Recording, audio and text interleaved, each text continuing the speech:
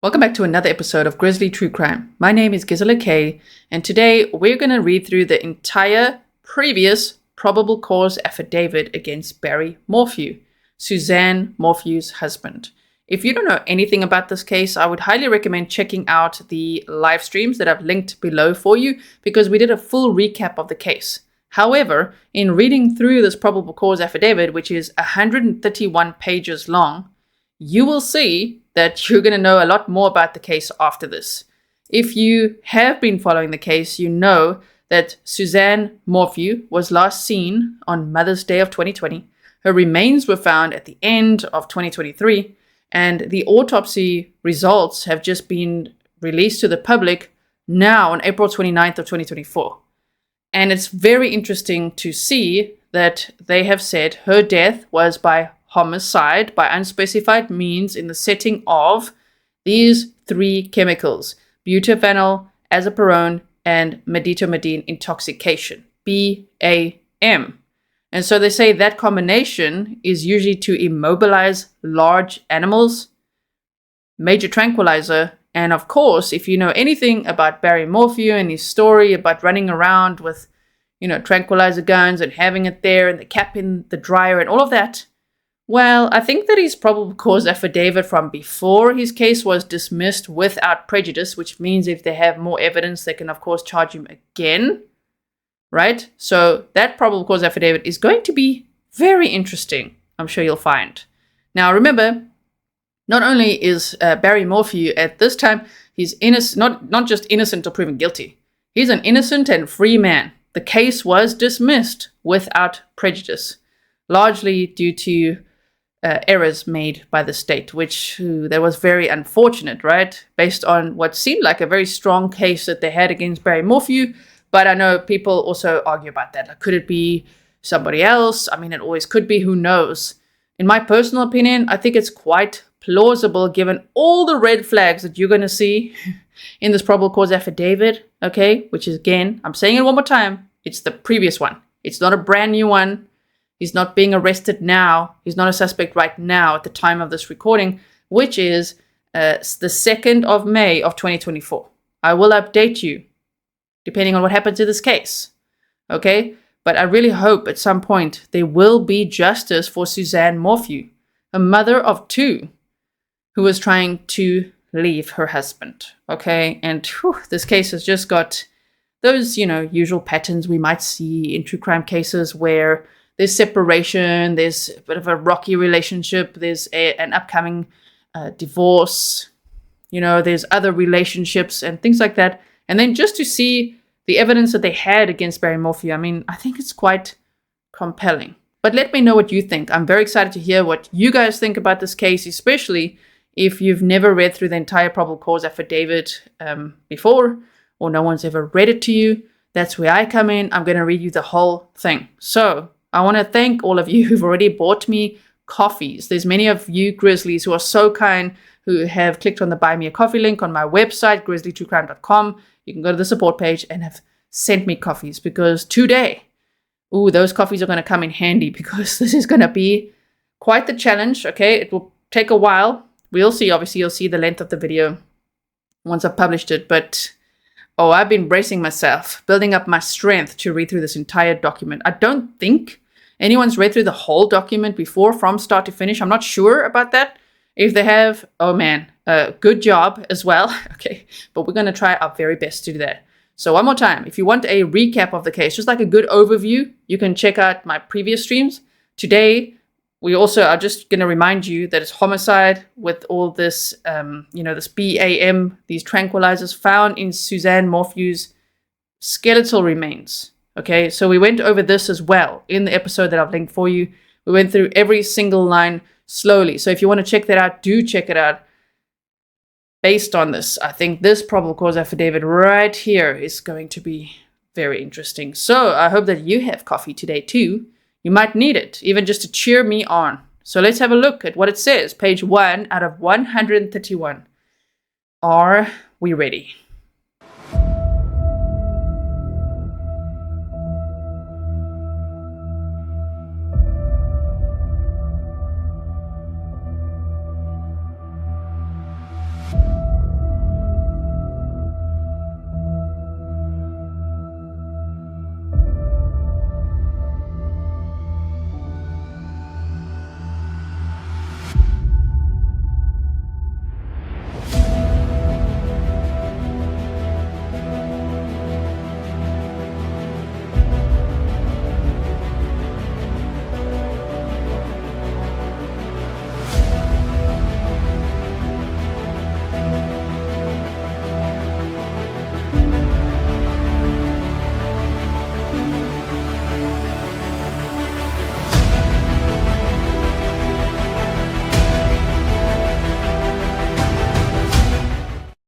Please note that this content is for adults only.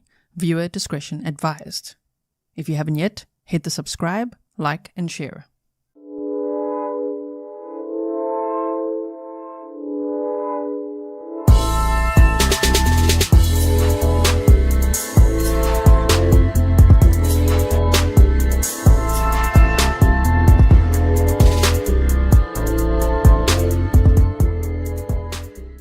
The people of the state of Colorado, defendant Barry Lee Morphew, not currently a defendant, he was, right? Warrant for the arrest of defendant upon affidavit, Barry Lee Morphew, date of birth 10/17 of 1967. They've got his physical description there. Here they say, you are hereby commanded to arrest Barry Lee Morphew and take him without unnecessary delay before the nearest judge of a court of record to be advised of the criminal charges that have been or may be filed to wit. And this was for charges of murder in the first degree, class 1 felony, tampering with physical evidence, a class 6 felony, and attempt to influence a public servant, a class 4 felony. Okay, I wonder if he gets arrested again, okay? Do you think it'll read similarly? Do you think it's going to be the same type of charges or what? Do you think they'll just add to this probable cause affidavit? Or will it just be the same? The same with a new stamp. New date right here. I don't know. We'll have to wait to see. So this was from May 4th of 2021, right? Affidavit for arrest warrant. The undersigned, being duly sworn, deposes and swears that this affidavit is made in support of an application for an arrest warrant for Barry Lee Morphew, age 53. Your affiant is investigating the disappearance and murder of Suzanne Renee Morphew, age 49. Who was reported missing on May 10th of 2020 from their residence at 19057 Puma Path, unincorporated Chaffee County, Salida, Colorado. I believe they've now sold that beautiful home. If you've never seen drone footage of that home or pictures of the home, just have a little Google because, oh my goodness. Based upon interviews, information, and evidence collected to date, Suzanne's husband, Barry, violated the Colorado revised statutes by committing murder in the first degree, tampering with physical evidence, and attempt to influence a public servant, and took affirmative steps to conceal the murder in the months following. Now, this little section, I've read many documents to you guys before, and here when it's always like your affiant informs this court that he's the chief investigator, it's to obviously talk about the person who's writing this, their background. So if you want to pause to read, you can, but many times when I read your documents, you're like, just go, okay, so let's just like skip this part. So I'm just going to keep going, okay? So they said, Suzanne took clear, articulable steps in January of 2020 in attempts to separate from and divorce her husband, Barry. She told her family and close friends about her intentions, secretly recorded her notes of abuse in her phone, which if that's a DV case, wow, then really the time of separation is the most dangerous. This also sounds like a coercive control type of relationship, right? Reminds me of that series Dirty John. Okay, if you've never seen it or heard about it, check it out. So they said she told her family and close friends, right, she secretly recorded notes of her abuse in her phone because Barry monitored it and confronted Barry in arguments that she secretly recorded with the help from a friend, which I believe was from a spy pen, and finally sent him a text 4 days before she disappeared saying that she was done. Let's handle this civilly. 4 days before she disappeared. Now, Barry, however, initially represented to investigators from the CBI, the FBI, and the CCSO that his marriage with Suzanne was perfect, and she had no intention of leaving him. Barry's statements about his actions on the days before and after Suzanne's disappearance have been proven to be false and misleading by this investigation. Barry knowingly destroyed evidence that his relationship with Suzanne was deteriorating and that he was involved in her disappearance and homicide. Suzanne's bicycle and helmet were recovered close to the Morphew residence, discarded before Barry left town in the early morning hours of May 10th of 2020. The investigation to date indicates that these items were not indicative of an accident, an animal attack, Suzanne being a runaway, Suzanne taking her own life, or Suzanne being the victim of a stranger abduction, which are all theories that Barry was throwing out there, right? All records checks available to the FBI and local law enforcement indicate that as of April the 30th of 2021, that Suzanne has not used a credit card, nor her social security number, nor has she been contacted by law enforcement not flown in an airplane, not crossed the national border, not established utilities or housing, nor otherwise continued in her normal pattern of life for over 355 days.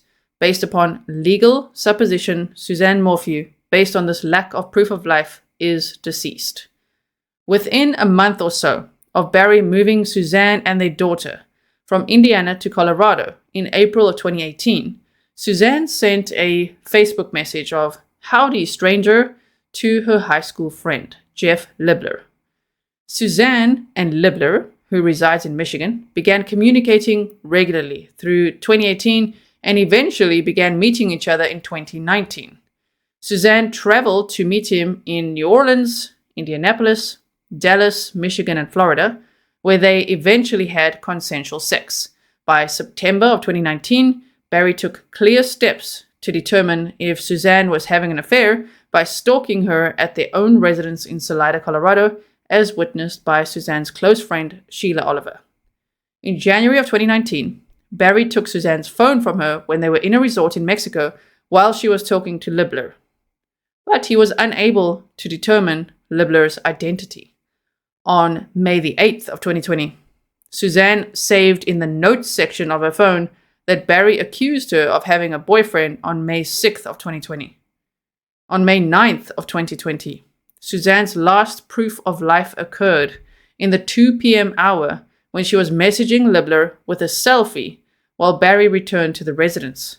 Suzanne did not respond to Libler's return messages at 2:44 p.m. and 2:46 p.m., the same time that Barry admitted to running around their property with a gun and placing his phone in airplane mode at 2:47 p.m.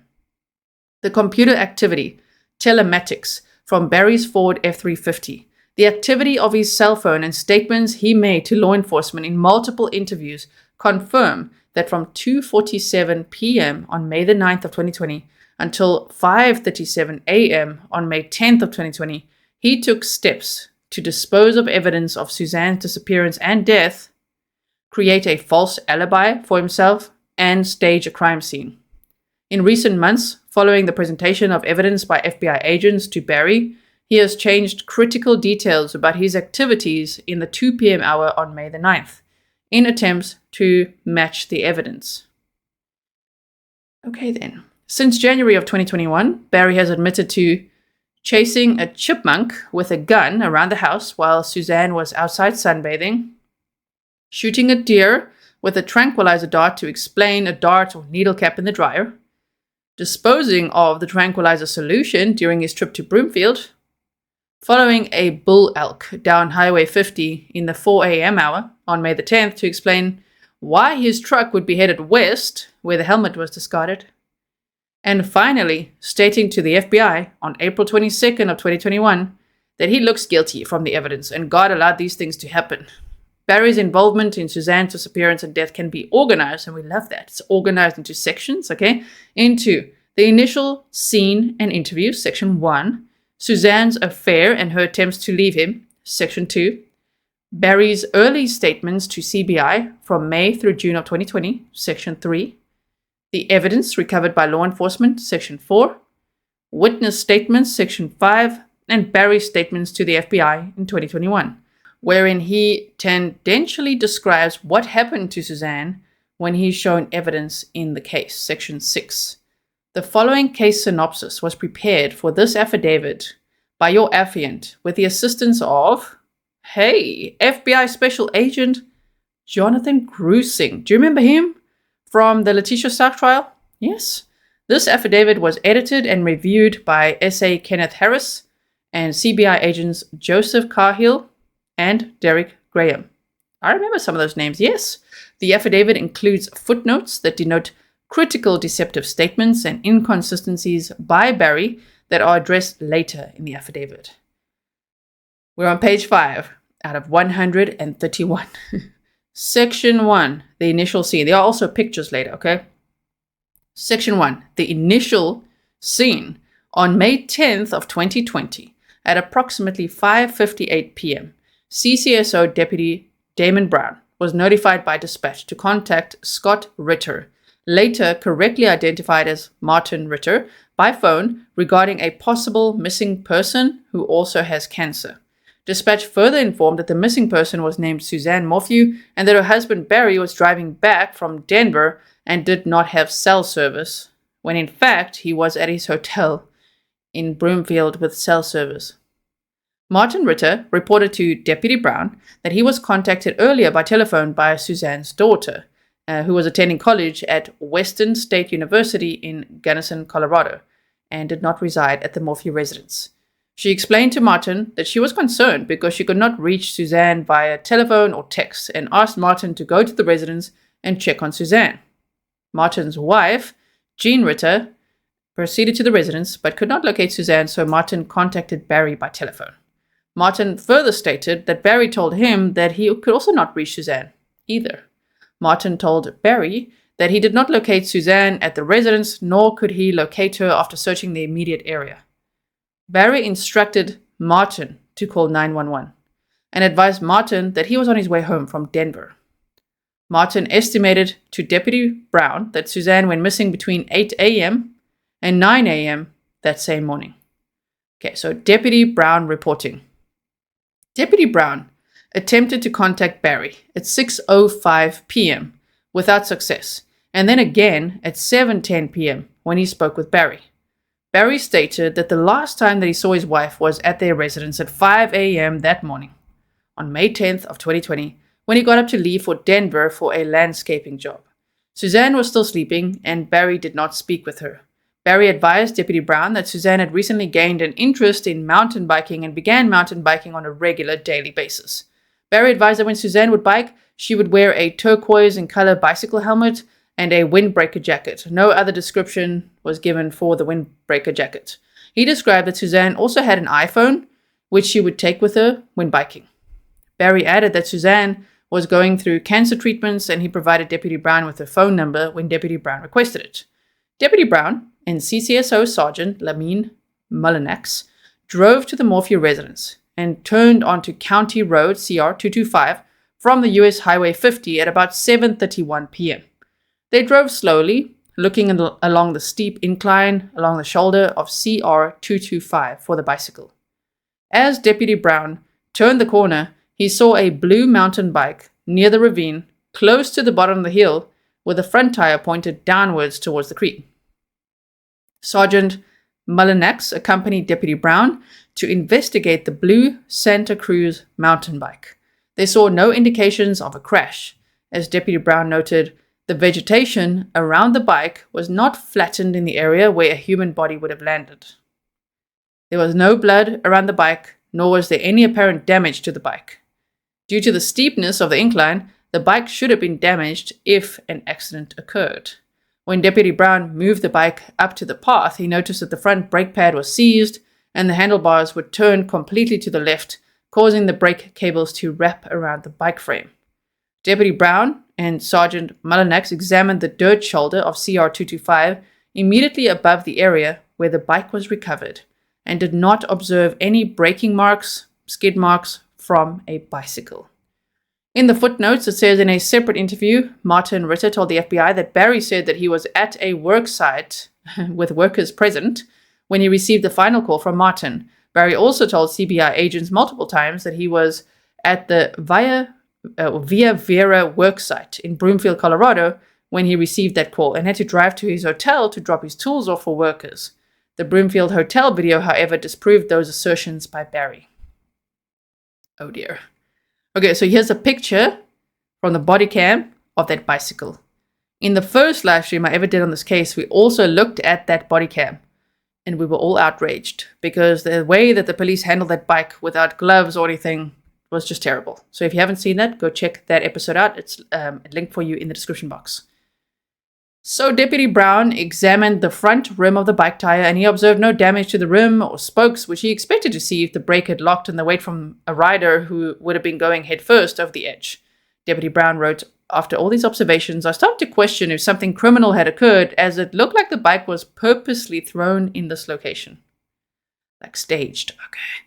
Meanwhile, one of the boyfriends, I think of the daughter, right? Meanwhile, boyfriend, his father, Michael Harvey, and his sister arrived at the residence and assisted with searching the immediate area, finding no signs of forced entry at the entry door or any other points of entry into the residence.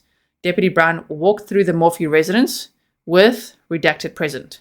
Deputy Brown observed that the residence was well kept and orderly with the exception of one guest bedroom, later identified as one of the daughter's bedrooms. In the bedroom, the bed was stripped of the bedding. Deputy Brown observed in the master bedroom what appeared to be one .22 caliber round of ammunition unfired on the floor next to the bed. He then looked under the bed to inquire where the said ammunition may have come from and observed what appeared to be a rifle storage case. In the main floor or foyer area of a storage closet, Deputy Brown observed what appeared to be a reddish-brown substance that was smeared midway on the side of the closet wall. Okay, so remember that this is now in the master bedroom where there's this .22 caliber round of ammunition unfired on the floor next to the bed. And there's this reddish-brown substance smeared midway on the side of the closet wall. In the kitchen area, Deputy Brown observed a laptop computer and documents scattered near the laptop computer. That reminds me of the Daniel Howard trial. Remember that one? If you never watched that with us, go check it out. In the 3-car garage area, Deputy Brown discovered 2 white SUV vehicles, later identified as Suzanne's personal vehicle and redacted personal vehicle. At the time of Suzanne's disappearance, her daughters were on a road trip traveling out of Colorado in another vehicle. Therefore, the vehicle was parked, in the garage. He also observed that there were home surveillance cameras mounted on the exterior of the residence. Deputy Brown described that the placement of the mounted exterior cameras are ideal for viewing any persons or activity coming onto or leaving the Morphew property. Footnote: the reddish-brown stain was processed by CBI lab and determined not to be blood. And then another footnote says resides in Gunnison, Colorado, which I think was one of the other daughters. At 9:37 p.m., CCSO Commander Avila brought Barry into the house and advised Deputy Brown that they were looking for a piece of clothing from the residence for the search dogs to locate Suzanne. Barry walked to the master bedroom and pointed to the clothing on the floor of the closet. Deputy Brown observed mountain bike gloves and padded shorts in the pile. Commander Avila took a pair of the shorts. Deputy Brown was walking in the driveway when Deputy DeFurio told him that there were barefoot marks inside of the bucket on the bobcat.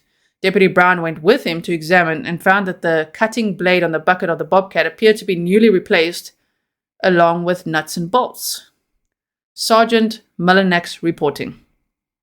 Sergeant Mullinex documented that he was present when Deputy Brown was speaking to Barry at approximately 7:10 p.m. over the phone. Barry said that Suzanne rides her bike regularly and usually leaves between 8 and 9 a.m.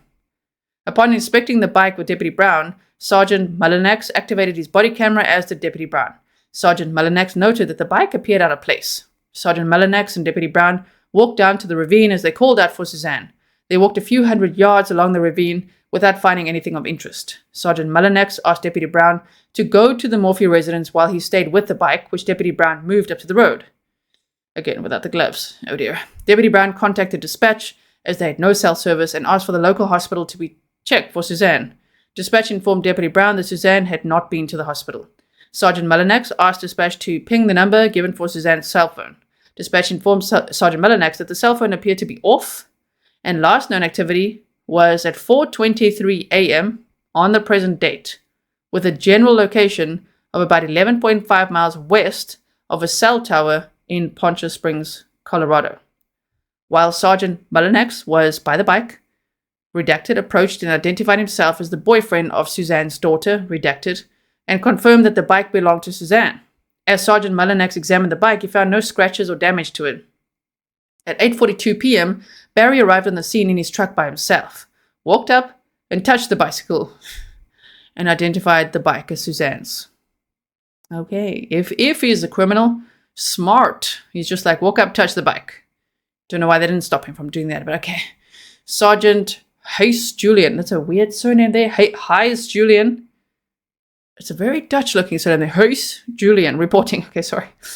Sergeant Claudette Hayes Julian contacted, Redacted, about the scene, okay, on the same date, and he reported that Redacted has told him that Suzanne and Barry argue frequently. Redacted added that he was the one who introduced Suzanne to mountain biking about a month ago. He described her mountain biking skills as intermediate level. When Redacted was asked if he noticed anything out of order in the residence, he described that the bedding from one of the daughter's bedrooms was stripped off the bed. And they thought it was strange because that person doesn't live at home, although thought that it was unusual for Suzanne's bike to not have any damage if she had possibly crashed on her mountain bike. Sergeant Hayes Julian next contacted Redacted, who stated that she had last talked to Suzanne on the night of May 9th of 2020. She had last seen Suzanne at the end of April of 2020. So I had last talked to Suzanne. I wonder now, can't remember if that's text or not. We'll find out more. Okay, so, because I think something may have happened that afternoon. You know what I mean? Okay, after Barry got home. Moving on. Footnotes, they said, so we're going to read the rest now. Just want to read the footnotes, right? Refer to the portion of Suzanne's Instagram posts and her pattern of life statements from Belinda Baumann, her sister, and interviews with Barry. Suzanne routinely wrote in the afternoons.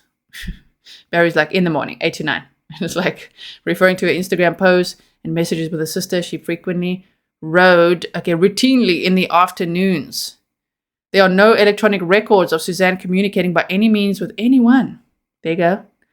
After 14:11 on May 9th of 2020, so that's 2:11 p.m., when she sends her last message by LinkedIn to Jeff Libler. Phone records show that the last communication from, I think it goes to the bottom here, there we go, Suzanne to was an iMessage that's redacted. Texted Suzanne sent at 13:58 that said stunning in response to some photos that the daughter had sent to Suzanne. In multiple interviews with the FBI in 2021, including one on 4/22/2021, Barry denied that he and Suzanne discussed divorce.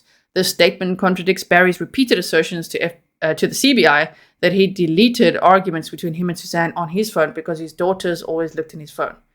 Now, to continue from where we were, those were some of the footnotes there. They said Sergeant Hayes Julian next contacted Redacted, who stated that she had last talked to Suzanne on the night of May 9th of 2020. She had last seen Suzanne at the end of April 2020 and advised that she had sent a text message to Suzanne wishing her a happy Mother's Day on May 10th of 2020, but Suzanne had not replied.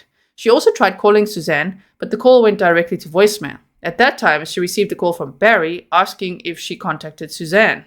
She advised him that she attempted to, but was not able to reach her. Barry asked the daughter to let him know if she was later able to reach Suzanne, and stated that this daughter stated that Suzanne mountain bikes regularly during the afternoon hours, often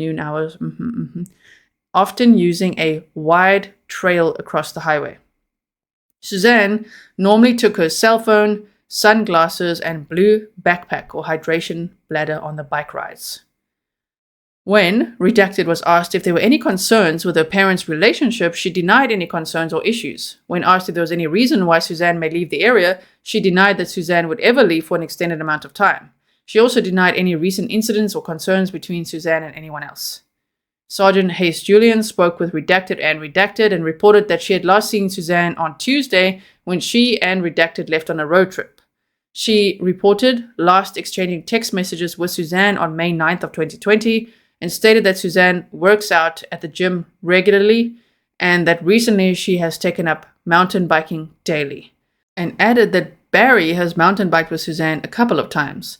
Redacted denied any marital issues between her parents and described their marriage as very loving. May 11th interviews. Sergeant Hayes Julian spoke with Redacted on May 11th, 2020, and Redacted confirmed that Suzanne wrote religious devotionals in a journal. When asked to describe her bedding at the Morphew's house, she said that her bed is always made, her sheets and pillowcases are light blue in color, and that her comforter is brown and reddish. Sergeant Hayes Julian spoke with Redacted on May 11th of 2020. I think these Redacted are always the daughters, if I'm not mistaken, or their boyfriends, right? So I hope you're following along. Okay, Sergeant Hayes Julian spoke with Redacted on May 11th of 2020, and they admitted that her parents argued a lot and that she feared that they would separate or divorce.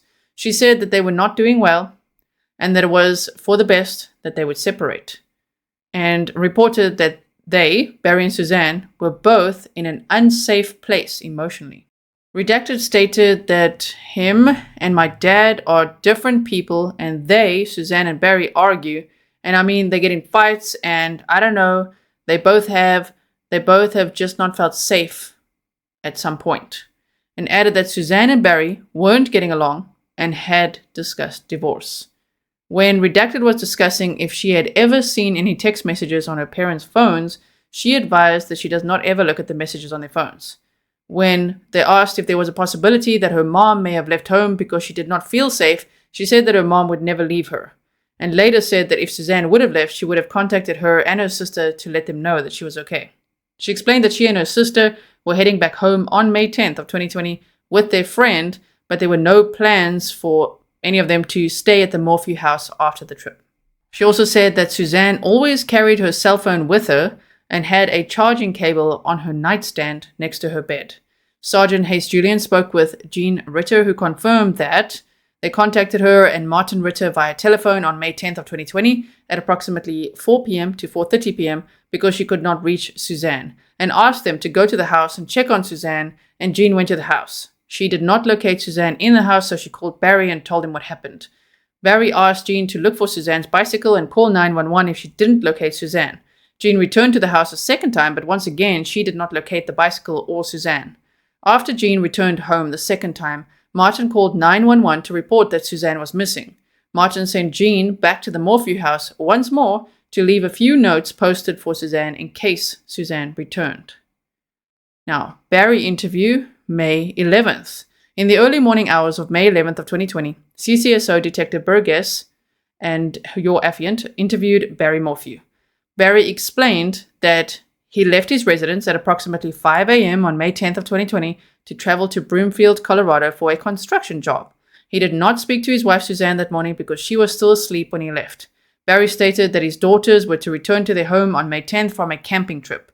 He said that he texted his wife to wish her happy Mother's Day and did not get a response, possibly due to poor cell service at their residence. Barry said that he tried to text her again later that morning, again with no response. Barry reached his daughters via text messages, and they also stated they could not reach their mother. Barry specifically provided his route of travel to Broomfield, and in all subsequent interviews with CBI, Barry never stated that he turned west on Highway 50. Barry explained that his wife's plan for May 10th was to clean the house and get the spare rooms ready for their two daughters coming back, with possibly a friend to visit. Barry said that his wife rides her mountain bike every day. He added that Suzanne was diagnosed with cancer twice in her life and she beat it. Barry said that he owned firearms, and all the firearms and ammunition are stored in a locked gun safe in the garage. It should be noted that on May 11th of 2020, while law enforcement searched the Morphew residence, 2 firearms were located at the residence that were not inside a gun safe. A high-powered rifle was located in a closet on the ground floor in a closet.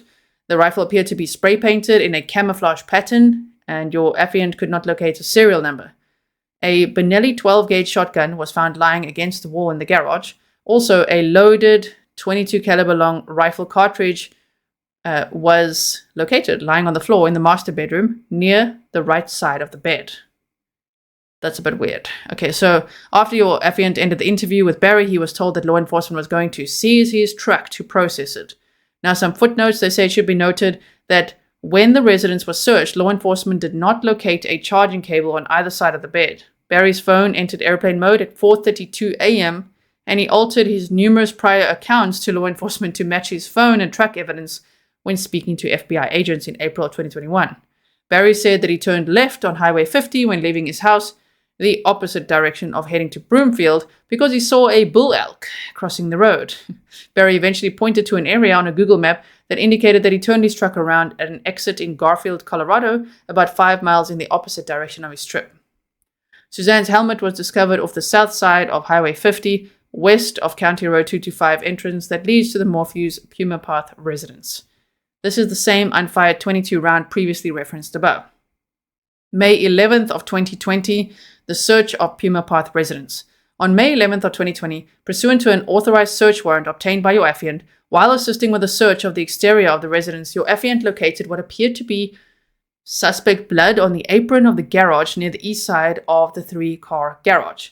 Additionally, it was noted by your affiant and other investigators that there was a Bobcat skid steer parked in a parking area driveway west of the Morphew residence. Next to the skid steer, south, was a flatbed trailer. The trailer was in its tilt position. The trailer bed had some loose gravel and dirt on it. The trailer did not have a jack on it, and the tongue of the trailer was lying on the ground. The skid steer was parked to the left side of the trailer tongue. The items were positioned such that the skid steer bucket appeared to have been used to unhitch the trailer from a vehicle, most likely Barry's truck, and set the trailer on the ground. Your affiant examined the skid steer and noted that the cutting edge of the skid steer bucket had been recently replaced, so there was no wear on it. It was also noted several larger bolts and nuts were lying in the skid steer bucket and on the front end of the trailer bed. Suzanne's helmet. On May 13th of 2020, search teams located what they believed to be the bicycle helmet Suzanne would have been wearing. Investigators located a photo of Suzanne prior to this date with Suzanne wearing the helmet, documenting its teal color. The item was located at the following GPS coordinates, approximately 0.84 miles northwest of the site that the bicycle was located, approximately 10 meters south of Highway 50 and 1.52 miles from the Morphew residence. Inside the helmet, law enforcement located a piece of paper at the top portion of the helmet with Suzanne's name, phone number, and address, as well as Barry and their daughter's phone numbers. This item was located by law enforcement and placed into evidence. Footnote: in a news story that aired on Fox 21 on 8/21/2020, Barry stated that he had an inconsistency with one timeline, adding that I was only because when I just didn't know the time that I did something, a mechanical thing to my Bobcat. I was just confused and I just found out my wife was missing. Okay then, so here they're showing some of the map time. Okay, and so on May 13th of 2020, search teams were still searching areas in the proximity of Suzanne's bicycle and helmet, as well as law enforcement driving roads in these areas attempting to locate Suzanne. During this effort, law enforcement located what they believed to be fresh tire impressions and a piece of cloth with a reddish-brown or unknown substance on it. Also located in the area of the piece of cloth, tire impressions were located. These tire impressions were casted on May 14th of 2020 by deputies with the CCSO. As of the present date, these items appear to be unrelated to Suzanne's disappearance. CBI Crime Scene Report. FBI Special Agent Guru Singh provided the following excerpts from the CBI Crime Scene Report, Lab Case P21889, written by CBI Crime Scene Analyst Tanya Atkinson. Regarding the interior of Barry's F-350 on May 12th of 2020, the interior of the truck was cluttered with several personal items. The interior dash area was dusty and dirty. Regarding Suzanne's white Range Rover on May 19th of 2020, there were personal items to include Suzanne's driver's license and credit cards throughout the vehicle. Items from the interior were pulled out by sections or areas and photographically documented on butcher paper. Some of the items collected included a woman's jacket and knit cap in the rear, pairs of sunglasses and a key in the glove compartment, a camelback and sunglasses in the front passenger seat, Spa chemicals on the front passenger floorboard, and a Scott bicycle service receipt in the front driver door. Footnotes. Map provided by S.A. Grusing, Special Agent Grusing, FBI, using GPS coordinates from CCSO incident reports. Note the position of the helmet, west on Highway 50.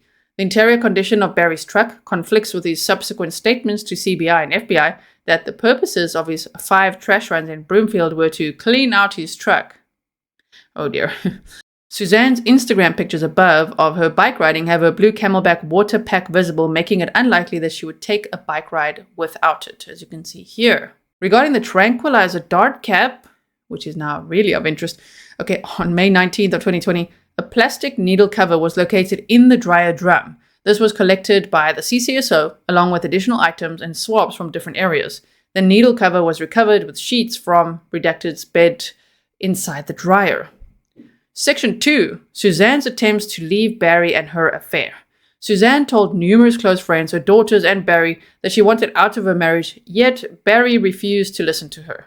She suspected Barry of having affairs for years and kept her affair very secretive to protect her daughters and the family of Jeff Libler. A small portion of interviews and evidence of her attempts to leave Barry and of her affair follows. Sheila Oliver interview. On May 11th of 2020, CCSO Detective Burgess conducted a phone interview with Sheila Oliver, Suzanne's best friend who lives in Indiana. Sheila had constant communication with Suzanne via text messages and Snapchat messages until Saturday, May 9th of 2020. Sheila said that Suzanne promptly checks her Snapchat messages, and Sheila was worried that Suzanne did not read 3 Snapchat messages from her on May 9th of 2020 at 6:40 p.m. and 6:48 p.m. MDT. Suzanne had been very excited about the wedding of Sheila's daughter on May 10th.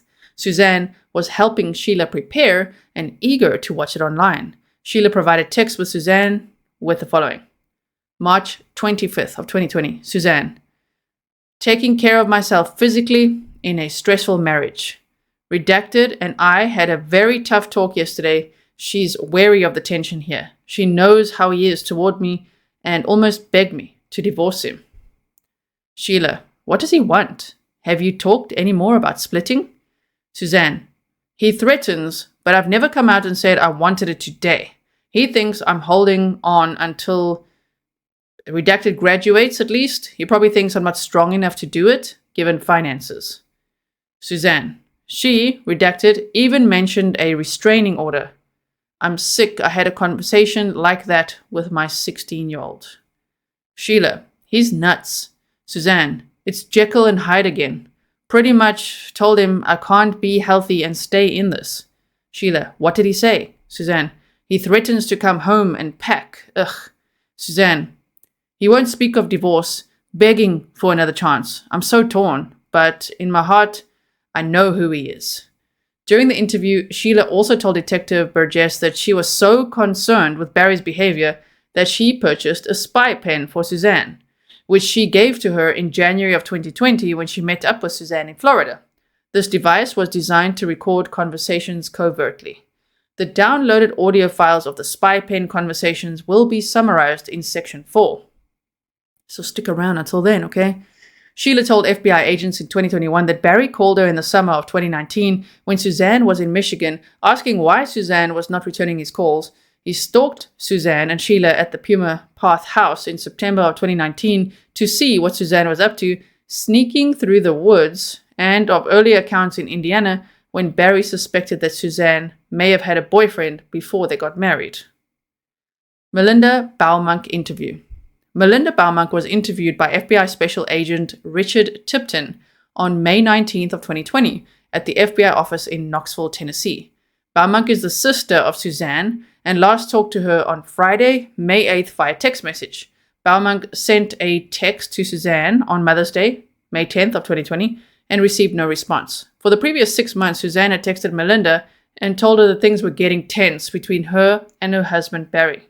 Baumunk advised that Suzanne had told her that she had come to realize what a narcissist her husband Barry was, and that she had come to terms with his narcissistic ways. Baumunk described Barry as one who lives a double life, a liar, an adulterer, a bully, one that has to have control, cunning, fools people a lot, loves money, and treats his wife and daughters as trophies. Baumunk advised that her sister Suzanne was a codependent person and was very dependent on her husband Barry. They lived a phony life and would often put on a front as if they were happy together. Baumunk thought it was unusual for the daughters to take a road trip on Mother's Day weekend, especially with the pandemic. Baumunk advised that she received a phone call from her father, who lives in Michigan, on Monday, May 11th, to tell Baumunk that Suzanne was missing. On November 20th of 2020, Special Agent Grusing spoke with Baumunk about the message Suzanne sent to her on Friday, May 8th of 2020 at 9:28 a.m. Let's quickly first read the footnote, which says, on 4/22/2021, FBI agents informed Barry of this message, 3/25/2020, that Suzanne discussed divorce with him. Barry stated he did not recall that discussion. Okay, so now this text message says, it's hard dealing with the harsh abrasiveness and having to show respect. He's also been abusive, emotionally and physically. There's so much. I went through a period of acceptance and I feel more angry now. Anger at what I've allowed. Baumunk told Special Agent Grusing that she did not have context for why Suzanne texted on May 8th that Barry was physically and emotionally abusive. She had not discussed those things with Suzanne and was surprised to see her text that. When Baumann found out on May 11th that Suzanne was missing, she said, damn it, damn it, damn it to herself because she was certain that Barry killed her. Baumann described years of Suzanne being a submissive housewife to Barry in Indiana, allowing him to control their finances, and Suzanne's long-time suspicions about Barry having affairs. Baumann said that Suzanne loved Barry and wanted to be a good wife and mother to her 2 girls. Baumann thought that the primary reason for the move to Colorado was Barry's long-term desire to move there for hunting. She thought that Suzanne threw caution to the wind and moved in an attempt to save their marriage and start over. Baumann provided documentations that Suzanne inherited approximately $208,000 from their mother, Adrian, passing away in 2013, and another approximate $217,000 when her grandmother-in-law, Helen Burnett, passed away in 2016. Notes from Suzanne's phone.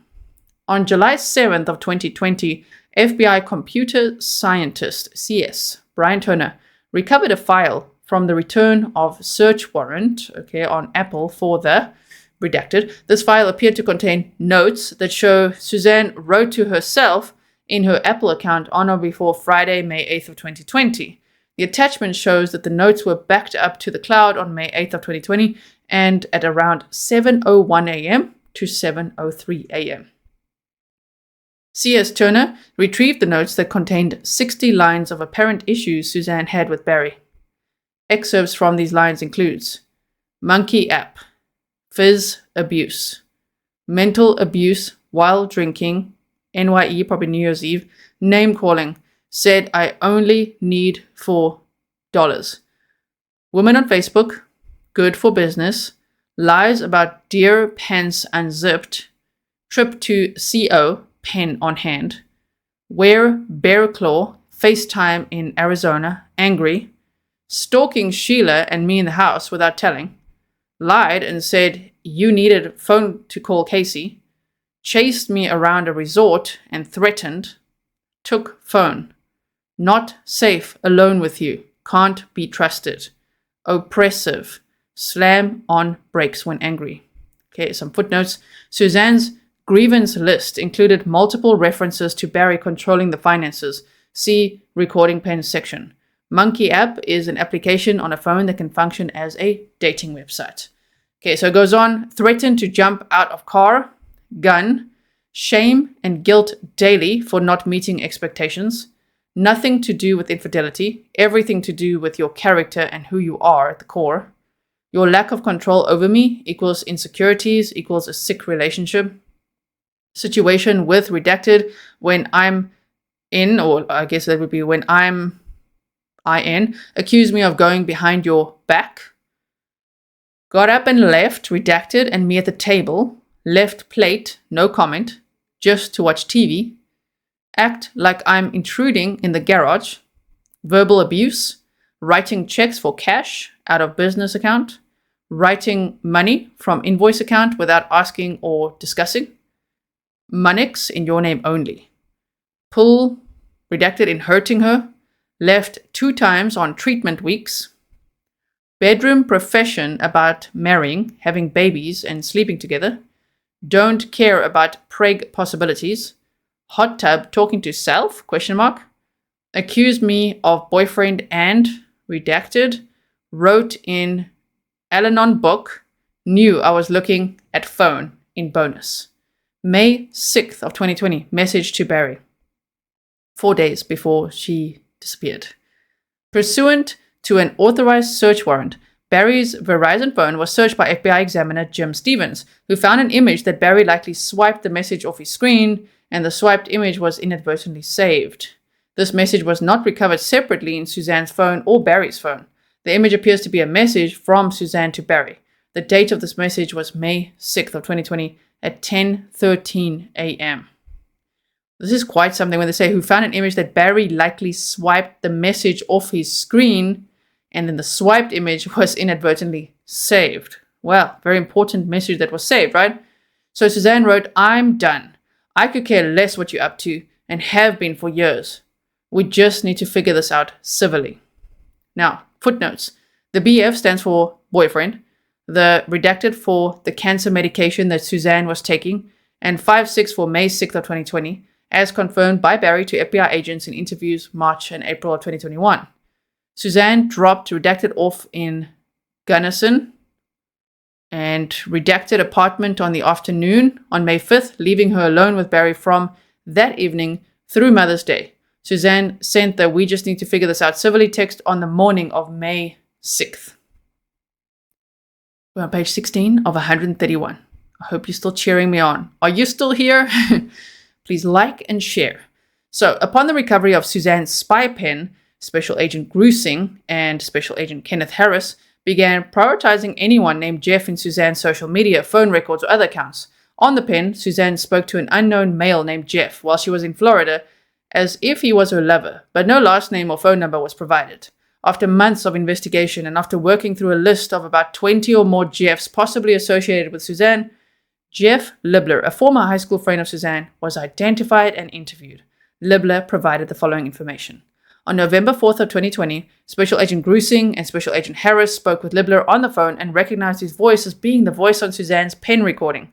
After discussing his relationship with Suzanne and Libler talking about their secret meetings, he asked to continue the interview in person. He said after he learned Suzanne went missing, he figured there's no way she's alive. He said he's not proud about not coming forward, giving reasons to agents that he has 6 kids and a wife and will lose his job. Libler said when this happened, he thought Suzanne was abducted, so he kept quiet. He stated that time went by and he did not want her girls to find out. He does not think Barry knew about him and Suzanne or what set him off, other than the fact that the guy could be easily set off by anything, you know? I'm sure you guys know that. Libler said he did not feel like he had anything to add and did not want to hurt anybody. On November 13th of 2020, Special Agent Grizzly and Special Agent Harris interviewed Libler in Ann Arbor, Michigan. Libler said that after Suzanne's first message of "Howdy, stranger" to him in 2018, they began talking on the phone. Libler said he was so nervous. He was nervous to talk to agents, and what he did was disgraceful. In the summer, after Libler's first year of college in Indiana, he attended a party with some friends at Suzanne's house. Barry and Suzanne were a couple, but Barry was not at the party. Libler said that he and Suzanne kind of hooked up, not really, at the party. Libler played golf almost daily at the time, and Barry worked on the golf course. Okay, Libler played golf almost daily at the time, and Barry worked on the golf course. Barry found out about Libler and Suzanne hooking up at the party. Upon seeing Libler on the golf course, Barry jumped off the tractor and he was ready to beat me down. Libler told Barry, "You're going to lose your job. You're going to lose everything." Libler talked him out of it, and so that's it. They said Libler told Barry, "You're going to lose your job. You're going to lose everything." Libler talked him out of it, and that was the last interaction that Libler had with Barry. That sounds more like something Barry would say, like "you're going to lose your job and everything," right? Right? Did they say that wrong, or was it that right now? Anyway, Libler said that he did not talk to Suzanne until 2018, following that night in Indiana. He explained, "I tell her I carry a torch for her all the time." Libler and Suzanne used FaceTime to communicate in 2018, though Libler's daughter saw one of their communications in late 2018, and Libler told Suzanne that they had to stop. They did not speak until around Christmas of 2018 because Libler deleted Facebook, Instagram, and all messaging between him and Suzanne. Around Christmas of 2018, Suzanne found Libler's LinkedIn account and sent a message with words to the effect of, "I'm worried sick about you. Are you okay?" Libler responded to the message and they began talking again, first in a platonic way, then the relationship progressed again. Libler said they communicated through FaceTime but did not physically see each other in 2018. Suzanne and Libler communicated regularly from late 2018 through May 9th of 2020. And she provided him with numerous reasons why she wanted to leave Barry. Between February of 2019 and February of 2020, Libler and Suzanne met each other in New Orleans, Florida, Indianapolis, Michigan, Dallas, and again in Florida. During the last 5 trips, they stayed in hotels, talked and shared meals, and had consensual sex. Libler has not traveled to Colorado to see Suzanne, partly because Suzanne said that Barry has surveillance cameras all around the house. Libler stated, "Here's what she told me about her relationship with Barry. Not good. Lots of fights. Very argumentative. Felt like it was horrible for her health, mentally. Libler asked Suzanne if she felt afraid that Barry would hurt her, and she answered, "He would never cross that line. He's learned." Libler took that to mean something happened physically one time to Suzanne, whether Barry shoved her or hit her. Quick footnote there, Libler also told agents on November 13th of 2020 that he was last in Colorado when he visited Denver in 2016. Agents asked Libler when Suzanne first said that she loved him, and he replied she told him that in 2018. They discussed that they were soulmates and meant for each other. They eventually exchanged words of love to each other. Libler explained that they were soulmates because of their approaches to the world and to people. Libler said that Suzanne treated people well, not simply for social stair climbing or status benefits. Libler was striving to be that type of person. He stated that he was not a good person, though. He was horrible for having this relationship with Suzanne. When agents asked Libler how Suzanne took steps to be careful about Barry knowing her travel activities, he said that when Barry called, Libler left the room. This happened once in Suzanne's hotel room in New Orleans. So, agents asked Libler what other steps they took to conceal their relationship from Barry. He responded, "We talked all the time about protect, for the kids, for family, all that stuff." Suzanne knew when Libler was going to be working in his car, and he never initiated conversation with a phone call or a text. They communicated through his LinkedIn account in 2019 to determine when they could FaceTime. Agents asked Libler if Suzanne ever spoke about leaving Barry. He said that Suzanne's plan was to get out of the house and to college before Suzanne would probably go on her own. Okay, to get the daughter out of the house and to college, I assume. Libler and Suzanne talked about one day being together. She told Libler this was not about him, it's about her getting away. He said that Suzanne was not happy mentally, she could not take it, and it was wearing her out. Libler had a corporate LinkedIn account, and he created a second account to use to communicate with Suzanne. They stopped talking on the phone in December of 2019. Libler deleted his second LinkedIn account, multiple LinkedIn accounts, redacted after Suzanne disappeared when he thought that she was abducted. Libler said, "I didn't want her legacy to be that she had an affair with this guy." Libler and Suzanne stopped talking over the phone in December of 2019 because she told him, "We can't use the phone anymore." She said that Barry, watches everything I do, and I'm afraid he's gonna find out. Suzanne mentioned an incident when she was on the beach in Mexico listening to music on her phone, and Barry was suspicious of her. Libler said she started handing her phone over to him and told him, "Do whatever you want, go through it." Libler and Suzanne used WhatsApp because they could talk and leave messages, but there was no phone record of it. Libler did not think there would be call records of them talking past December of 2019. In October of 2019, Libler had a sales meeting in Dallas and Suzanne was traveling to Phoenix. She left a day early and went through Dallas, staying at the same hotel that Libler stayed at, the Galleria in northern Dallas, with the ice rink inside. They spent 2 nights at the hotel together. Suzanne was going to the Phoenix conference to become a certified fitness instructor with a mindset of, what am I going to do if I leave him? She talked to Libler about Barry's moods and anger, saying, "As long as he gets what he wants, everything's fine."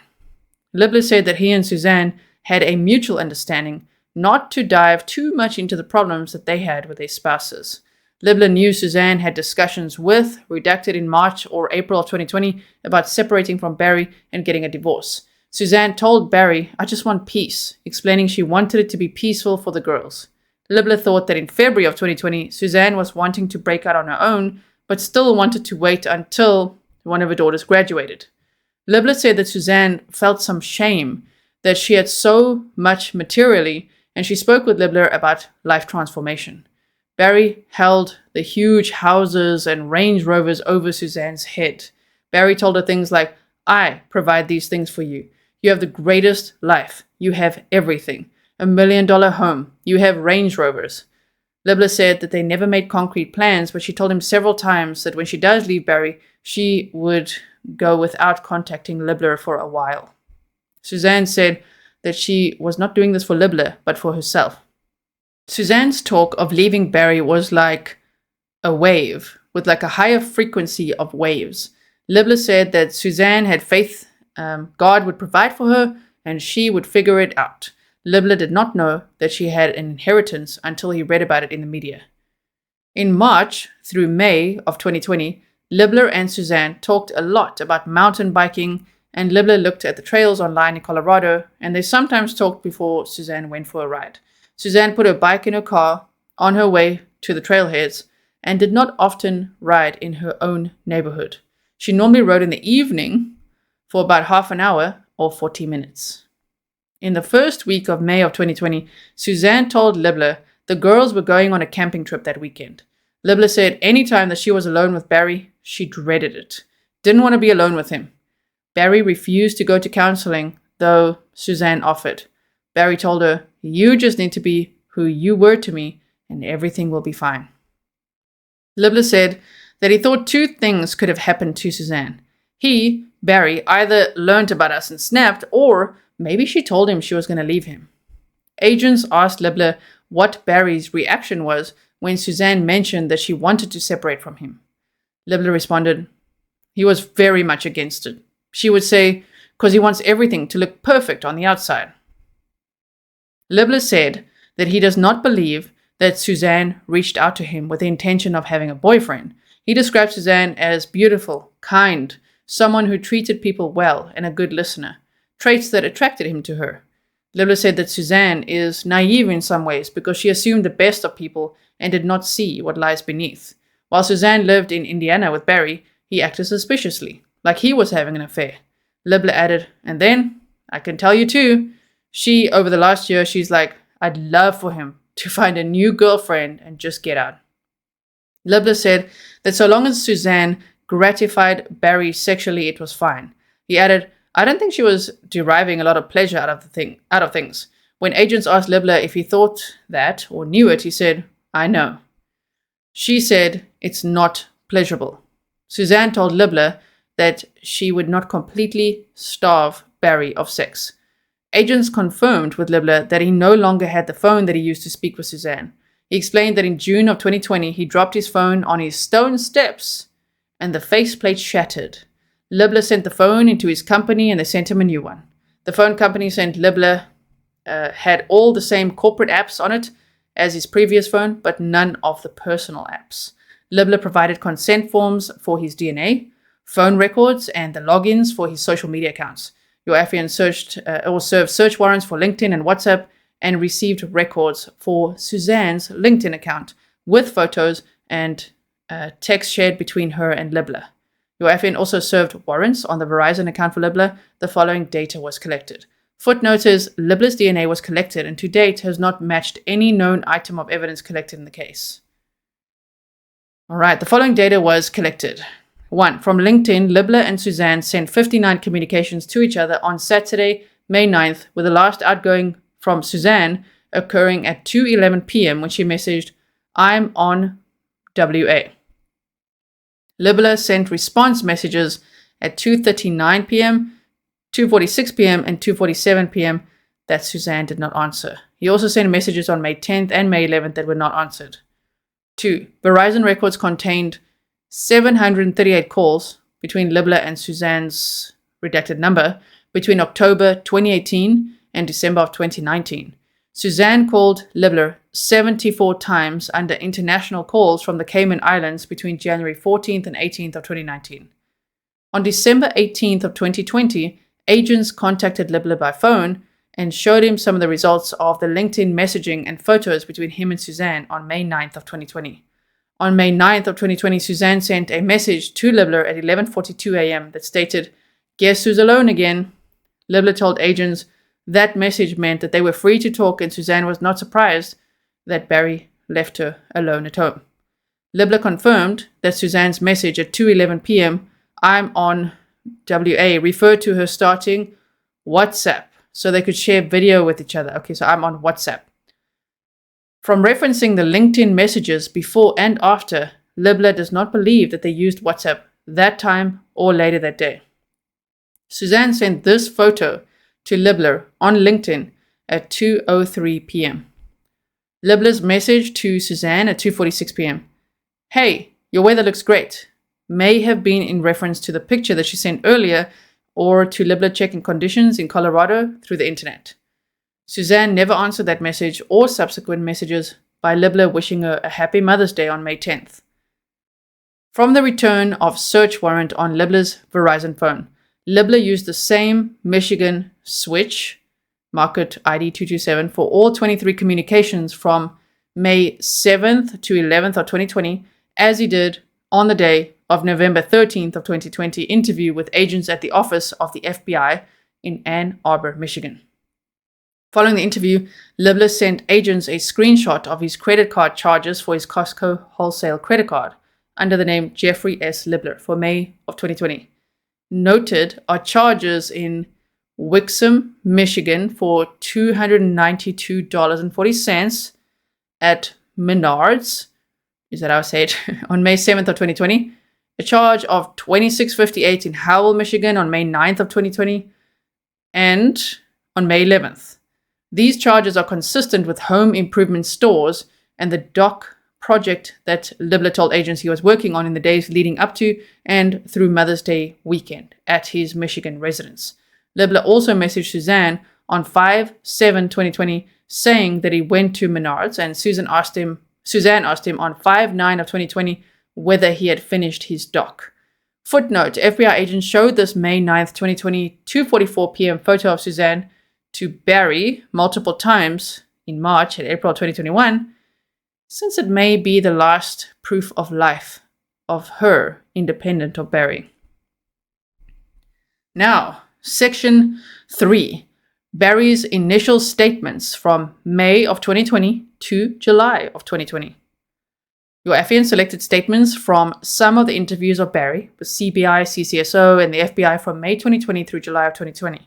Barry's assertions in these interviews are referenced throughout the remainder of this affidavit to include substantial changes that Barry makes in an attempt to fit any evidence presented to him by CBI agents. The following statements were summarized for the purpose of this affidavit. Barry interview, May 13th. On May 13th of 2020, CBI agent Joseph Cahill and CCSO detective Robin Burgess interviewed Barry. Barry provided a background of his marriage to Suzanne, his daughters, redacted, and their living arrangements. Barry explained that they resided in Arcadia, Indiana, until approximately 2018. At that time, he sold his landscaping business, BLM Landscaping, and other real properties, and moved to the residence at 19057 Puma Path, Salida, Chaffee County. Barry, an avid hunter and outdoorsman, explained that they moved to Salida to be closer to one of their daughters, who attends Western State University in Gunnison, Colorado. Barry stated that he, Suzanne, and reside at that home in Puma Path, that there are no other persons who live at this address. Barry stated that he has a family Verizon cellular phone account for his daughters, Suzanne's, along with, or redacted, Barry has an iPhone 5S. He did not know the model of Suzanne's Apple cell phone, but knew it was pink in color. Barry stated that he's the owner of Sunset Farms, LLC, a landscaping company in Salida. Additionally, he works as a subcontractor for Diesel Structures Incorporated, DSI, a general contracting company in Salida. Barry said that he has several contracted employees. His primary contractor is Morgan Gentile. Barry stated that Morgan previously worked with him at DSI until she was fired about a year ago. When she was terminated, he hired her on as a contractor. Barry stated that he's also a volunteer firefighter with the Chaffee County Fire District. He's assigned to Maysville Station 5. Barry stated that Suzanne is technically unemployed, however, she would complete the invoicing for Sunset Farms. Barry stated that he and Suzanne have all joint banking accounts, Bank of the West, Collegiate Peaks Bank, and a 501c3 nonprofit, Suzanne R. Morphew Hope Foundation. Barry stated that they have other holdings with Morgan Stanley, and he uses E-Trade. He also trades in silver and gold. Barry states that he owns a black 2013 Ford F350, one gray 2015 Ford F250, then they say someone else, a redacted vehicle, one white 2015 Range Rover, Suzanne's vehicle, and one white 2007 Range Rover, redacted's vehicle. Barry said that Suzanne frequently uses Snapchat to communicate with her friends and daughters. Barry stated Suzanne also uses Instagram and Facebook. Barry's two email accounts are redacted and redacted. Barry stated that Suzanne typically wakes up and has coffee. She reads her Bible and emails. She then rides her mountain bike around the neighborhood and then does other things around the house.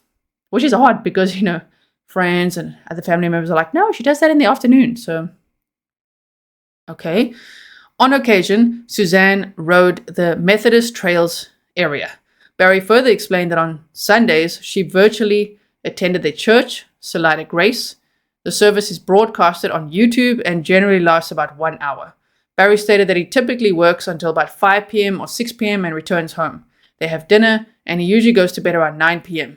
Barry stated they typically sleep in the same bed. However, if he is snoring, he will sleep in the bonus room. In the bonus room on the couch. Barry stated that Suzanne communicates daily via Snapchat with her best friend Sheila Oliver. Barry said they also communicate via text message. Barry stated that Suzanne also communicates daily with daughters, who's typically home at the house, especially with the current school cancellation due to the pandemic. Barry stated that Redacted and Redacted, best friend of Redacted, departed on or about May 5th or 6th of 2020 for a road trip to Utah and Idaho. They were due back May 10th of 2020. Barry explained that in 2019, his company had been contracted to build a retaining wall at a site in Broomfield, Colorado. Two of his contractors, Cassidy Cordova and Cody Cox, were tasked with work. Barry said that the wall was not completed correctly and he lost $30,000 because of it. Barry could not recall the name of the general contractor GC for the job. Barry stated that on Saturday, May 9th of 2020, he worked with Morgan Gentile on his job site in Salida. The task was to complete a rock beach on the property. After this job, Barry communicated with Suzanne by text message. They talked about hiking, and she later requested him to purchase hot tub chemicals. Barry stated that his last message from Suzanne was between 11 a.m. and noon. Barry stated that around 2:26 p.m., he texted Suzanne that he was done and was headed home. Barry stated that at some time on Saturday, Suzanne asked him to take her mountain bike and helmet out of her vehicle, which he did. Barry stated that he cooked steaks out on the grill, and they never even looked at the clock that night. I like how they quote that. He added, "It's actually one of the best nights we've had in a while, actually, because there were no chemicals in Suzanne." He said they put their phones aside. Barry explained that on Saturday evening they had dinner together, had sexual intercourse, and went to bed. Barry could not specify a time, but believed it was around or after 8 p.m. Barry stated neither he nor Suzanne left the residence again. Barry stated that he was scheduled to travel to Broomfield on May 10th of 2020 to get eyes on the site and fully determine what was needed. Barry stated that Morgan was supposed to travel to Broomfield that evening and Cassidy was due to arrive Monday morning. Barry stated that he preloaded his truck on Saturday night. He explained that he set his alarm for 4:30 a.m. on Sunday, May 10th of 2020. The footnote, Barry changed his statement to CBI in 2020 and the FBI in 2021 multiple times about the alarm to match the evidence. Okay then, so Barry stated that he awoke to his alarm at 4:30 a.m. He explained that when he awoke, Suzanne was still asleep in the master bed. Barry stated that he heard her snoring, which is interesting because he said that he was the snorer, but okay. Barry said he showered and left the house at about 5 a.m. Barry stated he last saw Suzanne wearing short white shorts and a white string-type shirt. Barry stated that he traveled on Highway 50 to Highway 285. He traveled Highway 285 to E470 north to I-76 and then on to US 36. Barry stated that he went directly to the Holiday Inn and checked in. Barry said he went into the room for a short period of time and rested after the drive. He explained he then went over to the work site. After looking at the site, Barry called Morgan and requested her to bring another person. Barry stated that he was at the job site at 10 o'clock-ish, he added. It was just hotel and job back and forth. Barry stated that he drove to a McDonald's near the job site and cleaned his windshield. He then went back to the hotel room. He stayed in the room for about 1 hour and possibly watched television. Barry then returned to the job site.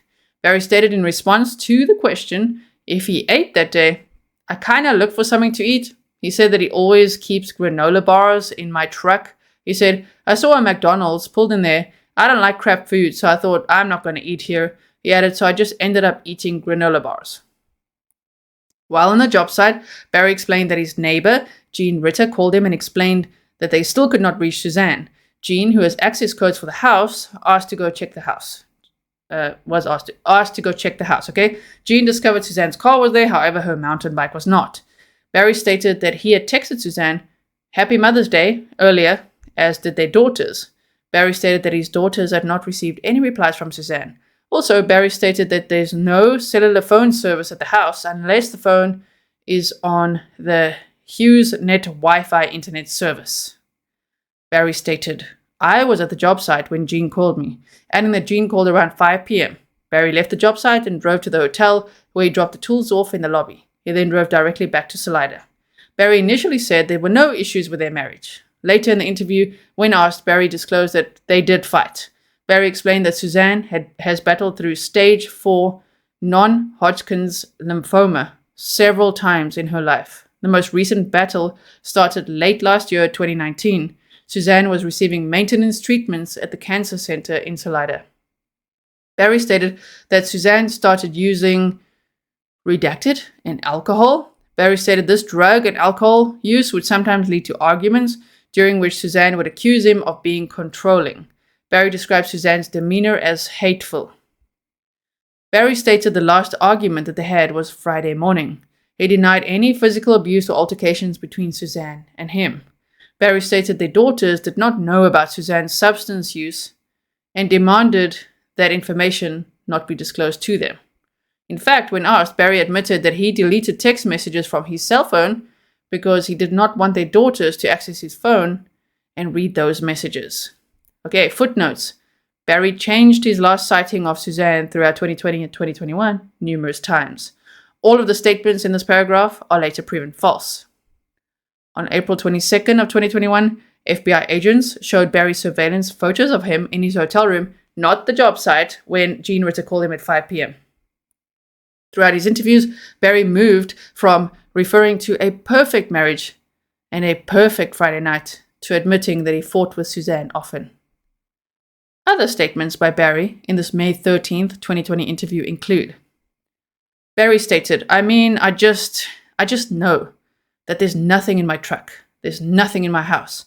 I know that for a fact unless somebody came there Sunday morning after I left, that's all. I'm just being honest with you. They can be there for 10 weeks. They'll never find a single thing. But Barry interjected Cody Cox as a suspect, that Cox allegedly threatened to kill Barry. Damn, so he had a lot of theories. Mountain lion abduction. Then he interjected Cody Cox. Okay. Barry consistently throughout the interview questioned why he had not been cleared in the investigation. Barry initially identified the Cushman's cleaning lady's daughter and boyfriend as possible suspicious persons. Okay. Barry stated, because if somebody went in and did something and took her and then ditched her bike to make it look like something, then I want you guys to find that evidence. However, he states multiple times, there's nothing in the house and nothing in my truck. Barry stated, and she would get so angry sometimes and even hateful, which is not her. Barry stated during these arguments, Suzanne has stated, I'm going to leave you. I'm going to divorce you. And she doesn't mean it. I know she doesn't mean it, but in that state of mind. When asked about working on Sunday, he stated, it's Mother's Day. It's not like it's husband's day. Yeah, that as well. Working on Sunday. That's true as well. Oh my word. Okay. He stated that he stayed at the work site with the quote, I think I was there until probably 6. In regards to the calls with Jean Ritter, he stated, she calls me and says, hey, her car is here. And I said, well, is her bike there? She goes, where does she keep the bike? And I said, well, I pulled out her car. It should be right near the car. She goes, there's no bike here. Unintelligible. Look here in the back. And I said, well, she's riding her bike, but I'm a little concerned because I think she said she was going to take a morning ride. In regards to inspecting the clothing, Barry stated, yeah, she doesn't ride without a helmet, and she has a light blue helmet. Her favorite biking outfit is blue. I haven't been to the house to see if it's there or not, but if you guys didn't find it, then that's probably what she was wearing. Was the blue one missing? Light blue helmet, light blue outfit. She's a matcher. Light blue shirt. But was that in her closet, or did you guys find it? Regarding the bedding, Barry stated that he observed sheets in the dryer. He stated, was a whole bed redacted? Because I wasn't in redacted's room. Was the whole bedding off? Barry was asked to voluntarily submit to a polygraph examination, which he declined and said he would think about it, and said he didn't want to do anything that wasn't 100% accurate. He also said they weren't admissible in court. Agent Cahill observed scratches on Barry's left upper arm. Barry stated, yeah, like that from a tree in when we were hiking in the mountains. 30. These injuries appear to be healing several days old scratches. Barry interview of May 21st. On May 21st of 2020, CBI agent Cahill and agent Derek Graham interviewed Barry for the purpose of reviewing the victimology packets of Suzanne that were prepared by the BAU of the FBI. The interview was audio recorded. The following quotes were selected by Special Agent Grizzly for this affidavit. Barry stated, I just wish that you knew how amazing she was, referring to Suzanne in the past tense. Agent Grizzly was like, Okay, per Barry, Suzanne began to abuse antidepressants and alcohol to get away from the stress and anxiety of dealing with chemo and cancer. He said, it's the only thing we argued about. And he cited text arguments. He added, when she was in that mind, it wasn't her. Barry said that it was Suzanne and not him who wanted to move from Indiana. He stated, we men need sex. That's all we need and we'll be good. Barry discussed the pills that Suzanne took and how he begged her to stop taking them. He added that she got mean and angry. Barry stated that Suzanne had friends that she kept from him, evidenced by her attempting to text someone and her saying it was none of his business, that it was private. Barry said that Suzanne gave her passcodes to him and he could access her phone, but it was very suspicious why she did not tell him about some of her communications. Barry said that he gave Suzanne $300 to $400 per week for spending. He said she never went to an ATM. Barry was the ATM. Regarding Barry leaving Suzanne alone on Mother's Day when she disappeared, he replied that his girls were supposed to come home, and I didn't feel bad because I thought they were going to be there around lunchtime. Barry stated that Suzanne's alcohol consumption increased after May 6th when the girls left town, and she did not have to hide the alcohol from them. These freaking victim blamers. Oh my word, they're all the same. Okay, Barry said on Friday, I think we jumped in her car and went to Moonlight Pizza. Got a pizza and a salad. He said that they ate the pizza in the car and brought it home to eat. Maybe ate some of the pizza on the way home and ate the salads. Barry stated that Saturday, May 9th morning, he got up early, probably had to put a few tools in my truck. Suzanne thanked him for the breakfast and was perfectly normal, giving him a kiss goodbye, and everything was great. He told her that he would be home soon and they could go bike riding or hiking or something. Barry added that it was a perfectly normal day. And she was in a perfectly good mood. When asked if anything out of the ordinary happened, Barry said, No, it was a perfect day, Saturday. When agents asked Barry if Suzanne had been drinking, he said that he did not pay much attention because he wanted to have a good night with her. Barry said that they grilled steaks and did not leave the house after he got home that day. He said that he and Suzanne laid out on the patio in the sun. Barry said that she made soup for lunch. He left his phone alone because he wanted a nice evening with my wife. Suzanne talked to Barry that evening about purchasing a house in town for $800,000. He said that Suzanne was not on her phone that night that he knew of. When agents asked Barry if he and Suzanne went to bed together, he replied, I'm pretty sure we do. And later, I'm pretty sure we went to sleep together that night. Suzanne did not leave the house after they had sex and went to sleep. When asked by agents specifically if Barry used his phone to set his alarm for 4:30 a.m. on Sunday, he stated that he just woke up on his own without an alarm. Okay. CBI agents asked Barry why he answered sex as the number one reason why someone might be motivated to cause Suzanne to disappear on the BAU questionnaire, and he answered, because my wife is beautiful. He added, and that's my nightmare right now. Like if somebody's got her and sexually abusing her right now as we speak. Agents told Barry that workers who came to his hotel room following his May 10th departure, commented that the room smelled like chlorine. He replied that he had no idea why, and that maybe the hotel staff used it to clean because of COVID. Agents also told Barry that documents were left in the room and asked him if he took any documents into the room. He replied, "Not to my knowledge. There was somebody in the room after me. Could have been his." When agents asked Barry why he did not pick up Morgan Gentile's agreed on Sunday for the ride to Broomfield, he stated, "I didn't want her to ride with me because she smokes, and I told her I wanted her to drive her car, and she was just going to follow me." Barry interview, May 28th. On May 28th of 2020, CBI agent Cahill and agent Derek Graham interviewed Barry and audio recorded the interview. Barry was asked about the tranquilizer darts in his house. Again, think of the autopsy results. He stated that the darts' purpose was to tranquilize bucks to sell them. He said the bucks, bucks, okay, could then be placed in a trailer that has cubicles. The tranquilizer is a sedative or narcotic, and he only did this tranking and selling of bucks back in Indiana. Barry said that he had not used the tranquilizer or darts in Colorado. Barry interviewed June 2nd.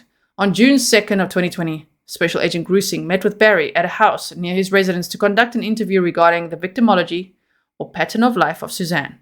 The interview was audio recorded. Barry said that Suzanne might leave him, but would never leave her daughters. Barry also agreed that an animal attack was unlikely and that an accident was unlikely, based upon the positioning of the bicycle and helmet. Footnotes: in April of 2021, Barry told a different story about the documents to the FBI agents.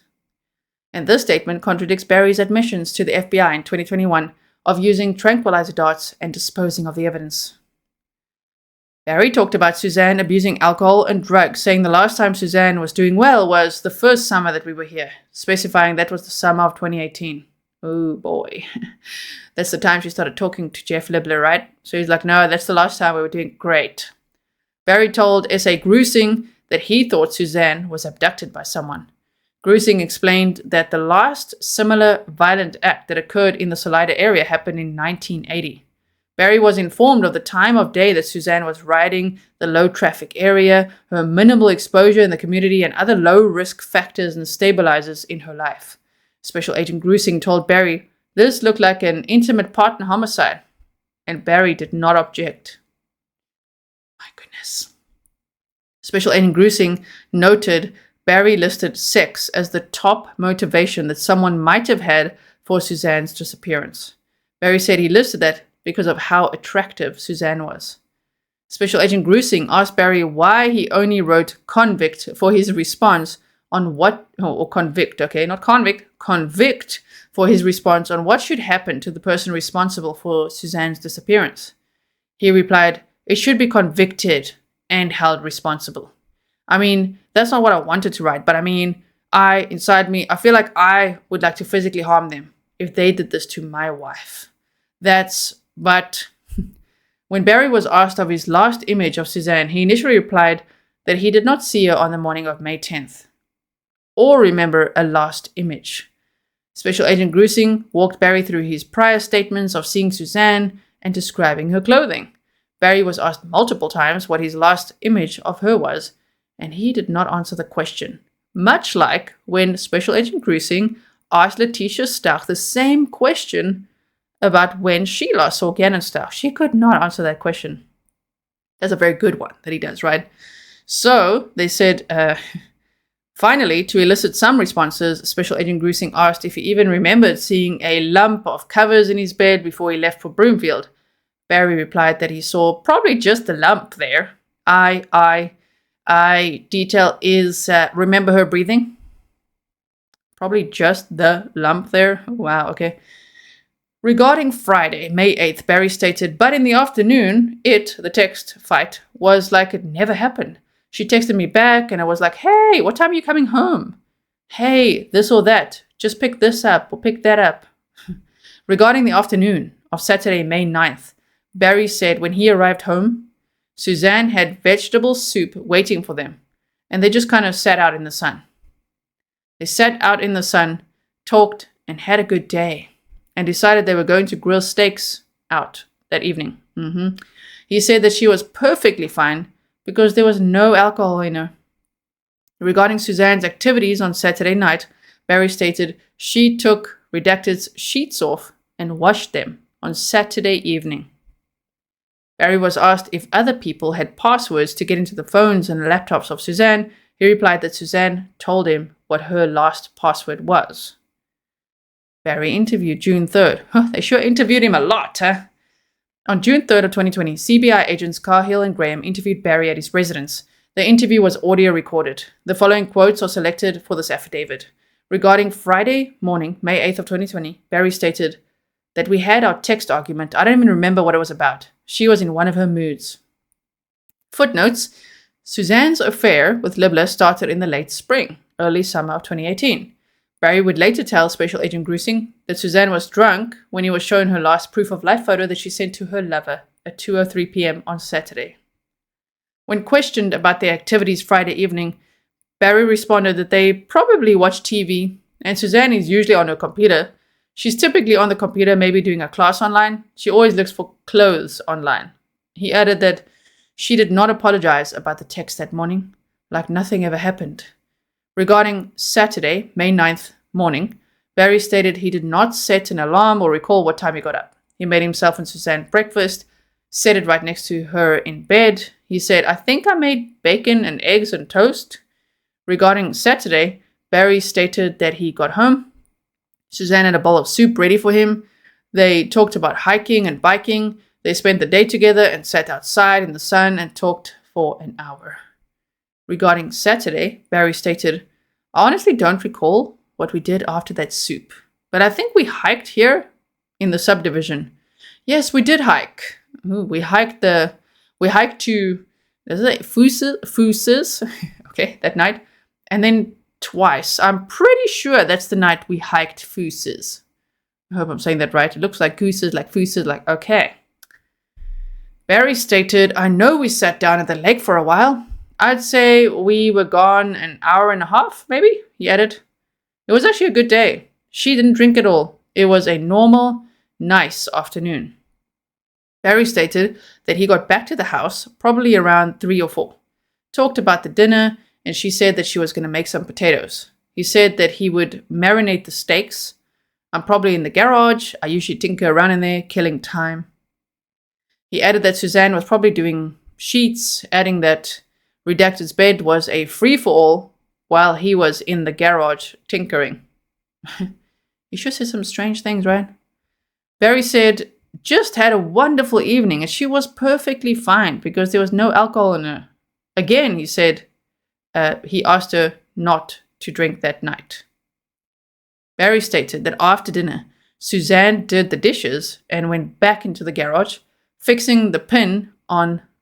Okay, he went back to the garage, fixing the pin on the Bobcat.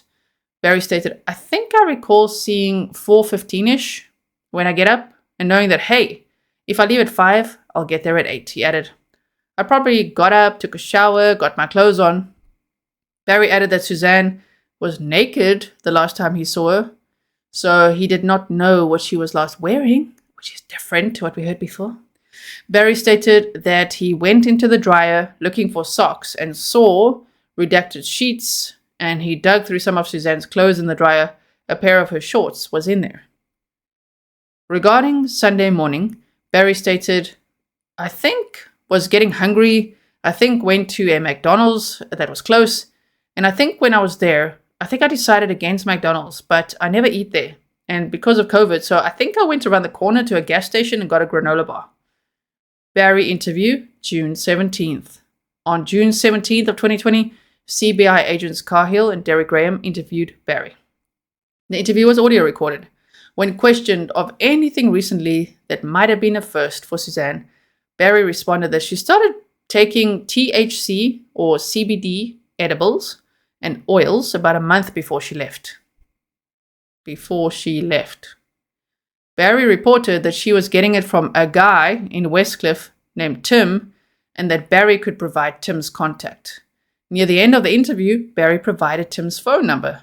Barry separately said that Suzanne was buying drugs off the street and cited that the person from whom she was buying the drugs is a viable suspect for her disappearance. Footnote. See interview summary of Timothy Agnew in section 5. Barry purchased CBD oil from him in 2019. Barry interview June 25th. On June 25th of 2020, CBI agents Cahill and Derek Graham interviewed Barry. This interview was audio recorded. Barry said that Suzanne's family, the Mormons, were involved in marijuana and maybe they were responsible for her disappearance.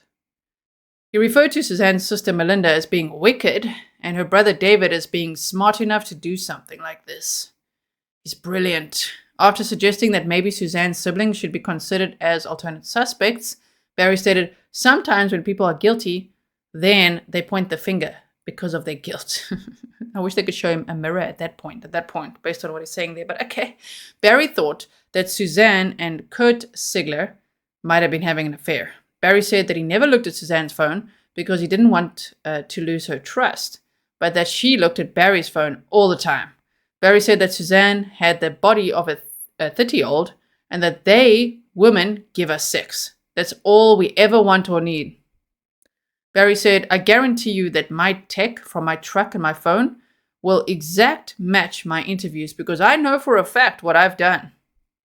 Barry provided the phone number for Tim from Westcliff, who might be involved in Suzanne's disappearance. Barry's interview July 8th. On July 8th of 2020, CBI agents Cahill and Graham interviewed Barry at his residence. The interview was audio recorded.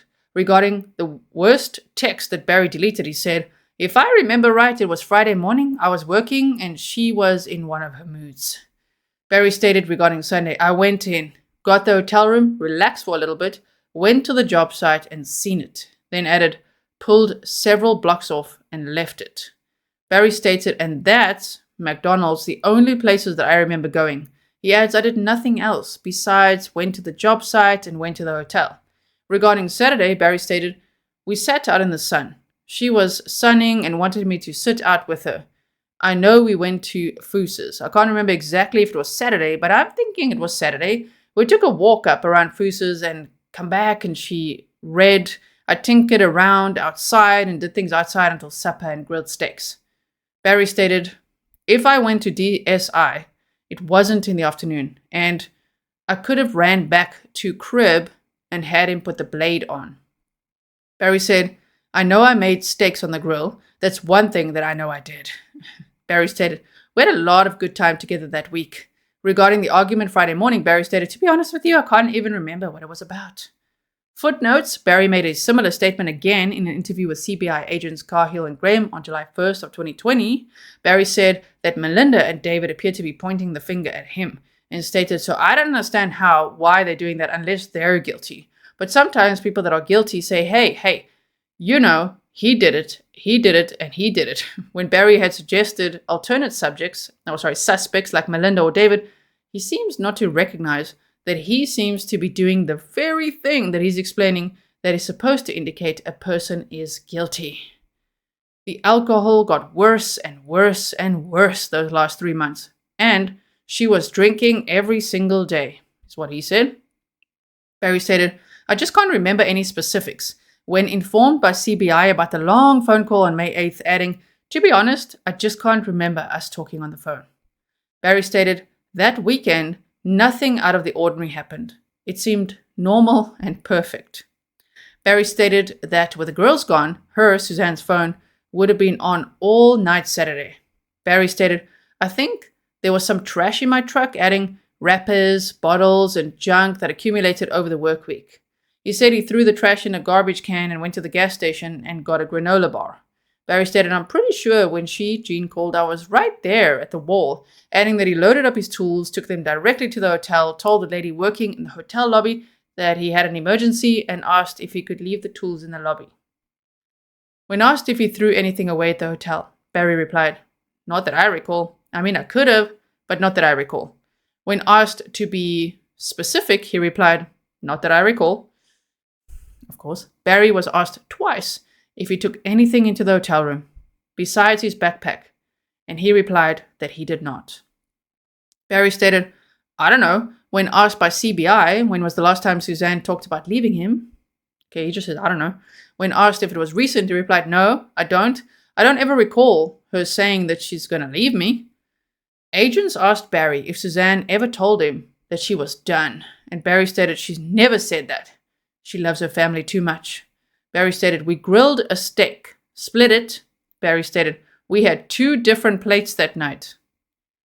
This statement was refuted by Agent Graham, who explained that it appeared that only 1 plate was recovered from among these items in the dishwasher. Barry replied that he must have hand-washed his own plate.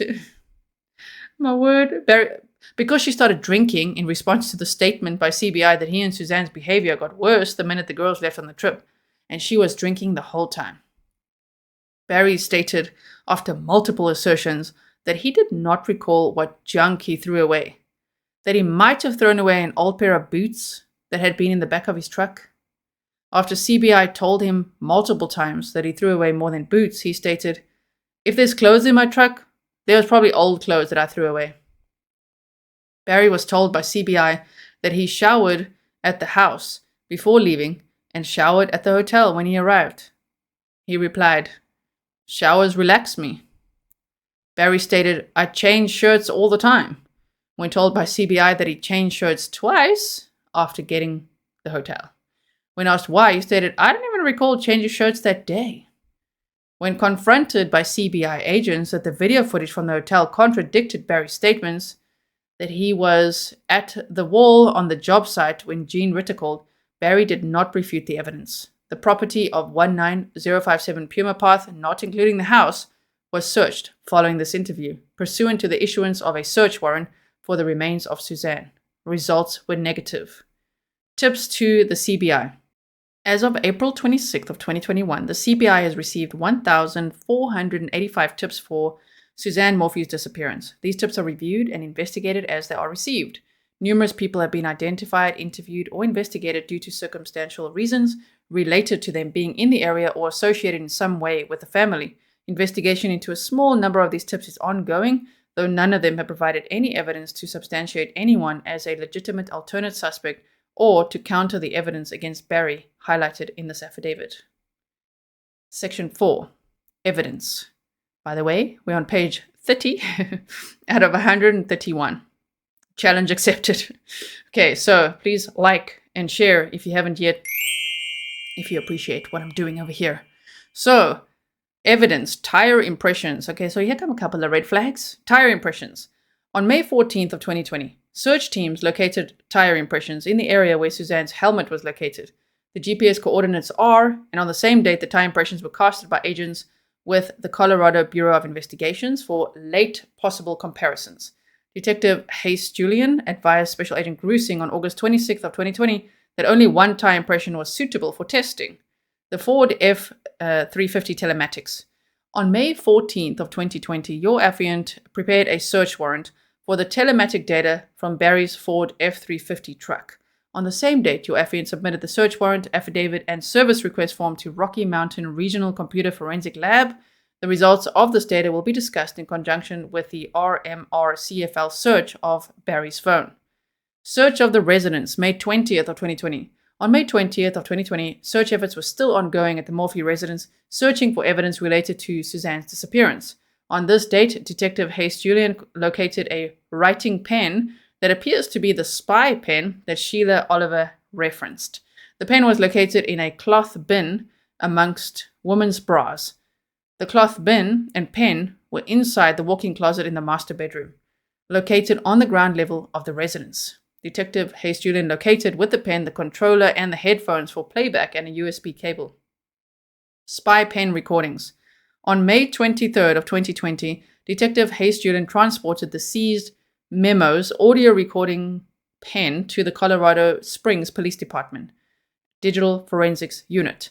The CSPD, Detective Brian Rogers, conducted the search and data recovery of the memo's pen content. Some of the audio files on the pen were deleted. However, 2 of those deleted audio files were retrieved during the search and analysis by Detective Rogers. On May 24th of 2020, Detective Hayes Julian started reviewing the audio on the recording pen. The recordings appeared to run from February of 2020 to March of 2020 based upon the context. Detective Hayes Julian gathered the following information. Suzanne communicated with 2 different male voices. One self-identified as Barry, and the other was identified by Suzanne as Jeff. One of 2 conversations between Suzanne and Jeff sounded to be of an intimate nature. The conversation between Suzanne and Barry is confrontational and their voices are raised. Under the file number 322-2020, Suzanne appears to place her recording pen in the truck of Barry as he took a trip to Pueblo. The pen recorded him listening to multiple episodes of Forensic Files, to include the killings of Mary Lee Wilson and Donna Payant by Lemuel Smith, the murder of Vicki Lynn Hoskinson, who went missing after riding her bike. Okay. Hoskinson's sister finds the bike and discussed it was found in the middle of the road. The case began as a missing child. Her family pleaded on TV for her return. Discussion also included the location of Hoskinson's body in Tucson being a remote location, how animals had scavenged her bones, and investigators trying to determine when she was killed. Barry further listened to the Forensic Files case of Walter Scott, a man that went missing but was later determined to be a homicide victim of James Williams. While Scott was married to Joanne, he had an affair with a woman named Suzanne. Meanwhile, Joanne was cheating with a man named James Williams. Williams killed his first wife, staged car accident, and married Joanne after killing Scott. Walter was reported to be acting not himself in the days prior to his disappearance. A phone call is recorded between Barry and Suzanne in which Suzanne calls Barry Shirley, his mother's name, after he tells her how to cook. Barry asked Suzanne why she has to be so mean to him. Much of the conversation is unintelligible because of the truck noise. Barry listened to other Forensic File episodes of homicide investigations during the 5-hour recording session. Damn, those spy pens can record for quite long, huh? Pen recording of argument with Barry. Sergeant Hayes Julian and FBI agents Stephanie Benitez and Kenneth Harris listened to the recordings on the spy pen and collaborated with the RMR CFL to attempt to mitigate the background noises that interfered with the audio. The following relevant portions were recovered. In March of 2020, Suzanne told Barry the following: "This is all I hear every day. This is all I hear every day. What I'm not, what I should think. I am not listening to that anymore. Listen to me, listen to me." Barry interrupting. "Listen to me, listen to me. I have lived for years being told how I should feel, how I should act, how I should look, what I should drink, what I shouldn't drink, what I should put in my body, what I shouldn't put in my body." Undecipherable. I fell into this. This is not controlling, more talking. It's not okay. Front and back. Later in the conversation, Suzanne and Barry were arguing. Suzanne: "You want me to just..." Barry: "No, I'm just asking you to..." Suzanne: "Blindly go into this." Barry: "You don't have to blindly do anything. I'll make plenty of money this year to pay you back." Suzanne: "I don't want to talk about it, since you yelled at me the other day." Barry: "Okay, I will make plenty of money this year, this summer, to pay you back, probably within a month. This is something that I told you was important, and you decided to go against my wishes." Suzanne later stated it's all about money. Then she added, 80% of our arguments are because of money. She added, "It's money. It's about money." At 1 hour 17 minutes, Barry stated, "If you want your money, I'm going to pay you back. I'm going to make plenty of money. And I told you it was important. You decided to go against my will and my wishes." Suzanne responded with words to the effect of, "Not against it. You brought it up and we talked about it." Suzanne's conversations with Jeff. Special Agent Harris provided the following synopsis of Suzanne's recording with Jeff that occurred during her February 2020 trip to Florida. Hard to hear in some places. Jeff is driving north on 75 during their conversation. Jeff talks about a potential job and says he can't take it. Suzanne asks why, and he mentions the weather in Michigan in February. Interstate 75 does travel north-south through Michigan. Jeff and Suzanne appear to be talking possibly about trying to meet up around Valentine's Day. Suzanne seems to reference being sure that Barry would be at home at the time and would not show up. There's a reference in the Suzanne and Jeff conversation to Tuesday, the 11th, and Valentine's Day, as if they are still coming up and possibly talking about or making plans for those dates. February 11th of 2020 was a Tuesday. At 21:08, Suzanne takes a call on speakerphone. She stated, "Hi, sweetie, I'm good. How about you?" Suzanne and the male, presumably Jeff, discuss her trip in Florida. She later stated that Barry was flying to Florida and she thought it's just weird stuff, this whole Valentine's Day thing in Audible, but I was kind of happy to hear that because maybe we are in the clear. Jeff replied, well, like I said, I don't want it to be a stressful thing, I just don't. Suzanne stated, Jeff, come on, I'm the one who started the whole ball rolling. She added, I mean, there's a lot that went on last week that I haven't told you about, and not good stuff. So I really think he feels bad about that too. You are not a homewrecker. You are my lover and my sweet friend, and the man I love dearly, okay? Jeff stated, I won't. I just want you to be happy, that's all. Suzanne replied, I'm looking at the man who makes me happy. Tranquilizer. On May 19th of 2020, CCSO Deputy Scott Hemscott was present during the search at 19057 Pluma Path in the laundry room and was asked to collect a new dart box empty. One plastic hypodermic cover. One, is that how I say that? New? Looks like, like PNEU. New dart book from safe in garage. One dart from box under bench in garage, among other items. The plastic cover was located by evidence search items in the dryer, inside of the sheets belonging to the bed. These items were sent to the CBI lab for testing. CR105 search.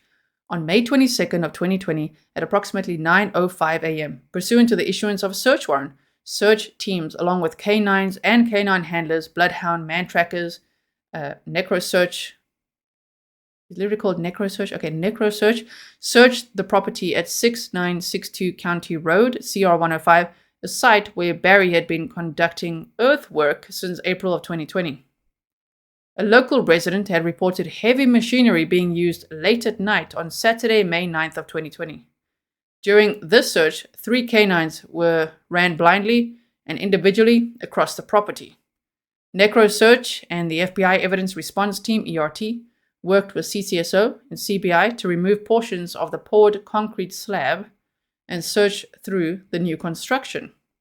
On May 23rd of 2020, a second excavation was conducted at the property in attempts to find the remains of Suzanne. Results were negative. Okay, Facebook friend requests. Subsequent to the issuance of a search warrant, UFN received the Facebook business record for the account of Suzanne Morphew. FBI Special Agent Grusing and FBI Staff Operations Specialist, SOS, Robert Boss, reviewed the results. 20 males, 3 of them with the first name Jeff, though Jeff Libler was not on the list, and 3 females were new friends added to Suzanne's Facebook account between Friday, May 8th of 2020 at 9:04 p.m. MST through Saturday, May 9th of 2020 at 6:01 p.m. From a cursory review of Suzanne's account, dating back to January 1st, 2020, these friend requests were out of the norm for Suzanne. Though Suzanne received over 20 friend requests from others in 2020, her Facebook account profile initiated no friend requests until May 8th. Of all the 23 people who received Suzanne's request, none were able to confirm with Suzanne that it was actually her who sent the request. FBI and CCSO interviewed over 10 of these recipients, most of whom lived in Indiana. Derek Thurston, who received a request from Suzanne's account on May 10th of 2020 at 10:12 a.m., said that he knew Suzanne from junior high and high school in Alexandria, but was not a close friend of hers. Thurston thought it odd that Suzanne decided to send a friend request after not talking to him in over 25 years. He added that she did not seem like the type who was desperate to friend people whom she did not know well. Bobby Huff, who became Facebook friends with Suzanne on May 9th of 2020 at 9:33 a.m., graduated with Barry from Alexandria Monroe High School, AMHS, in Alexandria, Indiana. Huff has not talked to Barry or Suzanne Morphew since 1985. Huff stated that Suzanne would never see me and friend me on Facebook. Huff explained that her sending of the invitation felt weird to him and not something Suzanne would do after such a long time of not speaking, especially the day before she disappeared. Huff added that many rumors were flying around Alexandria that Suzanne and Barry were not happy in their marriage, that Barry was in financial trouble, and that he was involved in shady business dealings. Shane Phipps became Facebook friends with Suzanne on May 8th of 2020 at 9:08 p.m. Phipps said that he did not know Suzanne because she was younger than him, but he and Barry knew each other from AMHS since Phipps was 1 year older than Barry. Wade Pulliam called the Suzanne Morphew tip line. Pulliam wanted to report receiving a Facebook request from Suzanne on Friday, May 8th of 2020 at 10:05 a.m., which he found strange because he has not spoken with her in 30 plus years. Ricky King became Facebook friends with Suzanne on May 9th of 2020 at 9:31 a.m. King had his phone with him when he received the friend request on that Saturday, May 9th. He accepted the request, though he had no real contact with Suzanne or Barry since high school. King described the friend request as strange, considering the timing and the fact that he did not know Suzanne or Barry well. Range Rovers seized. On May 16th of 2020, CCSO seized the 2 Range Rovers located in the garage at the Morphews' residence. The vehicles were towed and taken to the CCSO secure impound facility to secure them for further evidence processing. On May 20th of 2020, UFN spoke with FBI Special Agent Dave Donati regarding the 2007 Range Rover and the 2015 Range Rover telematics. S.A. Donati explained the 2007 Range Rover would not contain telematic information, but the 2015 may contain this data. On April 29th of 2021, Special Agent Grusing advised that the results of the examination by the FBI's Technology Division for the 2015 Range Rover have not been completed. Okay, now let's look at Barry's Verizon records. On May 12th of 2020, your Affian spoke with Special Agent Kevin Hoyland with the FBI Cellular Analysis Survey Team, CAST. Okay, it's going to get real now. S.A. Hoyland requested that cellular records be obtained for 1 month prior to law enforcement being notified on May 10th of 2020 when Suzanne went missing. S.A. Hoyland explained the records would be useful to establish a pattern of life for Suzanne, with her call detail records, and search warrants were served to Verizon Wireless for detailed record information to include all geolocation information on the following people: Suzanne Morphew, redacted, Barry Morphew, and of course their daughters, and many names here redacted. To date, no evidence has been obtained to include outgoing phone calls, outgoing SMS, text messages, vehicle movements, sightings on video cameras, or sightings by an independent witness other than Barry that Suzanne left the Morphew house on May 8th of 2020 at 7:06 p.m. FBI Special Agent Grusing, computer scientist Brian Turner, and CAST Agent Hoyland, along with personnel from RMR CFL, have examined Barry's cell phone. Special Agent Grusing wrote the following regarding Barry's cell phone content as it relates to Suzanne's disappearance. From 5:41 p.m. on Friday, May 8th of 2020, through Sunday, May 10th of 2020, all 11 calls between Barry and Suzanne are outgoing from Barry to Suzanne. Out of 58 voicemails on Barry's phone, none are from Suzanne. Barry deleted numerous calls between himself and Suzanne from May 4th to 5th of 2020. When asked by FBI agents in April of 2021 why he deleted those calls, he said he did not recall doing so, and he must have been freeing up space on his phone. On January 7th of 2020, Barry's phone searched "How to Make a Girl Orgasm YouTube," recovered from deleted web searches on Barry's phone. Barry's phone searched "Older Man, Younger Woman Relationships YouTube," recovered from deleted web searches on Barry's phone. On January 8th of 2020, Barry's phone searched the Facebook help page. "I can't reset my Facebook password because I can't access the email or mobile number on my account. Help Center." Recovered from deleted web searches on Barry's phone. On January 24th of 2020, Barry's phone searched "Third Base, My First Hand Job, Dear Teen Diary, 9th Grade, Entry 14, YouTube." Recovered from deleted web searches on Barry's phone. Oh my, okay. Footnotes. Reference the password reset on Suzanne's iPhone on the night of May 8th of 2020. Reference Barry's phone section for May 8th. On January 25th of 2020, Barry's phone accessed localsnapsext.com. Find a cute girl near Salida and come get dirty. Okay, along with other such sites that were recovered from deleted. They don't want to go on. Other such sites, okay? Recovered from deleted web searches on Barry's phone. On March 19th of 2020 at 6:44 a.m., Sorry, none of this is funny. It's just like the topic in general, the whole big picture is not funny. But that right there, oh my word, Barry, it's embarrassing, bro. So on March 19th of 2020, 6:44 a.m., a video on Barry's phone was taken of a prescription drug bottle of Suzanne Morphew for, redacted.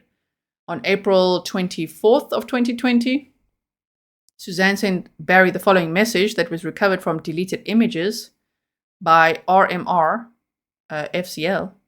Oh, I'm sure your mistress has you all happy now, so you can say you love me, but bully me when you're with me. Yeah, that's love. RMR CFL examiner Jim Stevens found the above image as one that Barry likely swiped the message off his screen, and the swiped message was saved. This message was not recovered separately in Suzanne's iCloud storage or Barry's phone.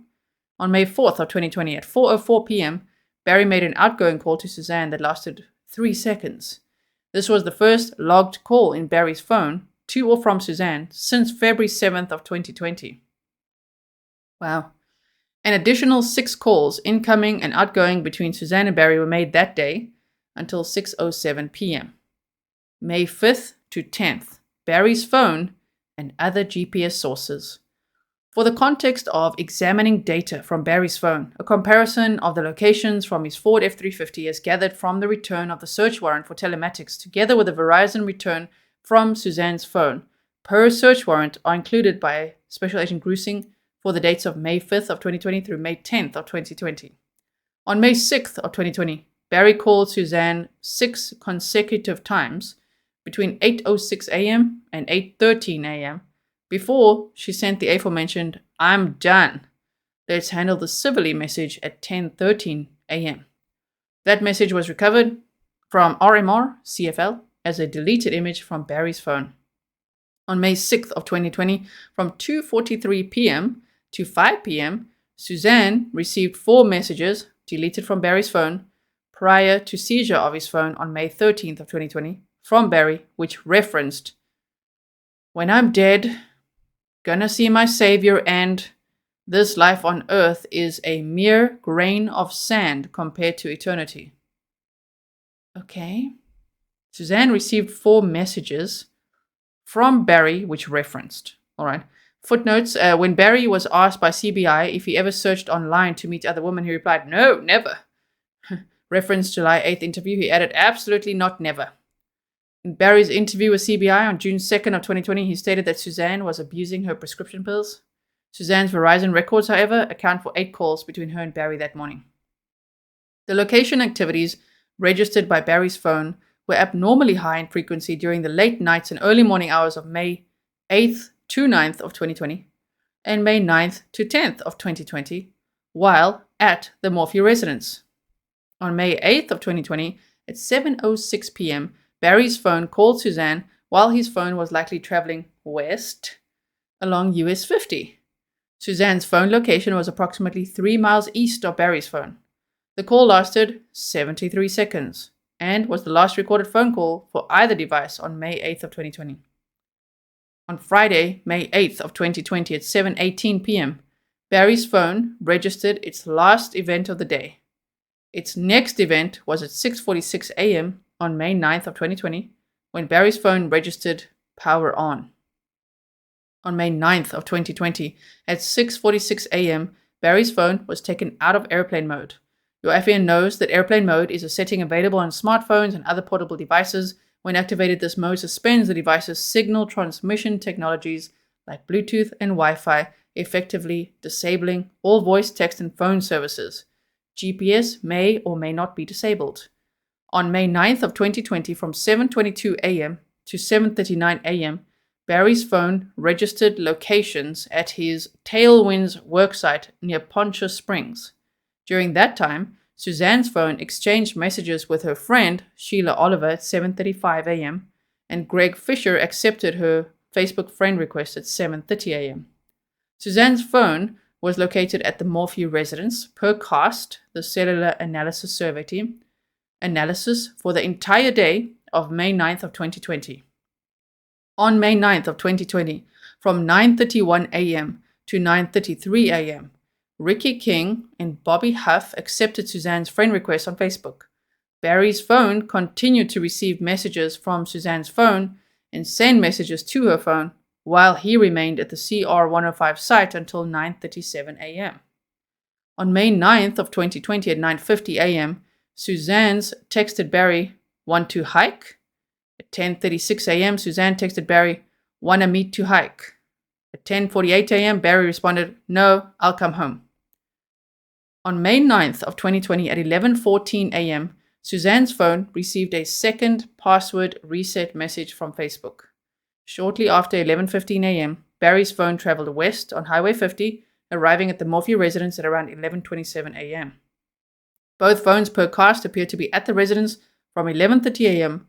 through 1:40 p.m. Barry's phone exchanged two messages with Tim Backhoe at 1:49 p.m. and 1:50 p.m. Barry also made an outgoing call to Suzanne for 2 seconds at 1:51 p.m., his 10th of 11th consecutive calls to Suzanne. On May 9th of 2020 at 2:26 p.m., Barry texted Suzanne, "Done, headed back." At 2:31 p.m., Barry texted Suzanne, "Did you leave?" By 2:43 p.m., Barry's phone and F350 per telematics appeared to be at the Morphew's residence. On May 9th at 2:47 p.m., Barry's phone appears to enter airplane mode. Footnotes. Fisher told the FBI that he thought Suzanne's Facebook had been hacked, and he checked her account online upon receiving the request. Fisher said that he's a close friend of Gene Murman, Suzanne's father, and said it didn't seem like her to send him the request. Huff told the FBI that he did not think Suzanne sent the request, that she would never see me and friend me. On May 9th at 10:17 p.m., an airplane mode off event started on Barry's phone, and the phone was then powered on at 4:32 a.m. on May 10th of 2020. That May 9th to 10th, 2020 night, approximately 210 locations for Barry's phone registered near the Morphew residence, compared to 0 to 2 locations on previous nights from May 1st through May 8th. On May 10th of 2020, Barry's phone display came on and his device was unlocked at 3:56 a.m. On May 10th of 2020, from 3:25 a.m. to 3:48 a.m., the Ford F-350 registered 0 miles per hour with GPS at Morphew residence as the doors opened and closed multiple times. SA Special Agent Hoyland noted over 80 events involving the F-350 during this time frame. Look at the time again. 3:25 a.m. to 3:48 a.m. The location data for Suzanne's phone last registered with a tower near the Morphew residence at 4:23 a.m. Further events of Barry's phone records are documented under Surveillance Video Broomfield section. Broomfield Surveillance Video, Barry's Ford F-350 and Barry's phone. I know the picture's a little dark. Video footage was collected by the Colorado Bureau of Investigation, CBI, from the Holiday Inn Express, 11401 Via Vara, Broomfield, Colorado, for May 10th of 2020. The following timeline of events include the surveillance video, telematics of Barry's truck, and his phone activities to provide his actions on May 10th. At 8:14 a.m., Barry's phone was at the Holiday Inn Express at that address at Broomfield, Colorado. At 8:41 a.m., Barry texted Suzanne, "I made it to Broomfield, call me when you get a chance." At 8:46 a.m., Barry walked into the hotel carrying 2 white trash bags, a khaki backpack, a pair of boots, a dark-colored item, and a piece of clothing with blue teal coloring. Okay then. At 10:06 a.m., Barry exited his hotel room. He was carrying the charcoal long-sleeved shirt and 2 white bags and a pair of boots. At 10:20 a.m., the location of Barry's phone was near the lot of McDonald's, 625 Interlochen Boulevard, Broomfield. At 10:22 a.m., the driver door of the F-350 opened in the rear parking space of the same McDonald's lot, truck telematics. Barry is seen on video, provided to CBI from the First National Bank at 615 Interlochen Boulevard, located adjacent to the McDonald's lot. He's carrying unknown items in his hands and placing items into two separate trash cans located on the edge of the McDonald's lot between 10:19 a.m. and 10:41 a.m. per CBI, no timestamps. From the bank video, Barry exited the truck, walked to a trash can while he held an unknown, smaller object in his left hand and possibly his right hand. He placed something in the can, extended his right arm downward into the can, and walked back to open the driver's door. Barry was oriented towards the inside of the driver's door and driver's side floor for the next few frames.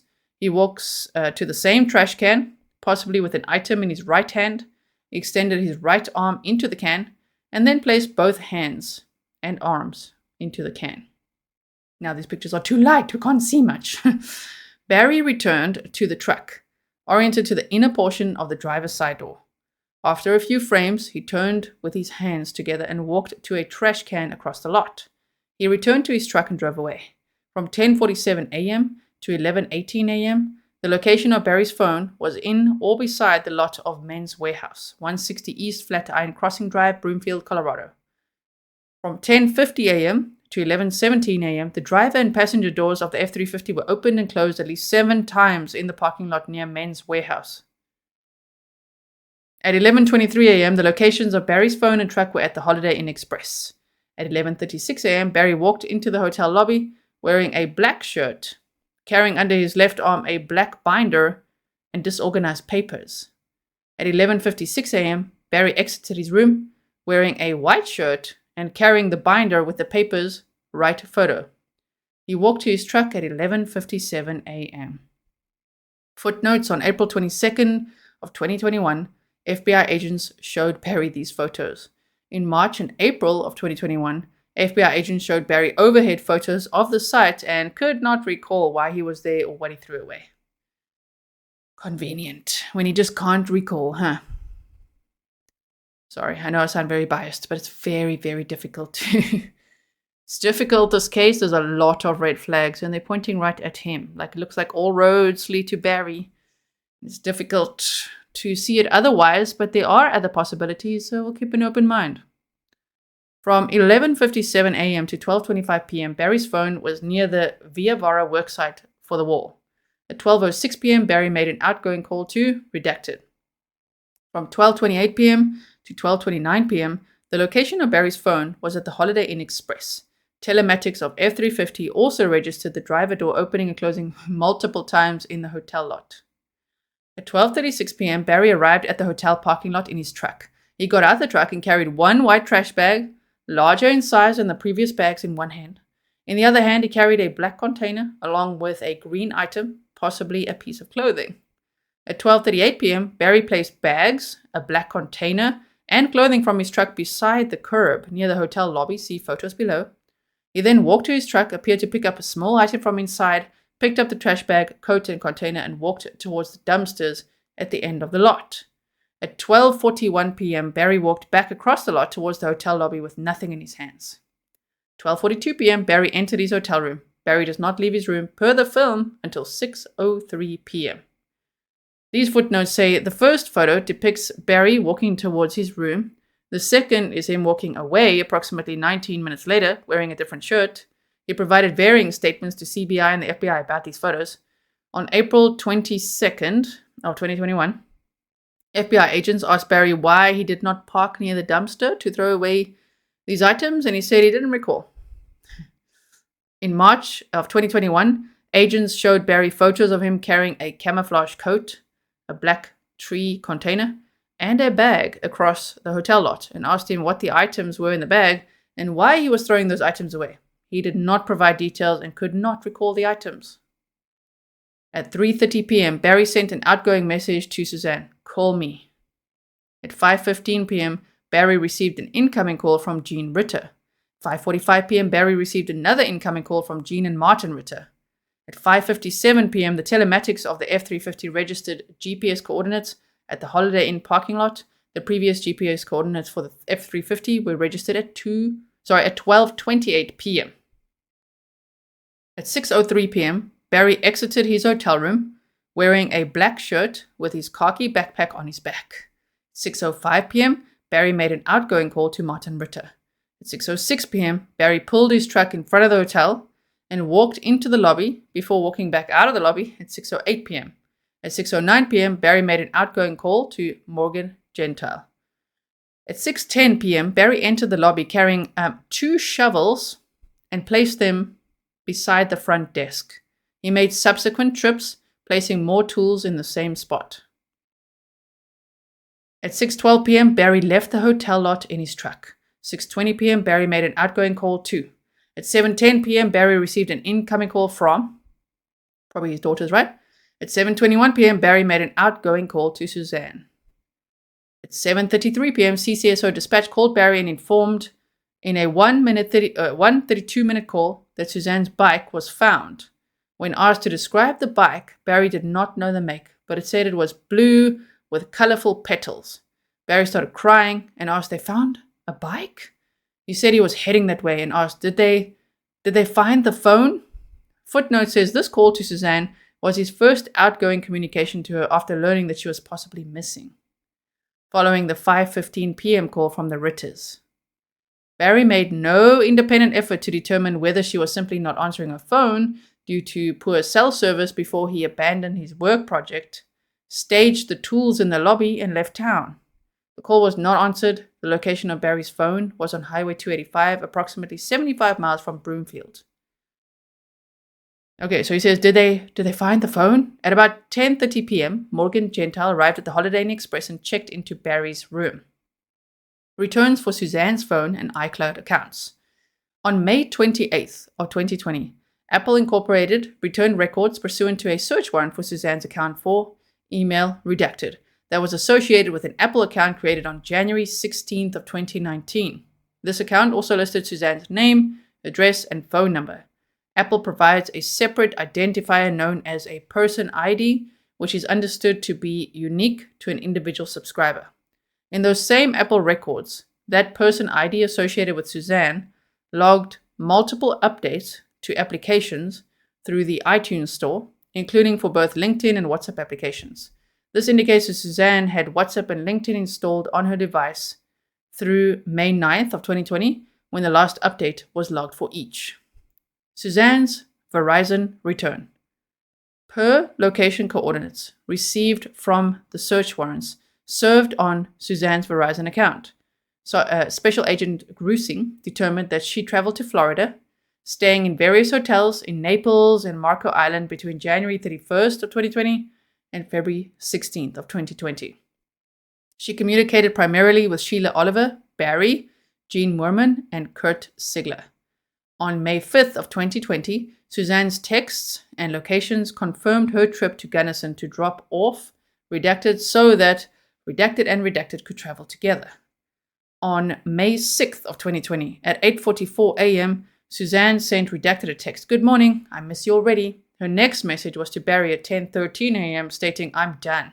I could care less what you're up to and have been for years. We just need to figure this out civilly." Deleted from Barry's phone. On May 6th of 2020, from 2:43 p.m. to 5 p.m., Barry sent her the suicide text, which he deleted from his phone. On May 7th of 2020, Suzanne sent redacted videos of the cat Lulu from inside the Morphew house and exchanged messages with her. On May 7th of 2020 at 4:43 p.m., Suzanne messaged Barry, "Been studying all afternoon. I'm going to bike now. I've got veggie soup on for supper." On May 8th of 2020 at 7:02 a.m., Suzanne's notes folder was last backed up, wherein she articulated over 50 grievances against Barry, one of which refers to Barry accusing her on May 6th of having a boyfriend. On May 8th of 2020 at 8:43 a.m., Suzanne sent Barry the message, "Sorry, I forgot about Rob Mezel last night, but I will continue to do your invoicing when you need to." On May 8th, from 9:01 a.m. to 9:28 a.m., Suzanne messaged Melinda Baumank, "It's hard dealing with the harsh abrasiveness and having to show respect. He's also been abusive, emotionally and physically."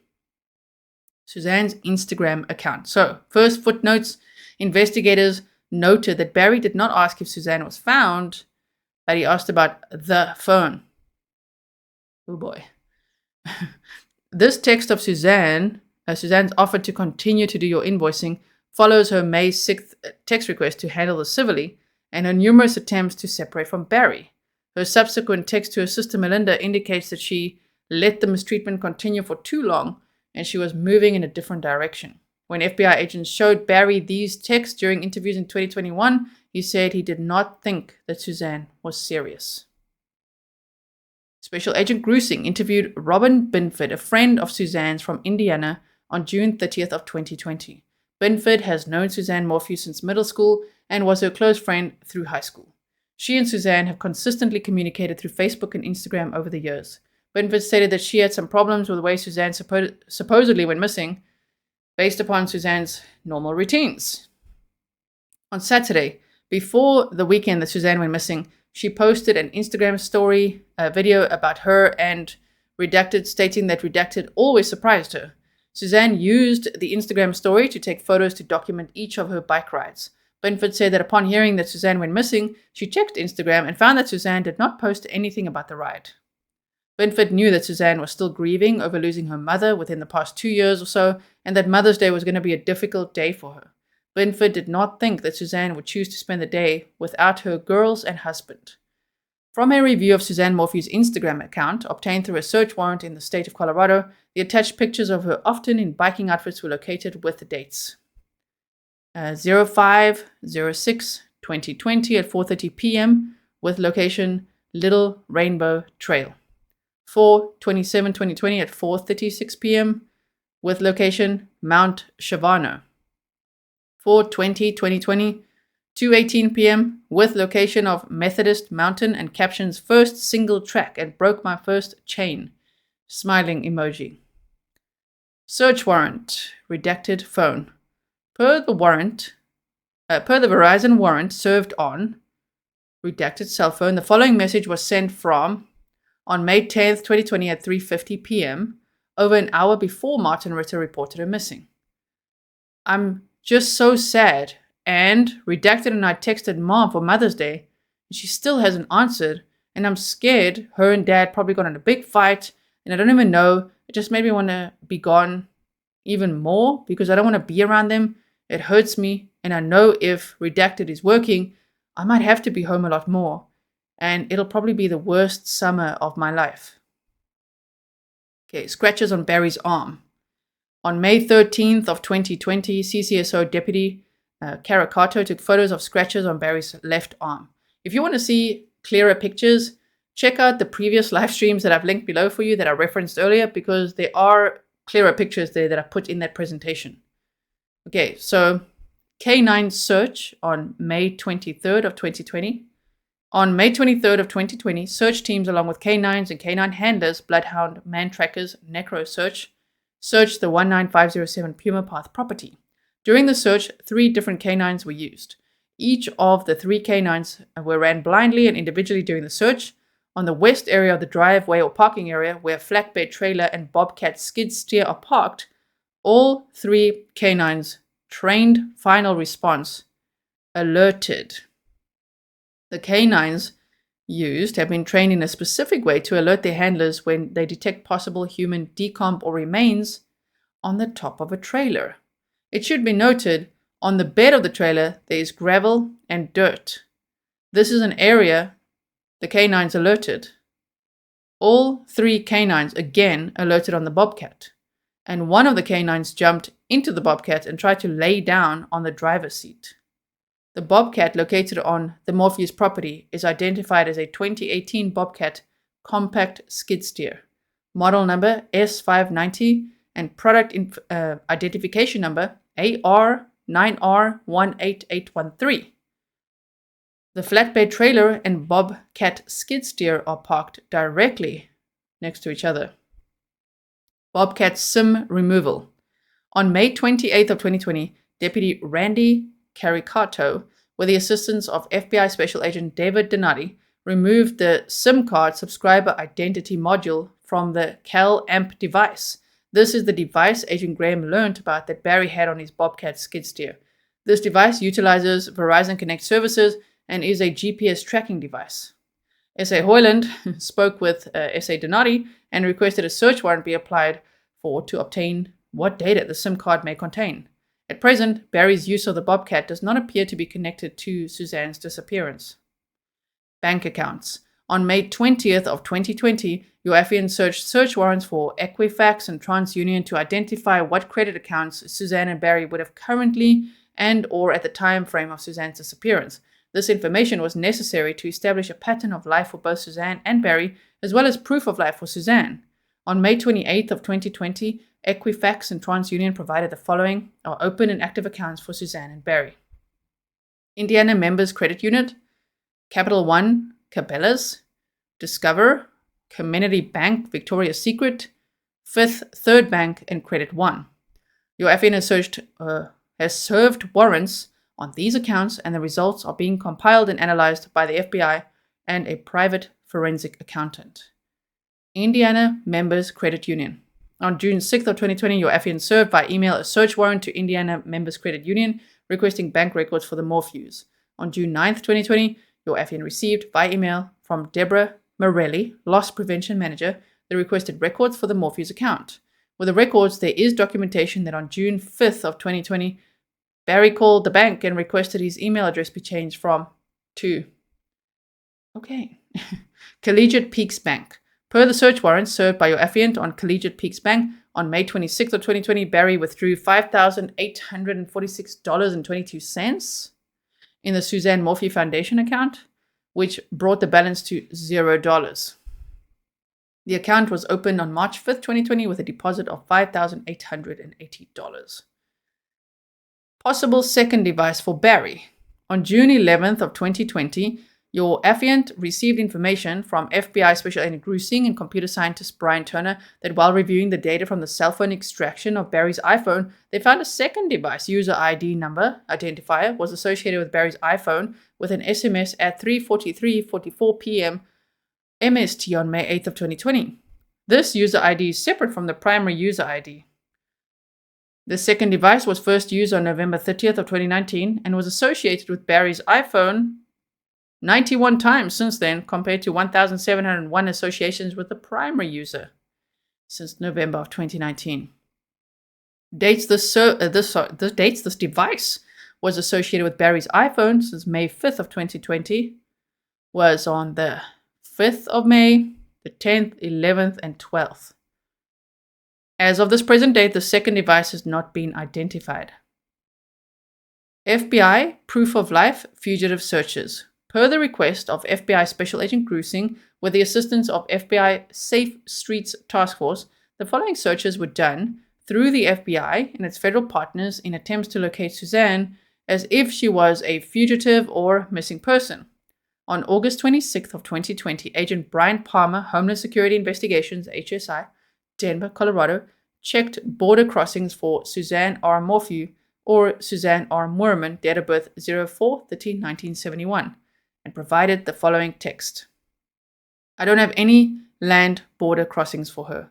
The last travel I have was her returning from San Jose, Mexico to Dallas, Texas on 12/02/2019 on American Airlines Flight 1385. On August 25th of 2020, FBI Special Agent Martin Danielle requested flight information from a national airlines reporting agency and found flights for Suzanne on July 24th of 2019, July 28th of 2019, August 13th of 2019, and August 17th of 2019. More flights were located for Suzanne Moorman in April of 2020, but this person did not appear to be identical to Suzanne. Interesting. On August 24th of 2020, Patricia T. Elswick, Technical Information Specialist, FBI CJIS Division, Global Law Enforcement Support Section, NCIC Operations and Policy Unit Investigative and Operational Assistance Group. That was a lot. Provided emails of the offline records checks for any law enforcement queries of Suzanne.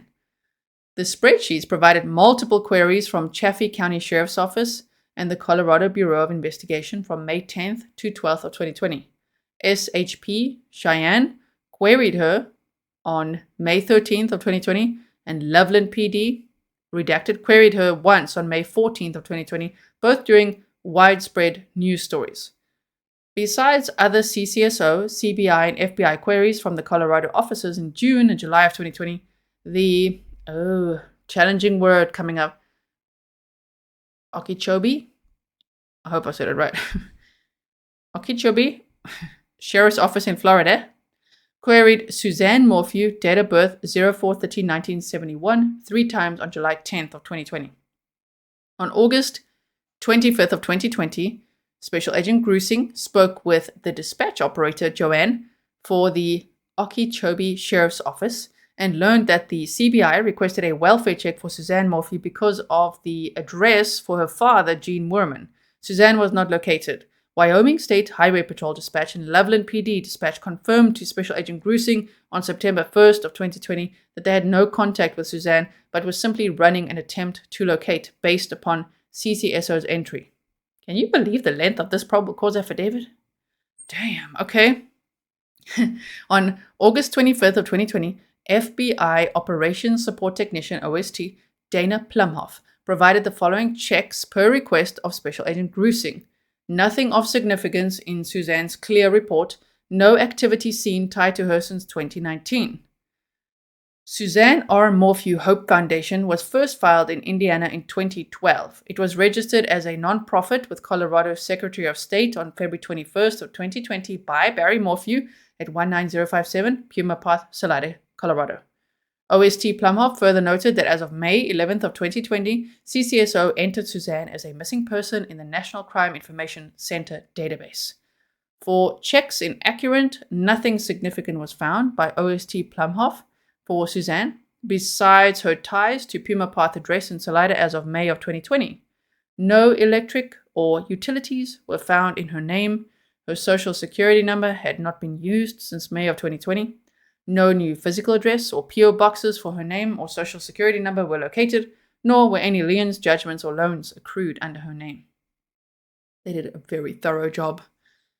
On August 26th of 2020, FBI SOS Kelly Rose Olson requested a nationwide facial analysis, comparison, and evaluation, FASC like face, services search for Suzanne Morphew using the photo above. This service, through the FBI's Criminal Justice Information Service system, compares the photo of Suzanne to the issuances of visas and passports, driver's license photos from 18 states, and the Department of Defense, DoD, Automated Biometric Identification System. To date, none of these databases have provided any biometrics that match those of Suzanne. For checks in the internal FBI database, several financial-related results on Suzanne and Barry were referenced from 2013 to 2018. It appears that they had access to large amounts of cash. The reporting parties were concerned about money structuring. On June 24th of 2020, Barry made a $20,000 deposit at Collegiate Peaks Bank in Salida on Suzanne's behalf. Okay. He has a history of making large cash deposits and wire transfers. These same checks for Suzanne's proof of life were conducted in March of 2021 by the FBI with the same negative results. CBI lab results. On June 3rd of 2020, the CBI lab, hereafter CBI lab, laboratory, hereafter CBI lab, provided the results of DNA analysis for the CCSO case 2000911. 65 evidence items to include DNA buccal swabs from the Morphew family members, Andrew Moorman, redacted, and others were listed. Of note, no workable DNA was recovered from the Bobcat blade, the new dart box, or the dryer. On August 31st of 2020, Special Agent Grizzly reviewed the lab results with CBI lab forensic scientist Caitlin Rogers to discuss results relevant to this affidavit. The following items were noted. The DNA on the bicycle seat, item 5.1, included a mixture of 4 people, Suzanne being the primary, with Barry and one of the responding CCSO personnel, Carrie Carter, being included. The 4th male is unknown. The DNA on the bicycle grips, item 6.1, included a DNA mixture of 4 people, Suzanne and Sergeant Mullinax being primary contributors. Barry was excluded as a contributor. Okay, the DNA on the bicycle brakes and handlebars, item 7.1, included a mixture of 4 people. Suzanne, Deputy Brown, and Deputy Himscott were primary contributors. Barry was excluded. Footnotes. This mixture is at least 12 decillion times more likely to be observed if it originated from Barry Morphew, Carrie Carter, Suzanne Morphew, and an unknown unrelated individual than if it originated from Suzanne Morphew and 3 unknown unrelated individuals. Very strong support. The front driver door, item 25.1, of the 2015 white Land Rover, license plate CSU581, was tested and the DNA was consistent with samples from Barry and Suzanne. Redacted and redacted were excluded. A plastic hypodermic cover, item 41, collected from the dryer, was tested by CBI for DNA. A low-level, partial DNA mixture of 2 people was recovered, with Suzanne and redacted being possible contributors. Barry was excluded as a contributor. A dart needle, item 44.1, collected by CCSO, submitted as dart from box in garage, was swabbed and a partial DNA profile was developed, with Barry included as the contributor with moderate support. The dart body, item 44.2, collected by CCSO, submitted as dart from box in garage, was swabbed and a low-level DNA profile referenced that redacted could have been a contributor. The interior cushions of the helmet, item 49.2, were tested for DNA and a partial profile was developed. The mixture was more likely to involve Barry and Suzanne than coming from anyone else by a factor of 6.2 times. Okay, and I'm back. You might not know that I took a little break, but I needed some coffee. So again, thank you to all of you who have sent me coffees. I really appreciate it. It keeps me going. We are on page 47 of 131. Barry's liquidation of assets. Just another red flag. Within a month of Suzanne's disappearance, Barry began to liquidate their assets. On June 1st of 2020, Barry petitioned for guardianship in Hamilton County, Indiana, of Suzanne for him to act as her guardian. This filing allowed Barry to sign documents on Suzanne's behalf and sell their residences in Indiana and Colorado. Redacted filed consent for guardianship. Below are some screenshots of the court documents. If you want to pause to read the screenshot, do so. Footnote says this mixture is at least 46 decillion times more likely to be observed if it originated from Barry Morphew and Suzanne Morphew than if it originated from 2 unknown, unrelated individuals. Very strong support. Okay, so this is still a continuation of the screenshot. On June 6th of 2020, Barry closed on the 26040 Cal Carson Road, Arcadia, Indiana property with a closing price of $750,000. Your affiant served Bank of the West a search warrant for accounts associated with Barry and Suzanne Morphew. For an account of redacted and Barry Morphew, there is a deposit dated February 24th of 2020 for $40,000 from Monex. On June 19th of 2020, there is a check written to Barry Morphew. The signer appears to be redacted in the amount of $30,000.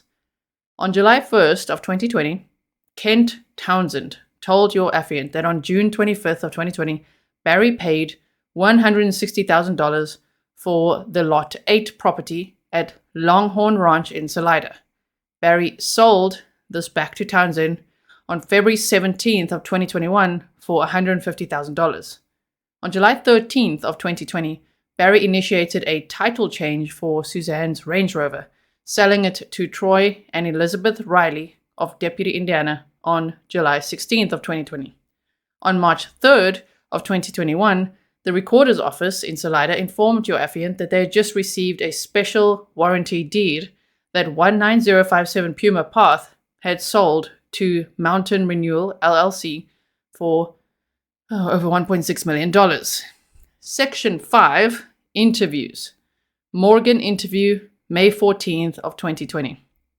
Footnote, Suzanne's list of grievances cites a transaction such as this one involving Monex, and she mentions one involving redacted to Libler shortly before she disappears.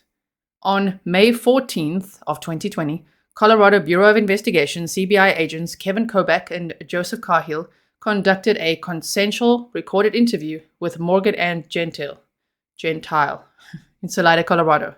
Morgan stated that around July of 2019, she returned to Salida and started work at Diesland Structures Incorporated, DSI. She first met Barry through DSI, and they've worked together frequently. In January of 2020, Morgan was terminated from DSI over allegations that she used illegal drugs, though she asserted she did not use drugs. After she was terminated, Barry hired her as a contractor for his company, Sunset Farms Landscaping. Barry frequently talks to Morgan about his 2 daughters. He has never spoken of any marital or other family issues. Barry told Morgan about the Broomfield job sometime in mid-April of 2020. Morgan stated the job was supposed to take place between April 23rd of 2020 and April 30th of 2020. However, she was not sure of the exact date. Barry then changed the job to take place on or about the first week of May. Barry then rescheduled the job to begin on May 11th of 2020.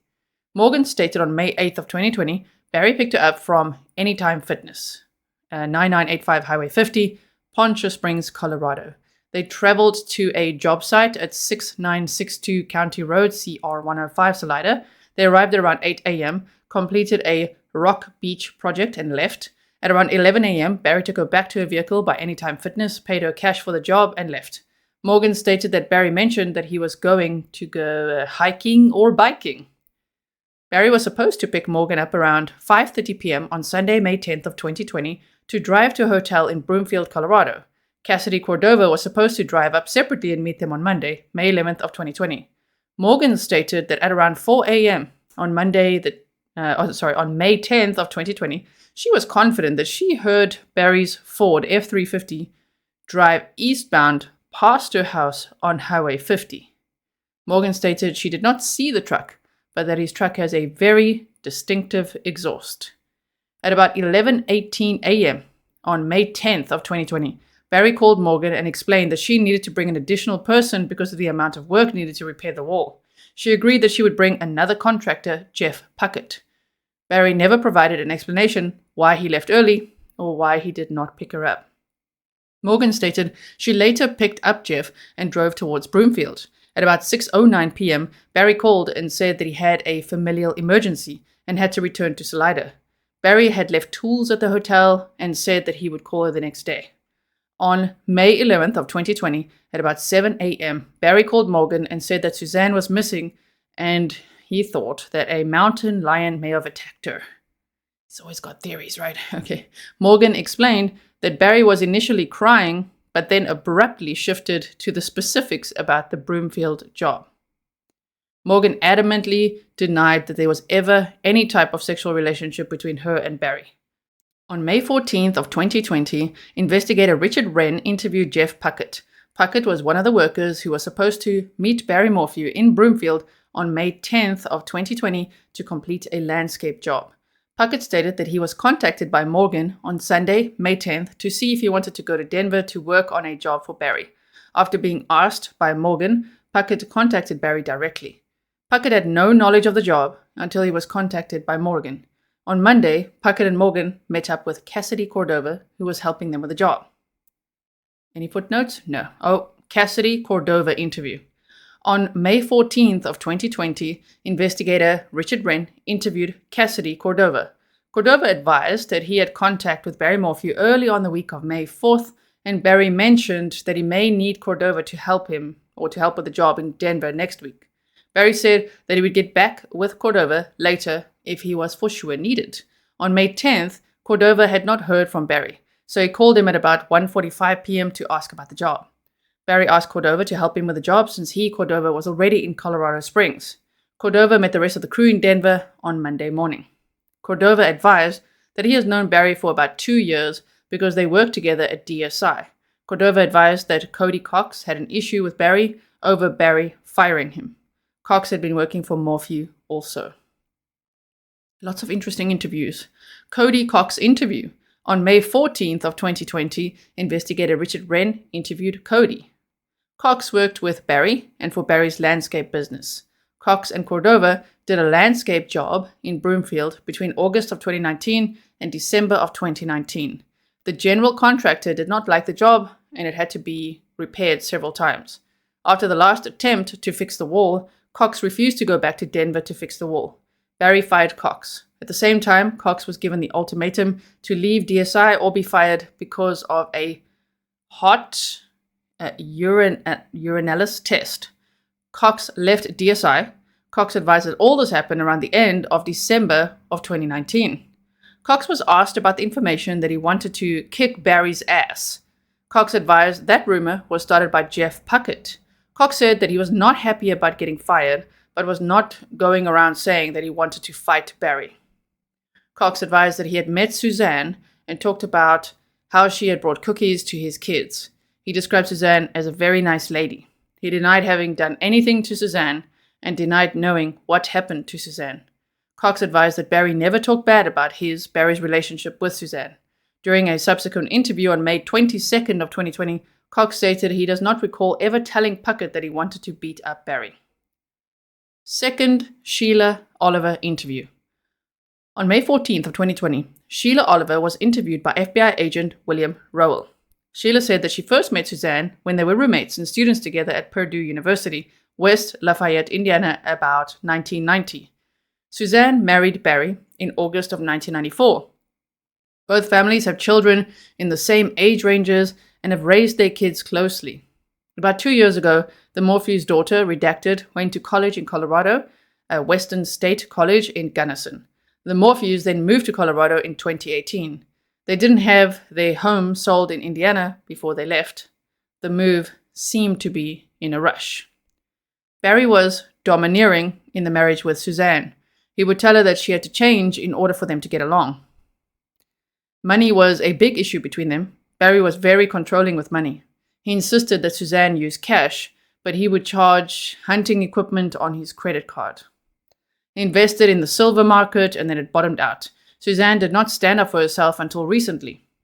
The marriage had become very rocky by 2018. There was hope a move to Colorado and making a new start would help things. There was never a definite reason for redacted going to college in Colorado and the family moving there. Suzanne thought it would be nice for them to live near their daughter, though.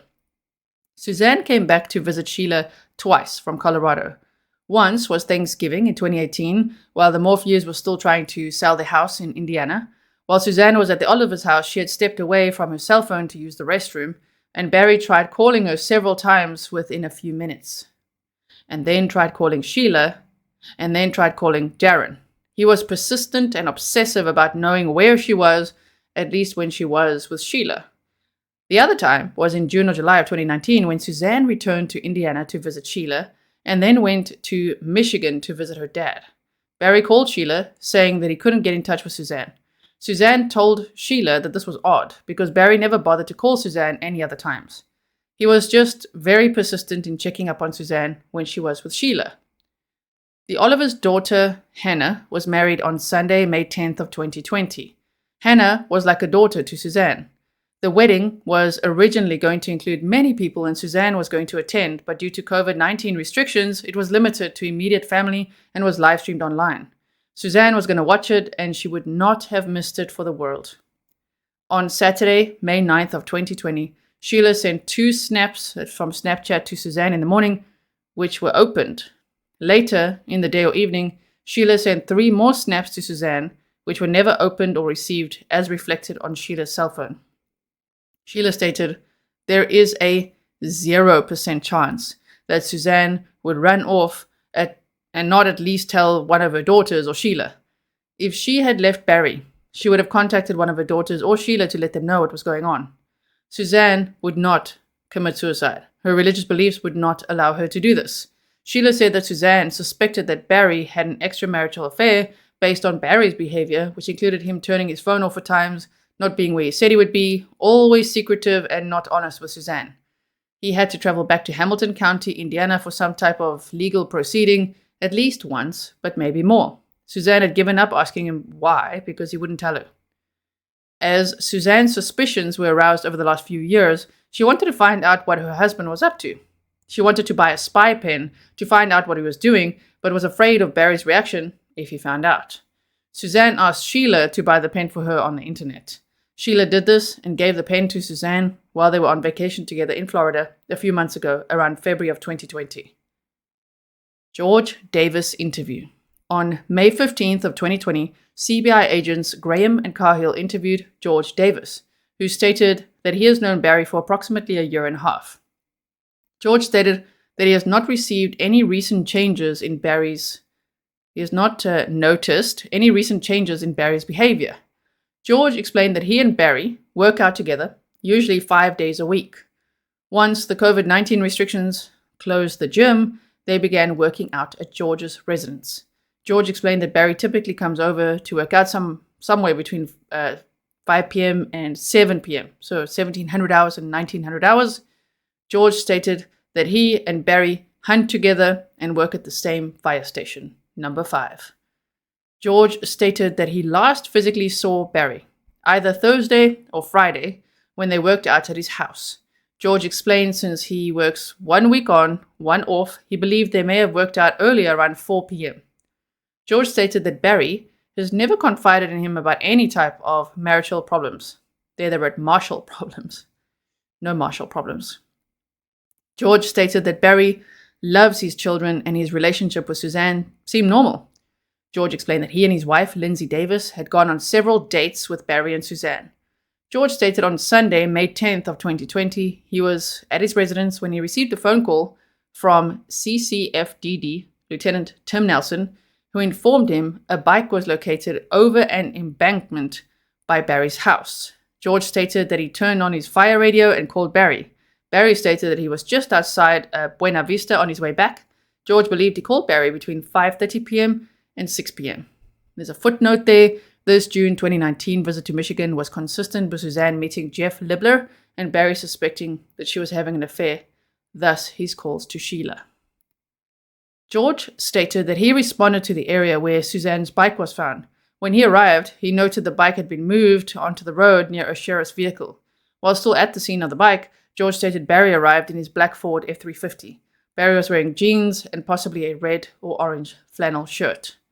George had conversations with CBI and the FBI about his observations and conclusions that an abduction had taken place with a staged scene. Morgan Gentile interview, May 15th. On May 15th of 2020, CBI agents Cahill and Kobach contacted Morgan at her residence in Salida. Morgan spoke about conversations that George Davis had with her in which George might be attempting to influence her future testimony. Morgan stated that she had recalled some additional detail about the hotel in Broomfield. Morgan explained after she and Jeff Puckett checked in, they went to their rooms. Jeff went to room number 225, the one originally rented and used by Barry, and she went to room 228. Morgan explained that Jeff could not figure out how to open the hotel room door, so she opened it. Morgan explained when she opened the door, she immediately smelled a strong odor of chlorine. Morgan stated this was not the ordinary house cleaning odor. It was more consistent with what you'd smell with a pool. Morgan stated she observed several damp and used towels on the floor. Later, Morgan stated that Jeff found an insurance document under the pillow. The document was thrown in the trash. She could not recall what was on the document. When questioned about the job sites on Saturday, May 9th of 2020, Morgan stated that she recalled an odd comment made by Barry.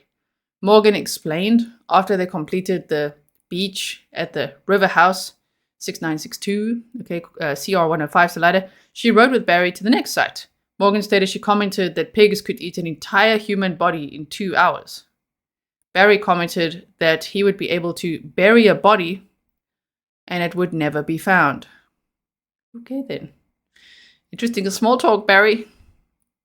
We spoke with Morgan about Barry's financial activities. Morgan stated that Barry contacted his stock trader, Dan, heard over the phone with an English-type accent. Morgan stated he spoke to Dan on a daily basis. Morgan timeline to CCSO, July 29th. On July 29th of 2020, Morgan Gentile provided a handwritten timeline to CCSO Sheriff John Spezza. The following lines were noted by Special Agent Grusing for the affidavit. For Sunday, May 10th, Morgan wrote that she heard Barry's truck at 5 a.m. She added, 11:15, Barry called. He was out of breath, panting, but fatigue, kinda like hungover, but he doesn't drink. Honestly, when I hung up, I thought to myself, he sounded like he had the worst night of his life. Morgan provided more details about her trip to the Broomfield Hotel, to include her route on May 10th. She wrote, arrived at hotel 10 to 10:30, grabbed Barry's tools, went to check in. Morgan wrote that she and Puckett checked into rooms 228 and 225.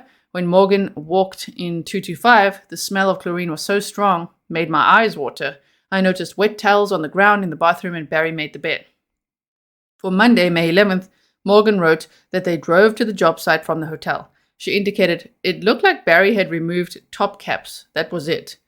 We also did not have the tools that we need, like a packer or gravel. Interview of John Schmitz. On May 16th of 2020, CBI agent Gonzalez contacted John Schmitz regarding a message that he had left on the Suzanne Morphew tip line. Schmitz stated that he first met Barry in or about December of 2017 when they were working on the same construction project in Indianapolis. He said that Schmitz is a contractor, and Barry was the landscaper assigned to the Main Street Shops project. Schmitz stated that at some point during an altercation with Barry body bumped him, which prompted Schmitz to grab him in a headlock and pin him against a wall. He said that what he recalls the most during that altercation was the evil in Barry's eyes.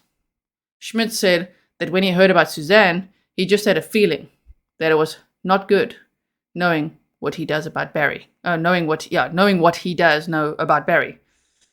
Schmitz stated that in May of 2018, he and Barry were charged with disorderly conduct by the Boone County Sheriff's Office for the incident that occurred in December of 2017. He said that the case had been continued until February of 2019, when all charges were dropped. Brad Oswald interview. On May 17th of 2020, CBI agent Kobach interviewed Brad Oswald, an Indiana resident and deputy sheriff in Hamilton County. Oswald stated that he has known Barry 20 years, and they are good friends. Oswald came to Barry's house in 2019 to hunt in a preserve south of Salida. Oswald knew that Barry got into a fight with another guy in Indiana over the other party not wanting to move scaffolding on a construction site. Oswald described Barry as hard-headed and strong-willed. He added that he was afraid to say what I think, but I think Barry was so pissed off he accidentally killed her. Oswald guessed that Barry and Suzanne were fighting, or she confronted him, and that caused him to lose his temper. Oswald said that Barry had all night to plan how to get rid of her. Barry was big time controlling over Suzanne. Oswald said that Barry was very secretive and he would not talk to anyone if he did do something. Barry is an excellent skid loader operator and could do incredible things with a skid loader. Oswald said that Barry could have easily buried Suzanne and that Barry is smart enough to turn off his phone or leave it at home. Oswald stated that Barry is never wrong. He added that Barry is very prideful and would never confess to killing Suzanne. Oswald believes that Barry would have taken her away from the house if he killed her because she would be too easy to find on the property. Kurt Sigler interview. On May 17th of 2020, CBI agent Kobach interviewed Kurt Sigler, who explained that he has known Barry since Kurt was 8 or 9 years old. Kurt stayed with Barry and Suzanne approximately 2 years ago in Colorado. During that stay, Suzanne told Kurt that Barry was cheating on her with a girl from Indiana. Kurt hunted with Barry near Buena Vista that year, 2018. On May 11th of 2020, Marcy, Barry's sister, called Kurt and told him that Suzanne was missing, that Suzanne was riding her bike and a mountain lion got her. The next day, Kurt was in Colorado talking to Barry. Kurt said that Suzanne was not suicidal. She would not do that to the girls or Barry. During the interview, Kurt made assertions that he did not think Barry was capable of killing Suzanne. After speaking with Kurt on audio recording, Agent Kobach walked out the parking lot with him. Kurt turned and said, "I think he killed her." Kurt further stated Barry's timeline does not make sense. The bike was thrown down the embankment, the stuff found along the road was placed, and it was like thrown out when Barry was driving back. Curtis also said if anyone found out about Barry's infidelity, they would all turn on him. Barry also burnt many bridges in Indiana, referring to business deals. Gene Moorman interview. On May 18th of 2020, Gene Moorman, Suzanne's father, was interviewed in Mears, Michigan by FBI agent Lynn Novak. Moorman said that the first time he heard from Barry following Suzanne's disappearance was on Saturday. Whoa, that's a long time to contact your in-laws. Okay, Saturday, May 16th of 2020. Barry called and sounded distraught, saying that he felt so badly and the authorities were trying to pin Suzanne's death on him. Phone the in-laws and immediately go into victim mode. Okay, so Barry said that he was interrogated for 5 hours. Moorman said that he did not find it odd, however, that Barry waited almost a week after Suzanne's disappearance because Barry was very emotional and going through a lot. Moorman found it odd, though, that neither of his granddaughters or Barry were home on Mother's Day. Barry seldom worked on a Sunday, and it was unusual that he would choose to work on the Sunday of Mother's Day. Suzanne never told Moorman that she and Barry were having marital problems. Moorman believed that Suzanne would have confided in her older sister Melinda, who lived in Tennessee. Barry and Suzanne went through stressful times when they had a hard time selling their home in Indiana and struggled to pay for their mortgages in Indiana and Colorado. A little over a year ago, Moorman loaned Barry and Suzanne $100,000. Barry paid Moorman back with a personal check on a quarterly basis and paid off the loan early, approximately 3 months ago. The last time that Moorman saw Suzanne was approximately 2 years ago. She met him in Florida for a vacation. Okay, Suzanne was by herself and was supposed to stay with Moorman for 7 days, but abruptly left after 3 days to meet her husband on the West Coast. He was upset of her leaving early, however, did not tell her how he felt. Gene Moorman passed away on November 10th of 2020. Andrew Moorman. On May 18th of 2020, CBI agent Kobach interviewed Andrew Moorman, brother of Suzanne. Andrew stated that in Indiana a few years ago, Suzanne found a female's bracelet in Barry's truck and confronted him about having an affair. Barry's sister, Marcy, ended up claiming the bracelet belonged to her. Barry has exceptional hunting skills. Barry told Andrew that his surveillance system at his home has been down for months. Andrew made the statement, "Don't get between Barry and his money."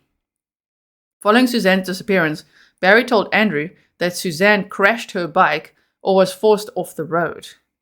Barry also said that he thought a mountain lion dragged her off.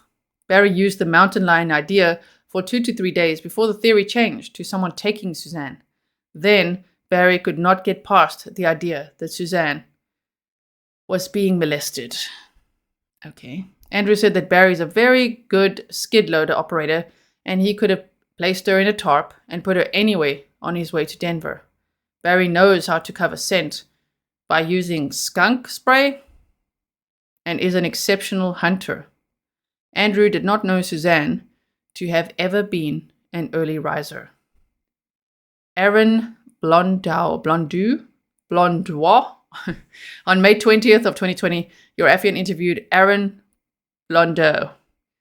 Blondeau is the IT person for the Grace Church in Salida, Colorado.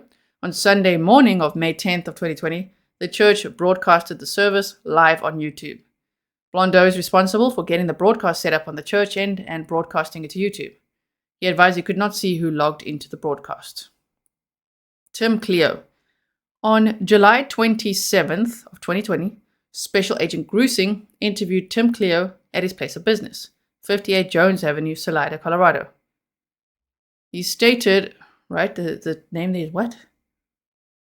Tim. Okay, I'm just going to say Tim. Tim stated that Dan Thomas, a developer friend of his, told him in September of 2019 that if he was looking to sell his backhoe attachment for a skid steer, Barry Morphew might buy it. Thomas gave him the cell phone number for Barry, and this Tim traded texts with Barry around September and October of 2019. Barry told him that he was interested in buying the backhoe attachment for the asking price of $5,000, but Barry never met with him to complete the deal. On Saturday, May 9th of 2020, Barry again reached out to Tim and said that he was interested in buying the backhoe. He traded texts and calls with Barry that day and asked via text at 1:46 p.m., "Are you around to look at the backhoe?"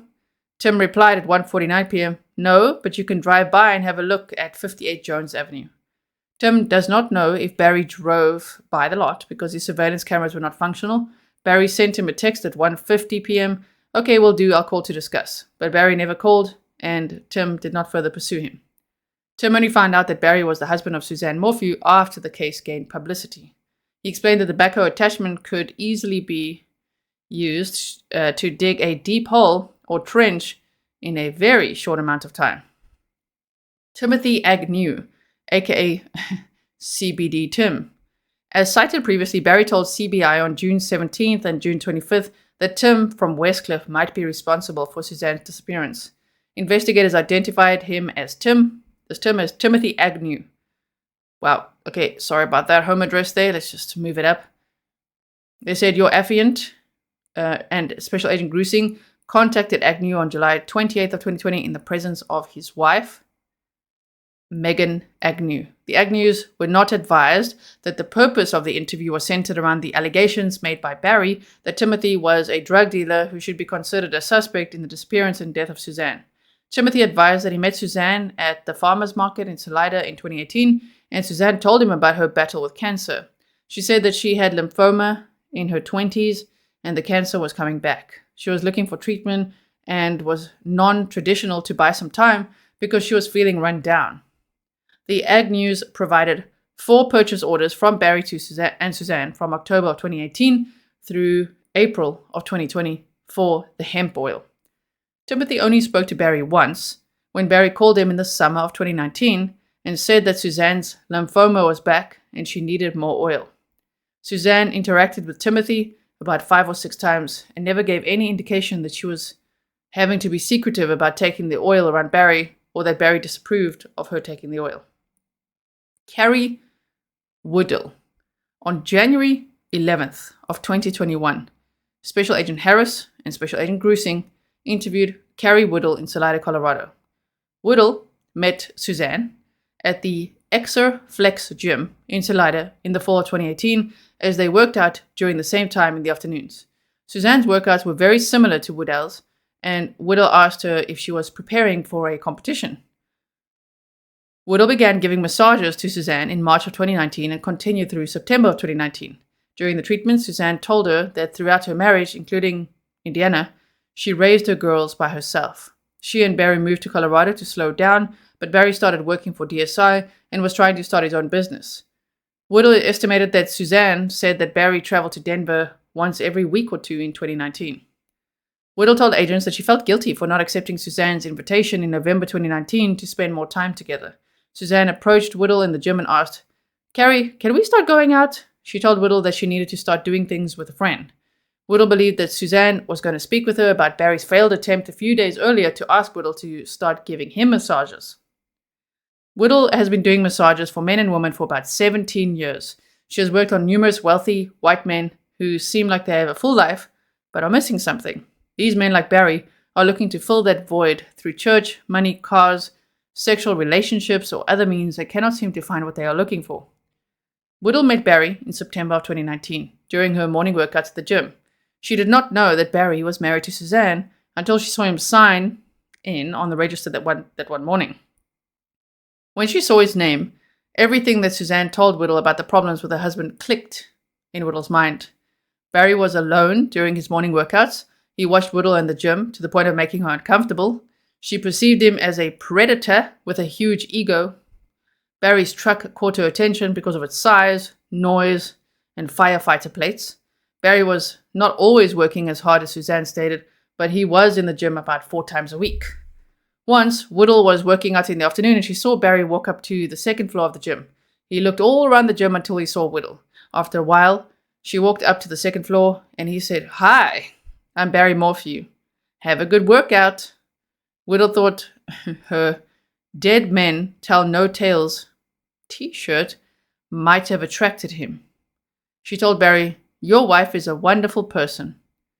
While Woodall and a friend Connie, who was an active member of Grace Church, were eating in the corner patio area of the Boathouse restaurant in November of 2019, Barry and redacted Morphew sat down a few tables over. He glanced over at Woodall multiple times, making her uncomfortable. Barry approached her, stretched his back, and said words to the effect of, "I'm so happy to see you out tonight. My back is hurting. I'd like to schedule an appointment." Woodall did not want to give Barry her phone number or give him a massage, So she told him that she did not have a phone with her and he should schedule through his wife. Whittle told agents that she wondered how many other women Barry pursued who did not steer him to talk with his wife. Whittle felt Suzanne's request to talk a few days later occurred because Barry has a huge ego, felt rejected by Whittle, and he likely bashed her to Suzanne. For the first time Whittle met Barry, she said it felt like he was putting his tentacles out. Oh my. Yeah, like a parasite. Laura and Andrew Richardson.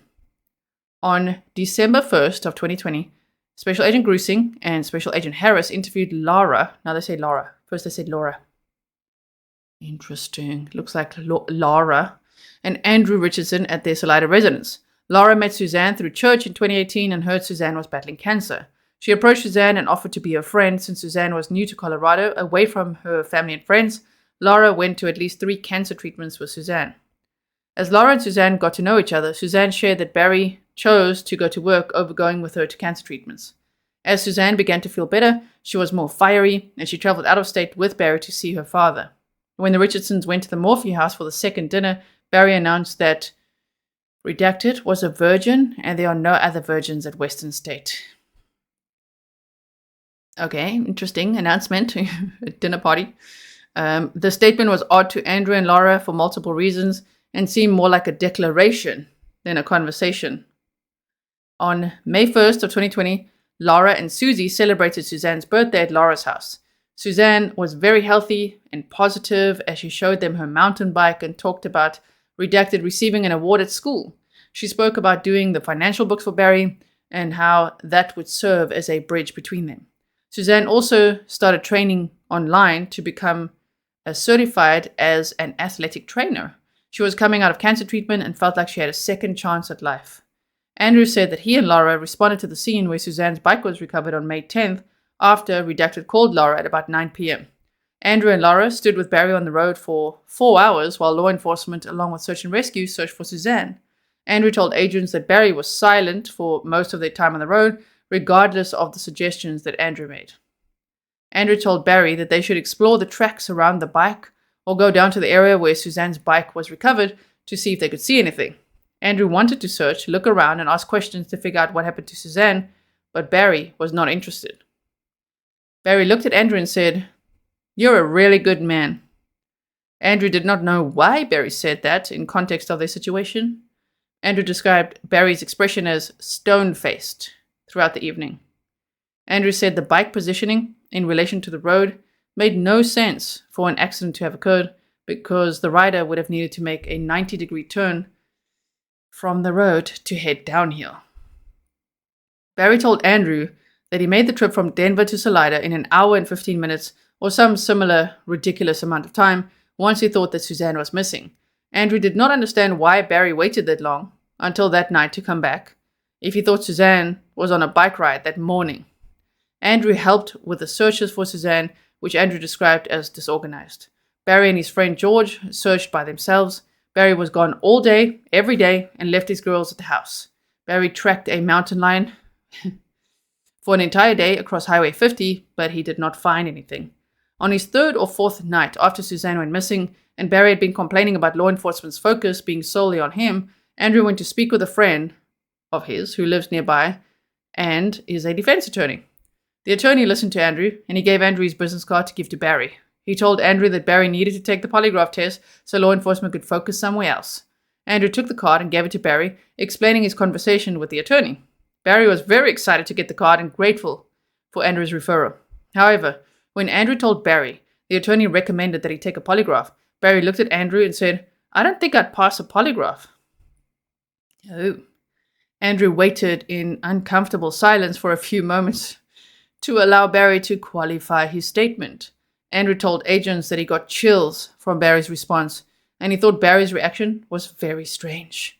When Barry said nothing else, Andrew awkwardly told him that he had to go, and he left.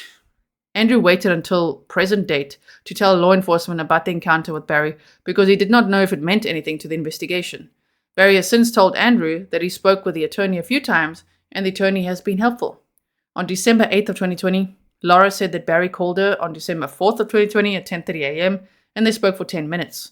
Barry said his girls were angry with Sheila, having a hard time with her, and do not want to talk to her. Barry told Laura that he does not know why Sheila is doing this.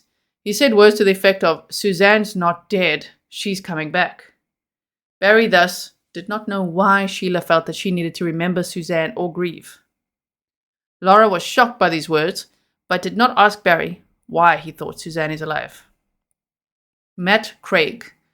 John Matthew, Matt Craig, of Noblesville, Indiana, was interviewed by Special Agent Grizzly and Special Agent Harris. Matt explained that Barry sold BLM Landscaping Services, LLC, and Sunset Tree Farms to Matt, his brother Dan Craig, and Hank King.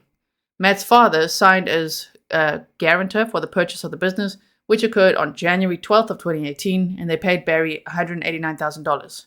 Barry told Matt that he was making $200,000 to $300,000 per year, and the client list in his phone alone was worth the investment. After paying the initial $189,000, Matt and others agreed to pay Barry $50,000 per year over the next 4 years, due on August 1st of each year. They paid $50,000 to Barry in August of 2019 and $50,000 in August of 2020. Matt told agents that Barry's business was possibly worth $20,000 instead of the $389,000 that they had paid. Barry used his relationships through the church and his supposed good reputation to fool Matt and his family into buying a worthless business. Matt's father refused to allow Matt and the others to hire an attorney and sue Barry because he did not believe in lawsuits. His father felt it was his fault for agreeing to be the guarantor, and he planned to pay off the debt. Barry sold his BLM business once before to Seth Pickett and Kyle Camber, though he called the business BLM Landscaping LLC and left out services from the business name. Matt found out after he bought the business from Barry that Pickett and Camber also figured out BLM was worthless, and they refused to pay him the rest of the money that they supposedly owed Barry in 2015 or 2016. Matt said that he would have stopped paying also, except his father was the guarantor. Ted Turner. On October 27th of 2020, Special Agent Grizzly and Special Agent Harris interviewed Ted Turner in Noblesville, Indiana. Turner explained that he and Barry raised deer for hunting purposes, selling the deer for $5,000 to $7,000 so that hunters could release the deer and hunt them for their horns, which are antlers. He added that deer are normally released in acres that are fenced, and thus the chance to shoot the deer is guaranteed. Sometimes the people who bought the deer would act as guides and charge wealthy people who were willing to pay $15,000 to $20,000 to hunt a deer and get a guaranteed set of horns. I hope this doesn't make a noise when I'm holding the mic. I just need to sit back a little bit, otherwise my back is going to break. Okay, so the last thing I read was, and charge wealthy people who were willing to pay $15,000 to $20,000 to hunt a deer and get a guaranteed set of horns. When agents asked Turner how those who purchased the deer transported them off his property, he stated that they brought a trailer, usually a horse trailer. The purchaser most often used a tranquilizer dart on the deer because herding them into the trailer is difficult. Purchasers like Barry had their own tranquilizer darts and guns for such purposes. When the interview was concluded, Turner remarked, Barry would slit my throat if he knew that Turner was talking to the FBI. Turner refused to elaborate on why he made such a statement, but said all the deer farmers talked to each other and they knew what Barry was doing. George Wimmer, so I'd probably say Wimmer. On February 16th of 2020, Special Agent Harris and Special Agent Grizzly interviewed George Wimmer by phone. Wimmer explained that he first met Barry in 1998 or 1999 when he went to work for Barry at Salisbury Brothers. Barry was the foreman and Wimmer was a manager. Following those years, Wimmer went to work for a friend for a year and a half. He then came back around 2004 and Barry was starting his own business. Wimmer did not have much further contact with Barry. Wimmer lost contact with Barry and found out years later that he was selling his business to a young man named Kyle and another guy. Wimmer told Kyle to be careful because he had seen a lot of Barry deals go south. Kyle and his friend became defensive. Wimmer told them, "You're dealing with the devil." Following this conversation, Barry blew up Wimmer's phone. Wimmer eventually answered and Barry vented at him for warning the boys. Wimmer described Barry as shady, not on the straight and narrow, doing a lot of deals under the table, working in cash, and hiring a lot of illegals. Barry told people that his dad dying affected him so badly that he could not run his own business. Barry was not planting trees at the proper depth, either too shallow or too deep. He knew that he had to adjust the trees or they would die, but he was too focused on making money and moving on to the next job. Barry planted rows of trees incorrectly and hurriedly, and they died. When Wimmer learned Suzanne was missing, he Googled Barry and read all that was going on with her disappearance. Wimmer was intrigued by it and saw the Tyson Draper video. After Wimmer watched it, he concluded Barry is guilty for sure. Wimmer said that Barry thinks he's a really good liar, and he's not. Barry's the kind of person that will just stand there and tell you something that you know damn well is not true. Wimmer would often just listen and not contradict because he just did not want the conflict with Barry. Wimmer said Barry sent a series of texts on September 23rd of 2020 accusing Barry of killing Suzanne and telling Barry that he would rot in hell. Damn, okay. Holly Wilson. From October 2020 through December of 2020, Holly Wilson recorded her phone and in-person conversations with Barry, providing those recordings to S.A. Grusing. Holly and her husband, Jeff Wilson, knew Barry and Suzanne well through their church in Indiana. During these recordings, Barry told Holly words to the effect, "You are Suzanne to me." He held her hand while in the car, gave her a kiss goodnight, told her Suzanne would approve of whatever would happen in their relationship, and twice touched Holly's breast, pretending like the touches were accidents when her husband's head was turned away or not looking. Barry told Holly that he had an ex-FBI guy working for him, and sometimes saying he had a PI, private investigator, working for him, who charged him over $50,000. Once Barry told Holly and Jeff that he may have found someone was holding Suzanne, and asked Jeff to come to Colorado to cut the guy's balls off. The following is a brief summary of the pertinent quotes from the recordings of Barry and Holly. November 5th of 2020. When Barry was asked if he had thoughts of what happened to Suzanne, he responded that he had two ideas. Barry stated, one, somebody took her right there where the bike was, or just they threw her in the car, or she got in willingly, whatever, and ran off. Barry added, or somebody chased her, and she's in the river, and she's still in the river right now today, somewhere in a log jam. Barry said he did not see anything else, adding the FBI was telling him that she left on her own. They were trying to tell me that she left. Barry said that she did not leave. He knew that she would not do that. Holly asked Barry if his guy was able to go through the list of people whom Suzanne was Facebook friend requesting. He replied that he had not spoken to him about it. Holly wondered out loud if someone else hacked into Suzanne's Facebook. Holly said it was unlike Suzanne to send a lot of requests, asserting, if I had to bet, I'd say it wasn't her. Barry said, yeah, she wasn't like that. Barry was asked about the last thing he said to Suzanne. He replied, I don't even know. It was just a normal night. We just ate dinner together and just had a quiet evening, like we, unintelligible, do. Holly's spouse asked Barry what someone would do with Suzanne if that person took her. Barry responded that the person would keep her in a basement. Holly challenged Barry that someone would hold on to her for 6 months. Barry said, and if that's the case, then she's underwater. He added, because there's no evidence of anything else that's surfaced. December 5th of 2020. Holly talked to Barry on FaceTime and said, I've been talking to detectives and the FBI guy regularly now. He added, they seem to be on my side finally and helping me kind of feel better about things because of what they're telling me. Barry thinks they have Suzanne's phone. He said they found it by the bike, or they found it on the search, or they found it in the house. They won't tell me. They won't even tell me they have it, but I'm pretty sure that they have her phone. Barry said, my guy knows I had nothing to do with it. He's already said he's proven that with his investigation. Holly asked what the private investigator is waiting for then in talking to detectives. Barry replied, I think because they've been on different pages for so long, and he told me that, and everybody's told me this, that 80% of the time it's the spouse. Barry asserted the FBI told him they never give the house and cars back, and yet they gave Barry his house and cars. Barry said he told them, I think I know why you did, because you found no evidence, because there is no evidence, it doesn't exist. December 17th of 2020 in downtown Salida, Colorado. Barry. I don't know if she was what she was doing, putting in her body behind my back, but all I did was work or hunt. And she had idle time. Idle hands are the devil's tools. She had 21 years of doing absolutely nothing but being a mom. Insert massive eye roll. Okay. Holly later said that Suzanne going to Al-Anon helped her detach from Barry. Barry said, "Let's go. I can't hear it." He stood up immediately and walked out of the restaurant. Holly said that Barry could never describe what his last image of Suzanne was to her. Just like to Agent Gruesing, right? Barry, "Well, I'll tell you right now. We had sex that night, and she was naked when I went to sleep. So she obviously got up and put her pajamas on, and when I left in the next morning, she was laying right there in bed. I didn't pull up the covers and look what she was wearing, if that's what you're asking me." Barry, "And it upsets me that women have to have their little secrets behind their husband's back when I'm her best friend, and it pisses me off.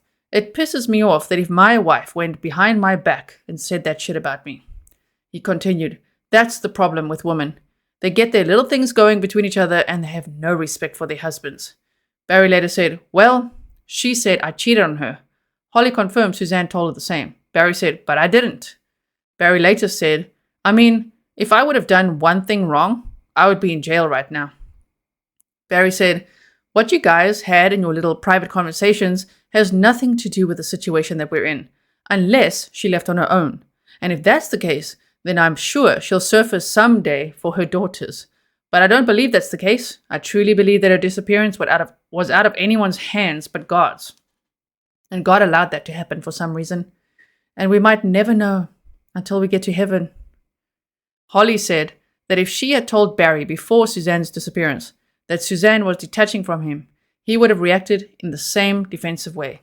Barry said, "No, I would have sat my wife down and had a heart-to-heart talk about it." He adds that he would not have been upset. Barry later said, "And I was afraid that talking to the FBI, and when we talked about the situation and they said that she could have left on her own, I said the only reason that she would leave is because she wouldn't have me hounding her about her problems. And she was free to drink, free to drug, and do all that." Section 6. Barry's interviews with the FBI in 2021. This section includes summaries of audio and video recorded interviews by the FBI of Barry after he was informed of Suzanne's affair. January 27th of 2021. In this interview, Barry stated numerous times that he had no idea of the affair, and he asked multiple times to know who her lover was. He initially guessed her lover lived in Arizona, where he was telling Suzanne he wanted to go on Friday, May 8th, and said that maybe Suzanne's disappearance was a form of God's judgment for the affair. Special Agent Gruesing and Special Agent Harris met with Barry at his condo in Poncho Springs, Colorado, to inform him of the affair. Upon meeting Barry as he was walking behind his house and telling him agents needed to speak with him privately, he said, "Okay, I'm working right now. Can I get your number?" He eventually agreed to speak with agents. After being informed Suzanne had an affair, Barry asked who the person was and how long the affair had been going on. He then said, This is a complete surprise to me. I have had no idea of this and would never suspect her of doing this." He later said, "Because I never seen it on her phone. How was she?" Special Agent Gruesing asked if Barry remembered her handing him her phone in Mexico, that he was trying to see who she was talking to. Barry said, "Yeah, wasn't in her phone. Snapchat?" Barry said, "I can assure you, I had no idea there was another man." Barry said, "I had no idea they were communicating. And if you guys are trying to tell me that I found out about this and did something, that's completely wrong." Special Agent Gruesing said that Suzanne's and her lover's communication stopped on Saturday afternoon. Barry said, "Well, I was with Suzanne. I came home to have lunch, went into town to get the blade on my Bobcat fixed, and I had the wrong timeline on that. So if she was talking to this individual, it had to be when I came into Salida." Special Agent Harris told Barry that Suzanne was communicating with the individual on some occasions while Barry was in the house. Barry asked, "Where's this guy from? Arizona?" Special Agent Gruesing told Barry hundreds of communications existed between Suzanne and this person, especially on Saturday before Barry came back home just before 3 o'clock. Barry asked, "Can you tell me how many months it's been going on?" Special Agent Gruesing and Barry could probably answer that himself. Barry said, "Well, I can't answer that on the way she treated me, because she didn't treat me like she wanted to leave." Special Agent Gruesing told Barry about the recording pen and the conversation when Barry asked Suzanne to tell him if she loved him, and she could not answer that she loved him.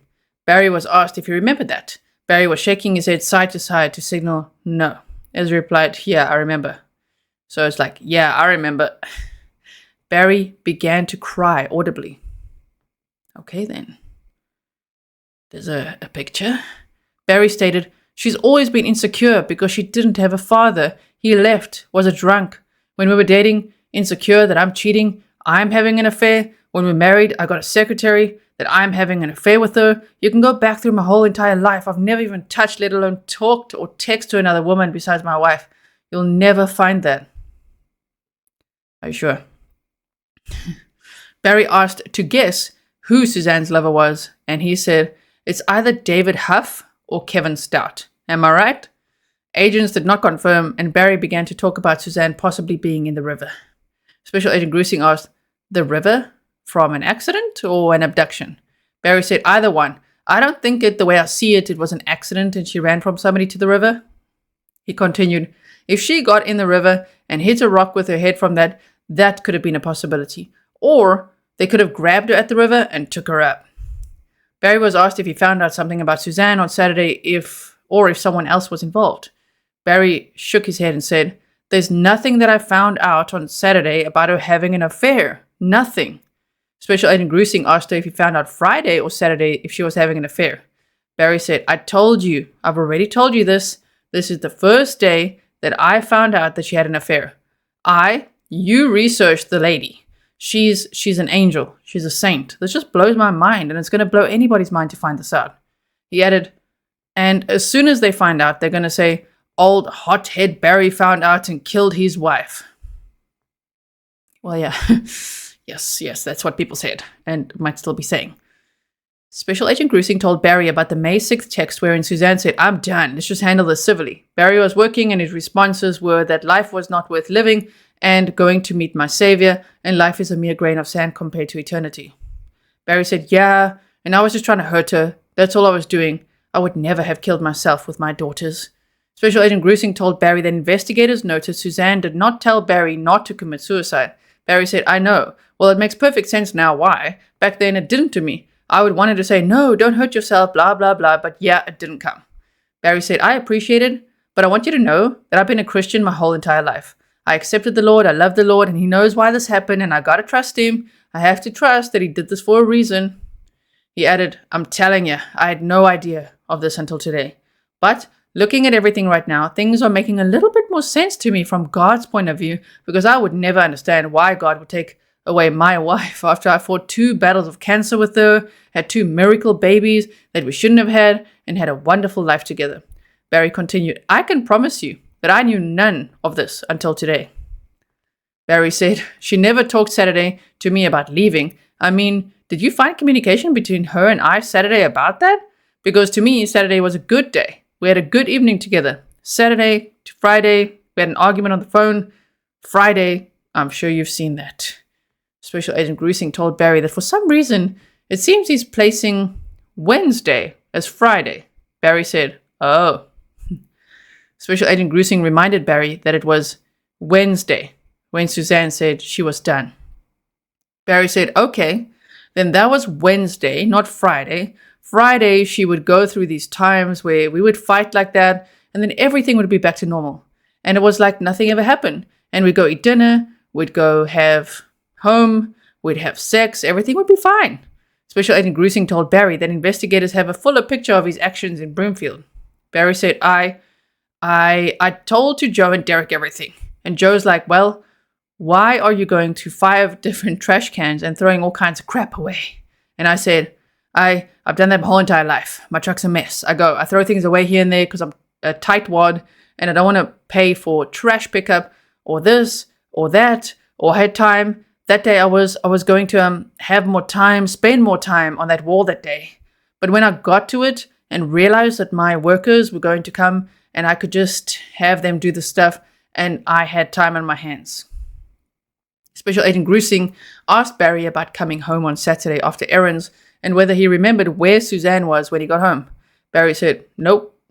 Special Agent Gruesing asked if she could have been out on the deck.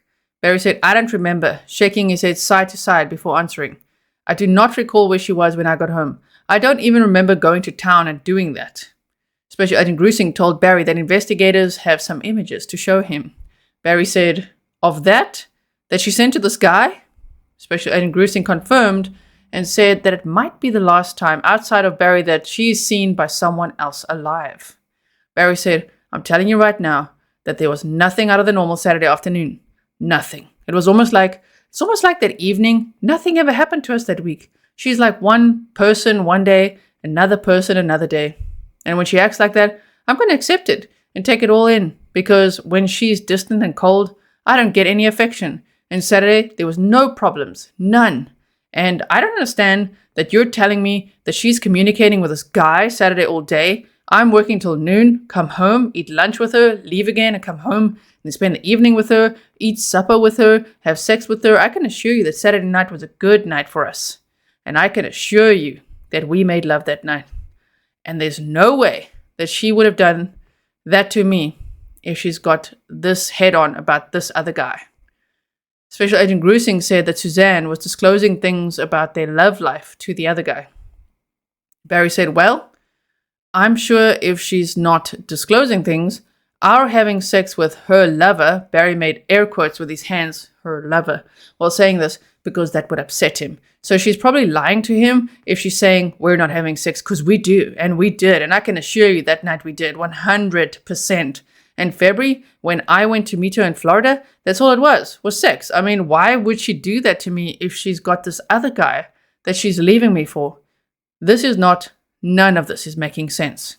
Okay, the footnote says, Barry's story that he had time on his hands after working on the wall contradicts his 5 trash runs on May 10th, 4 of which occurred before he went to the wall, and then finished with his walk across the hotel parking lot. Special Agent Grizzly asked, what does not make sense to Barry? Adding that Barry said earlier things were making sense.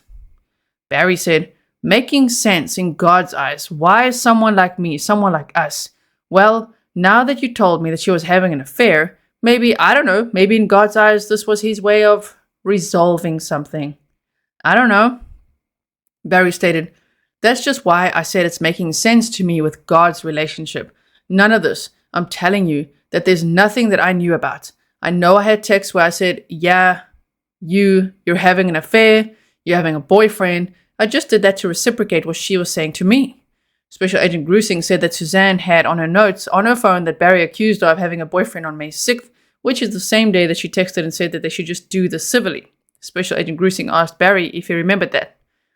Barry said, yeah, I remember that, but I didn't mean it. I was just saying it to get to her, to try to get to her. Barry talked about striking Suzanne once when he clipped her nose, but that was the only time that he was physically abusive. Yeah, okay, that's enough. It's too much already, bro.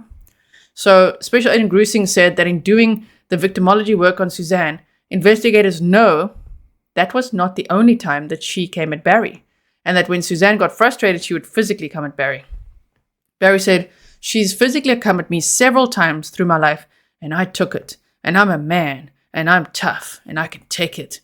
Gotta lie about the scratch marks in front of people when they're on my face. But that is the only time I ever touched her, and I swear to God, I would never lay a hand on my wife. And that was just a crazy reflex.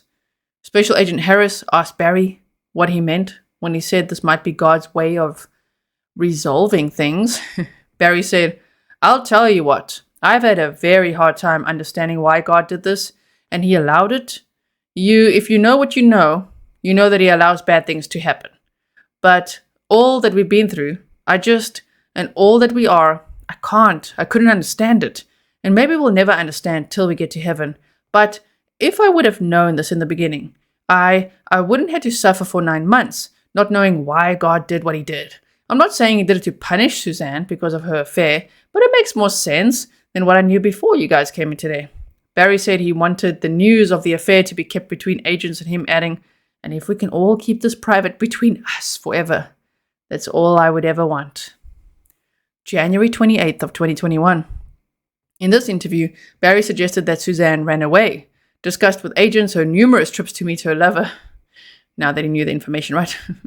Was told by agents that her lover thought the affair led to a homicide, and was told that no body cases could be proven. One more time. So they said that he was told by agents that her lover thought the affair led to a homicide and was told that no body cases could be proven. Footnote, reference to the scratches on Barry's left arm on May 13th in the CCSO photos. Barry later, to the FBI, he did not recall how he got those, possibly from a tree. Special Agent Harris and Special Agent Grusing attempted to contact Barry Morphew in a construction area behind his temporary residence in Poncha Springs, Colorado.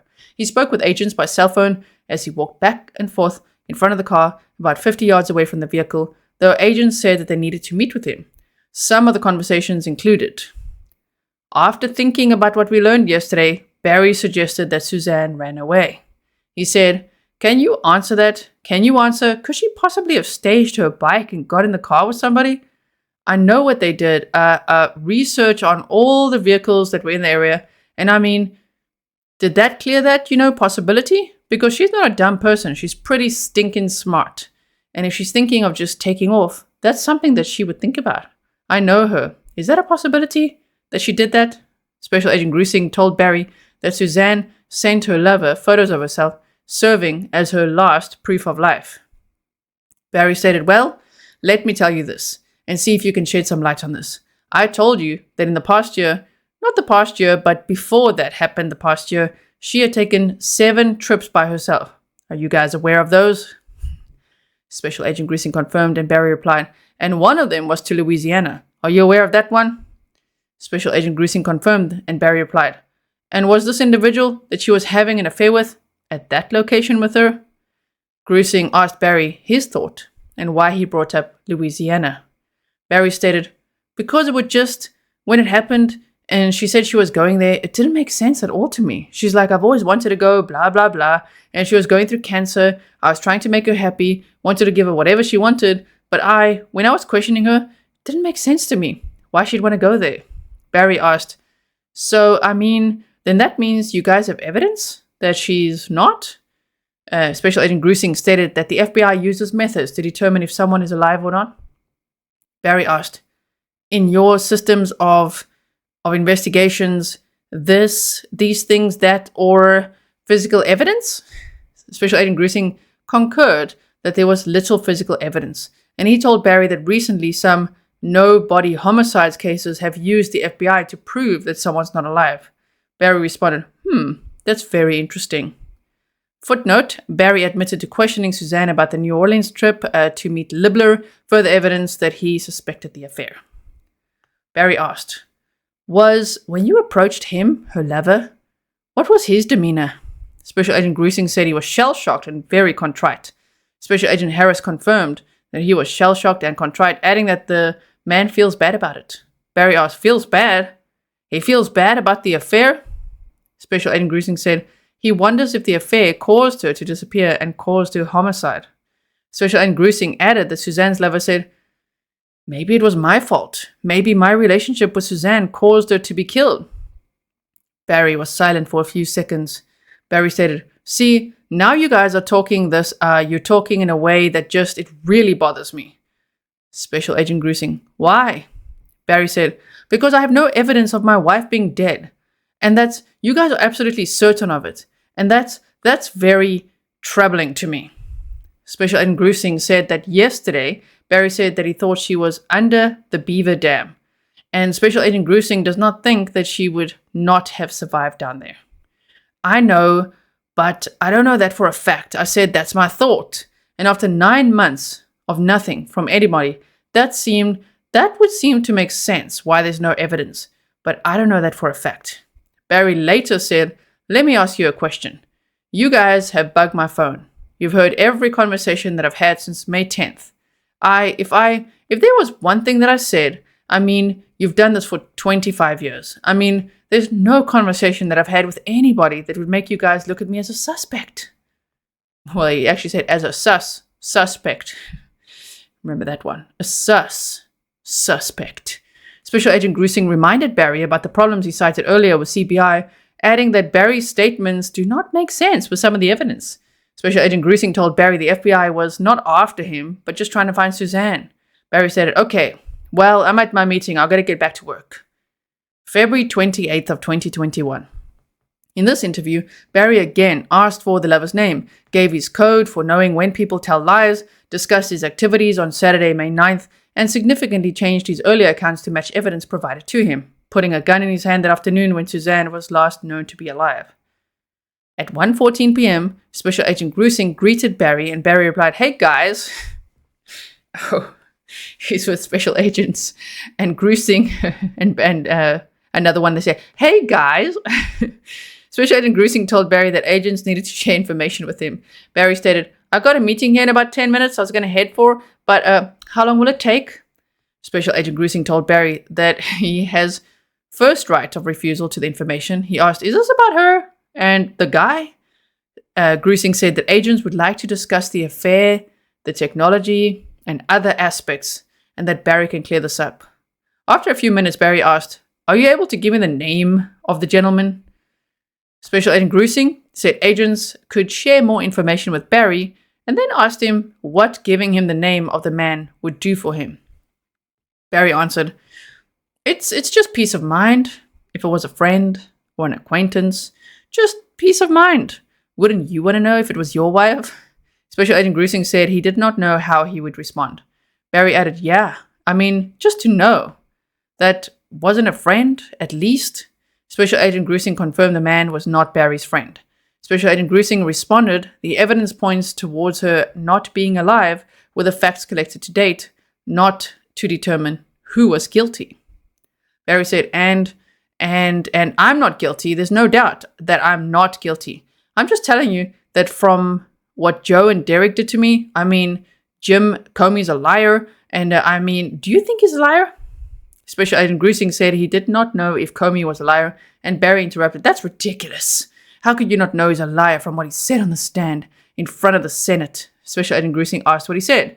Barry stated, "Well, I don't know exactly what he said, word for word, but they asked him questions and he said, I don't recall, just like Hillary Clinton. All of them freaking liberals don't recall anything when they don't want to tell the truth." And then there's Barry Morphew being like, "I don't recall. Yeah, I don't recall." Okay, he really needs a mirror, huh? Special Agent Gruesing told Barry that agents brought a notebook with evidence that they would like to share with him. Barry replied, "Could you answer me some questions first? Was she with him in New Orleans?" Special Agent Gruesing said she was. Barry asked, "And was she with him in Florida?" Gruesing said she was. After a pause, Barry asked, "And Indiana?" Gruesing said she was. Barry asked, "And how long has this been going on?" Gruesing said 2 years. Now, footnote, Barry's equating on people saying, "I don't recall," means to him that those people are telling lies, was told back to Barry on April 22nd of 2021 when Barry said, "I don't recall." To the most critical questions about what happened to Suzanne on Saturday and Sunday, May 9th and May 10th. Nice, they threw it back at his face. Barry asked, 2 years? Special Agent Gruesing said it started shortly after they moved to Colorado. Barry asked, "And you can't tell me where they connected the first time?" Special Agent Harris said that they connected through social media, and Barry repeated, "Social media." Barry said, "And the app that you said they were using to communicate? There's no way that I could have known about that? And what was that called again?" Special Agent Gruesing said agents did not want to give that to Barry, and he replied, "I'm not going to go hunt." Gruesing told Barry he was a hunter. Barry said, "I know, but I need this for he continued, just tell me who the guy is. I don't know why you can't answer that. I'm not going to do anything to this guy. I can't afford to leave my only daughters, the only parent that my daughter has. If I go beat some guy up and go to jail, I can't afford that. Would I want to? Yeah. Would you? Yeah. Somebody screwing your wife for 2 years behind your back? That's just cold-blooded. I would never do that to a guy, but I'm not going to do that. But for just me, my peace of mind, I'd just like to know who he is. And do you believe me when I say that I had no idea this was even happening?" Special Agent Gruesing said that some of the evidence items that agents brought to show Barry would help prove that he did not know. Barry said, "Well, I didn't know. I'm telling you right now. I mean, she was the last person in the world that I would suspect would do this. But for her to pull this off blows me away." Barry stated, "Did she leave that night? Because I told Joe and Derek that we had sex and went to bed and I went to sleep and I worked so hard that when I go to sleep, I'm out until 3 o'clock. Grusing asked about the hike to Fusa's Lake, if that happened. Barry said, well, I was confused on the hike too. I thought it was Saturday, but after talking to Joe and them, it could have been Friday. Could have been Thursday. I remember us doing that, and I thought it was Saturday.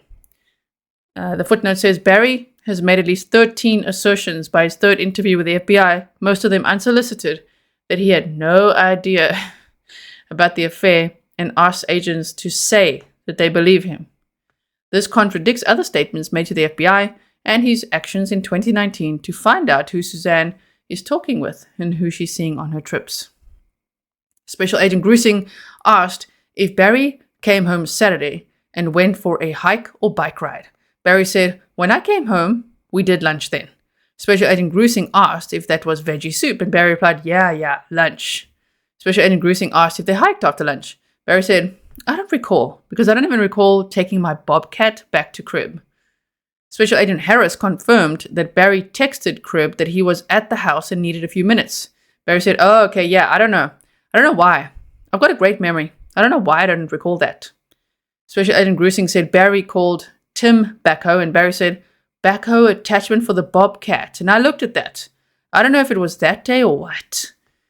Special Agent Grusing told Barry that he drove to where the backhoe attachment was, and Barry interjected, looked at it. Barry said, well, I didn't like it. I looked at it and didn't like it. Yeah, I called him and told him I wasn't interested. Barry eventually said that he wasn't interested because of the price. Special Agent Grusing explained that Suzanne took her last proof of life picture while Barry was out on this errand, but it was not apparent where she was. Barry said, oh, she had to be at the house because Special Agent Grusing said Suzanne's location at the house was unclear and asked Barry if he would look at the picture. Barry said, yeah, and like I said, I'm running really late. I didn't have an hour, but let me look at this. He added, and I would really like for you guys, since I'm being cooperative, trying to help you, that you would give me the name of this guy. That's all I want for peace of mind. Special Agent Grusing told Barry he had not been cleared yet in Suzanne's homicide, citing the evidence in the affair and the other collected evidence, and that some of the evidence is contrary to his statements. Barry said, yeah, but it can't contradict my statement. There's just no way. I told Joe word for word, place for place, everywhere I was. Special Agent Grusing asked Barry about his first statement of setting his alarm for 4:30 in the morning. Barry said, I don't remember setting the alarm. Might have told him that.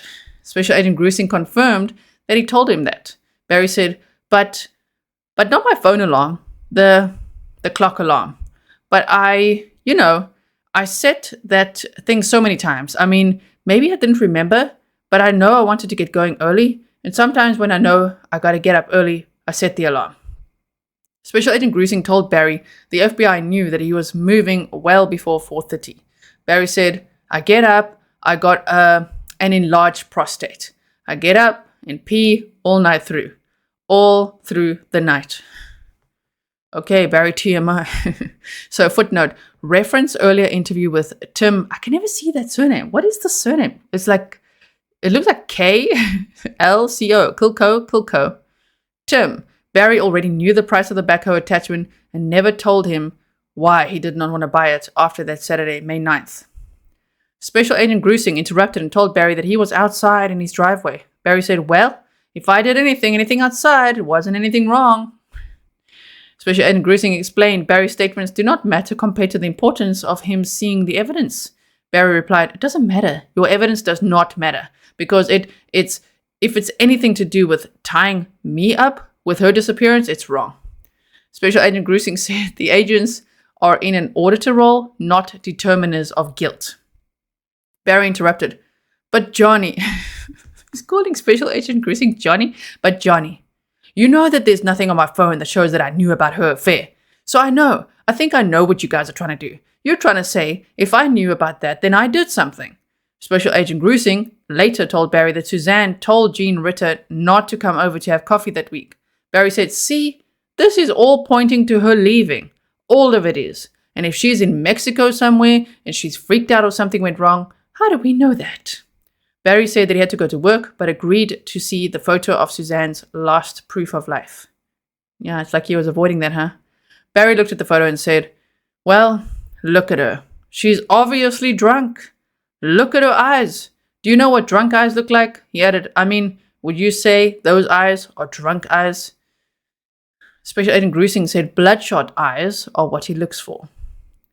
Barry said, no, it's the lazy eyes is what I see in her, and she drank. Special Agent Grusing asked Barry if she was wearing that swimsuit when he came home. He said, she was laying out. When S.A. Grusing confirmed, Barry said, yep.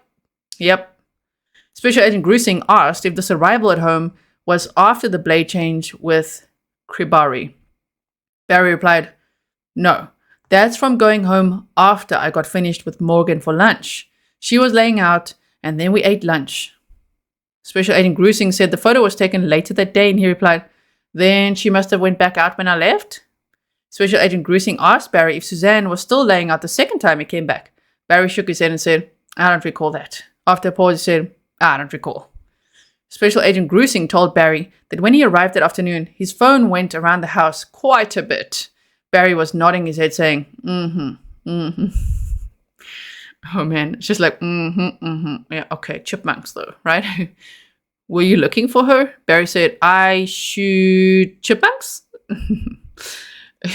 Special Agent Grusing asked, you shoot chipmunks? I need to see this interview. We need to get this interview. You shoot chipmunks. Barry said, yeah.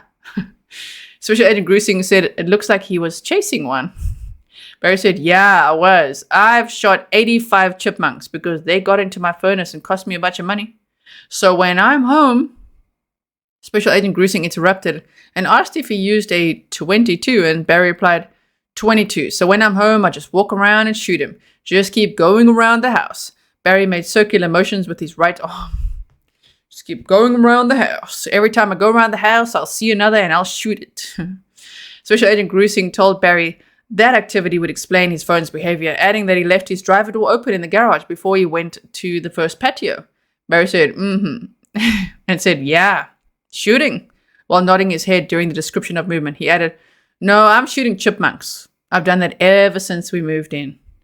Special Agent Grusing asked Barry if he remembered doing it that day. He nodded his head and said, oh yeah. Special Agent Grusing asked Barry what happened next. He shook his head and said, I don't recall. Special Agent Grusing asked about the hike happening then. Barry stated, it could have been I know there was one in the 2 or 3 day period where we went to Foosa's, but I don't know. I can't tell you exactly when it was, and I don't recall it. Special Agent Grusing showed Barry a photo sent by Suzanne to Libler in the morning of May 9th of 2020 with a series of texts discussing Barry's desire to move to Arizona. When Special Agent Grusing asked if that was her closet, Barry said, yep. The text discussed pizza from the night before, and Barry said, yeah. When the text, he's still wanting Arizona, was read, Barry asked, who's he? Me? Special Agent Grusing confirmed. Barry asked, why is she talking to this guy about me and my life? Special Agent Grusing reminded Barry of him asking agents about Suzanne being in Arizona, and if he was suspicious about Suzanne's guy being in Arizona at that point. Barry asked, is this guy from Arizona? Special Agent Grusing answered, he was not. Barry asked, can you tell me where he's from? Special Agent Grusing said that he was from Barry's home state, and Barry repeated, Indiana? From my hometown. Special Agent Grusing said he could not tell Barry that. Special Agent Harris said if anything happened to the guy, agents would be placing Barry in a bad place. Barry interrupted, I understand, and nobody knows but you guys. Not Chafee? CBI? Barry was shown a picture of the locations around the Morphew house of Suzanne's phone activity at 4:10 a.m. and 4:15 a.m. on May 10th of 2020. He said, well, if she did that, I have no idea it went anywhere but the house. But if you was to ask me, I'd say it was at the house the whole time. Special Agent Grusing told Barry that agents wanted to complete this with him this evening. He asked, is it going to be done? When told it would be done, Barry asked, done? Special Agent Grusing told Barry if he sat down with agents and went through the binder, agents would be done talking to him. Barry asked, but what if I tell you something wrong? That was, and then it says, different with Joe and Derek. Special Agent Grusing and Special Agent Harris explained that Barry was helpful today and that other interviews would be the same. He said, I mean, these things are they're not even relevant. Special Agent Grusing said that agents have a lot of data and Barry is the one who knows. He said, "All right, I'll call you when I get finished," and he walked away. While Special Agent Grusing and Special Agent Harris were parked about 1 block away from Barry's condo, Barry drove his truck beside the agent's car at about 5:03 p.m. and handed a weathered .22 caliber altered rifle with a newly mounted rifle scope to agents. Barry said that was the gun that he used to shoot the chipmunk, and he had to leave to work out at the gym. Okay. March 1st of 2021. In this interview, Barry again significantly altered his prior statements to adjust to evidence presented to him. He said that he turned left on Highway 50 as he left the house on May 10th to see where the elk were going, which put him in the direction of Suzanne's helmet. The admission to Special Agent Harris was the first time that Barry admitted to turning left on Highway 50 away from the Broomfield route. This accounts for the missing mileage from his return trip home from the Broomfield Hotel. Barry's odometer registered a 183-mile trip to the hotel that morning, including about 2 miles of deviations and a 167-mile trip on the same route home for an approximate 14 extra miles. Special Agent Harris explained to Barry that sometimes questions shed light on things and helps investigators know where not to look for Suzanne as well. Special Agent Harris states that there are things about his truck we are wondering and asks Barry when he left for Broomfield, did he turn right or left onto Highway 50? Barry said, yeah, there was a herd of elk in the road, and there was one bull, and he was a nice bull, and they all went up the gully there. It sounds like he's like really doing story time here. They all went up the gully there where that old washed out road is, and they went up there. And I'm like, oh, I want to see how big this bull is. And I turned down there, and they crossed right in front of me. And then I went down to the Garfield turn around, and then went to Broomfield. Special Agent Grusing asked what Garfield is. Barry said, it's a little town before the little ski town. Special Agent Grusing asked if it was before Monarch. Barry said, yeah, turned around right there. Special Agent Grusing explained that agents have checked and hadn't seen Barry or others go past the Monarch camera. Barry said, yeah, I didn't. I turned around there. I went that way because I saw those elk. They were, oh man, these stories, okay. They were in the road right there before I got up to 50. And I let him cross, and there was one good bull in there, and I was like, man, and I just missed seeing how good he was.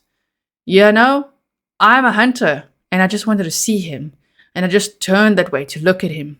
That's the only thing that when I went to Broomfield, I told Joe and Derek everywhere I stopped. I had crap blowing out of the truck. I pull over at one spot. I got my truck situated, went off. Wow, look at the arrows. It's like left. He turned left and went to Garfield instead of to Denver. Okay then, Barry's trip to Garfield adds an approximate 5 miles each way to his morning trip and places Barry and his vehicle in the direction the helmet was discarded, west from the bicycle. Alright, so as you can see, we're on page 74 there of 129, or 77 out of 131. March 5th of 2021, part 1. In this interview, Barry asks for immunity. Asked not to get thrown in jail, said there was no evidence, demonstrated how he placed his phone in airplane mode, said that Suzanne made him a monster and things just blew up, and further explained the chipmunk and bull elk stories. Chipmunk and bull elk stories, okay. At approximately 6:07 a.m., Special Agent Grusing and Special Agent Harris contacted Barry Morphew at the DSI facility, 7625 West Highway 50, Salida, Colorado. Agents had an appointment with Barry from the previous day to meet at 6 a.m. at his residence. However, Barry left his residence at about 5:40 a.m. and pulled into the DSI lot at approximately 6:05 a.m. Barry said, yeah, I had a package at UPS I had to pick up. They closed at 6, and I had to get there at 6 to come back to the gym. I didn't lie to you. Special Agent Grusing said agents were working a homicide case and desired to work with Barry and clear him if possible. Barry said, that should have been done months ago. Special Agent Grusing said the FBI's job is to collect facts, review the warrants, and Barry was the main person to explain the facts. Barry was told his cooperation was voluntary, and if he chose not to help explain the facts in this case, that was his decision. Barry continued, "But everybody's got eyes on me. They see me talking to you. There's people seeing me talk to you right now. There's cameras right now. And it's gonna get out." Special Agent Grizzly told Barry that him talking to the FBI should appear normal to other people and help them calm down. Special Agent Grizzly told Barry that Barry's explanation of going to Garfield helped explain the missing 7 miles each way from his truck, something Joe did not know in July. Barry talked about how speaking with the CBI was bad for him because what he told them got out in the public. Special Agent Grizzly told Barry that he considers talking to agents as a bad thing. Barry was told what normally happens if a dad is missing a daughter or a husband is missing a wife is that they knock on the FBI door all the time. "I want to believe you want to help find my wife, find out what happened. But the things that you've told me has crushed me. It's crushed me, and I don't know. There's no way that you guys can know how I feel. I went 9 months thinking one thing, and then all of a sudden, you guys come to me and boom, my whole mindset is changed about this whole thing. I'm crushed. I don't even know what to do. I don't know what to say. Can't leave my daughter. You guys throw me in jail. I've got a 17-year-old that's on her own. You guys don't want that." Okay then. Barry later stated, "And I know there's no evidence on me because it doesn't exist." He added, I'm telling you that." Special Agent Grizzly said things exist that are not explained and Barry can help with those. Barry said, "You told me that if I explained them to you, that you would clear me publicly." Special Agent Grizzly agreed. Barry added, "Because that's what I need, because this whole world is freaking, they've trounced me." Special Agent Grizzly told Barry that talking to agents is not a bad thing. Barry said, "It's not a bad thing for you, but if something happens and I say something wrong, or I don't recall something that I told Joe this and I told you something else, boom, I'm done. I lied." Special Agent Grizzly told Barry that agents would tell him when his accounts to Joe differ from his current statements. Barry said, "You know, when I talked to Joe, I was frantic in my mind. I was out of my mind. Even being able to talk to him like I did blows my mind that I was able to do that because I was crushed. And Barry said, "And I gave you my gun. That's my chipmunk gun." They didn't even take it. Special Agent Grizzly said the gun did not appear to have been fired in a long time.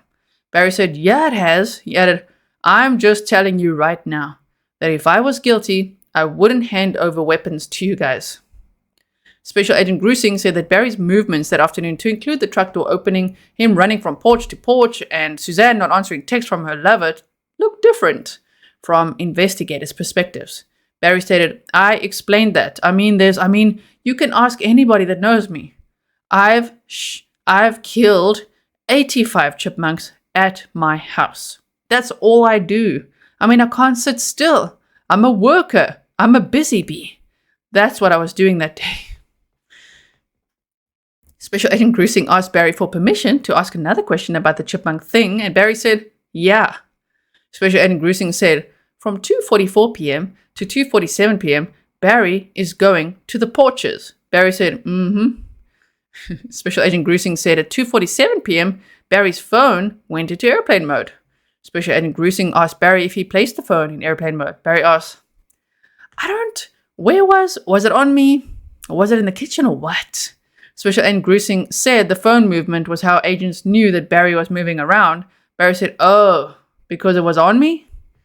Special Agent Grizzly said that in the past, Suzanne tried to track Barry's phone because she thought he was having an affair, and Barry said, Special Agent Grizzly said that Suzanne told her friends and lover about her tracking him.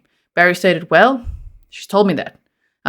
She's tracked me everywhere I went." Okay, and then UI, I guess, is unintelligible. When Special Agent Grizzly said that Barry may have been placing his phone in airplane mode to keep from being tracked, he said, No, I don't recall turning my phone on airplane mode. I do not recall that." Special Agent Grizzly further explained that Barry's phone went into airplane mode at 2:47 p.m. and came back out at 10:18 p.m., adding that maybe Barry did it on accident. Barry looked at his hand as if he was holding his cell phone. Okay, and said, "Yeah. It's the first thing that comes up when you hit settings. And it would, if that happened, it was probably an accident. He added, I mean, I do not recall that. There they show. Yeah, okay. Special Agent Grussing told Barry that his truck doors were opening and closing as it backed into the middle of the driveway. Barry said, I had junk in my trunk, and I always have junk, and I'm always taking something out, leaving my door open. I mean, I don't know that that's the case, but that's what I did. Special Agent Grussing said the truck doors to include passenger were opening and closing until 9:52 p.m., that Barry must have been loading a lot in his truck. Barry said, to get ready for Broomsfield. Yeah, I was putting everything in my truck for Broomsfield. I was cleaning off my workbench just because there was a wreck. And I'm sure I was just loading for Broomsfield. Special Agent Harris later explained the affair started because Suzanne needed someone to talk to. Barry asked, was it an old boyfriend? At least tell me that.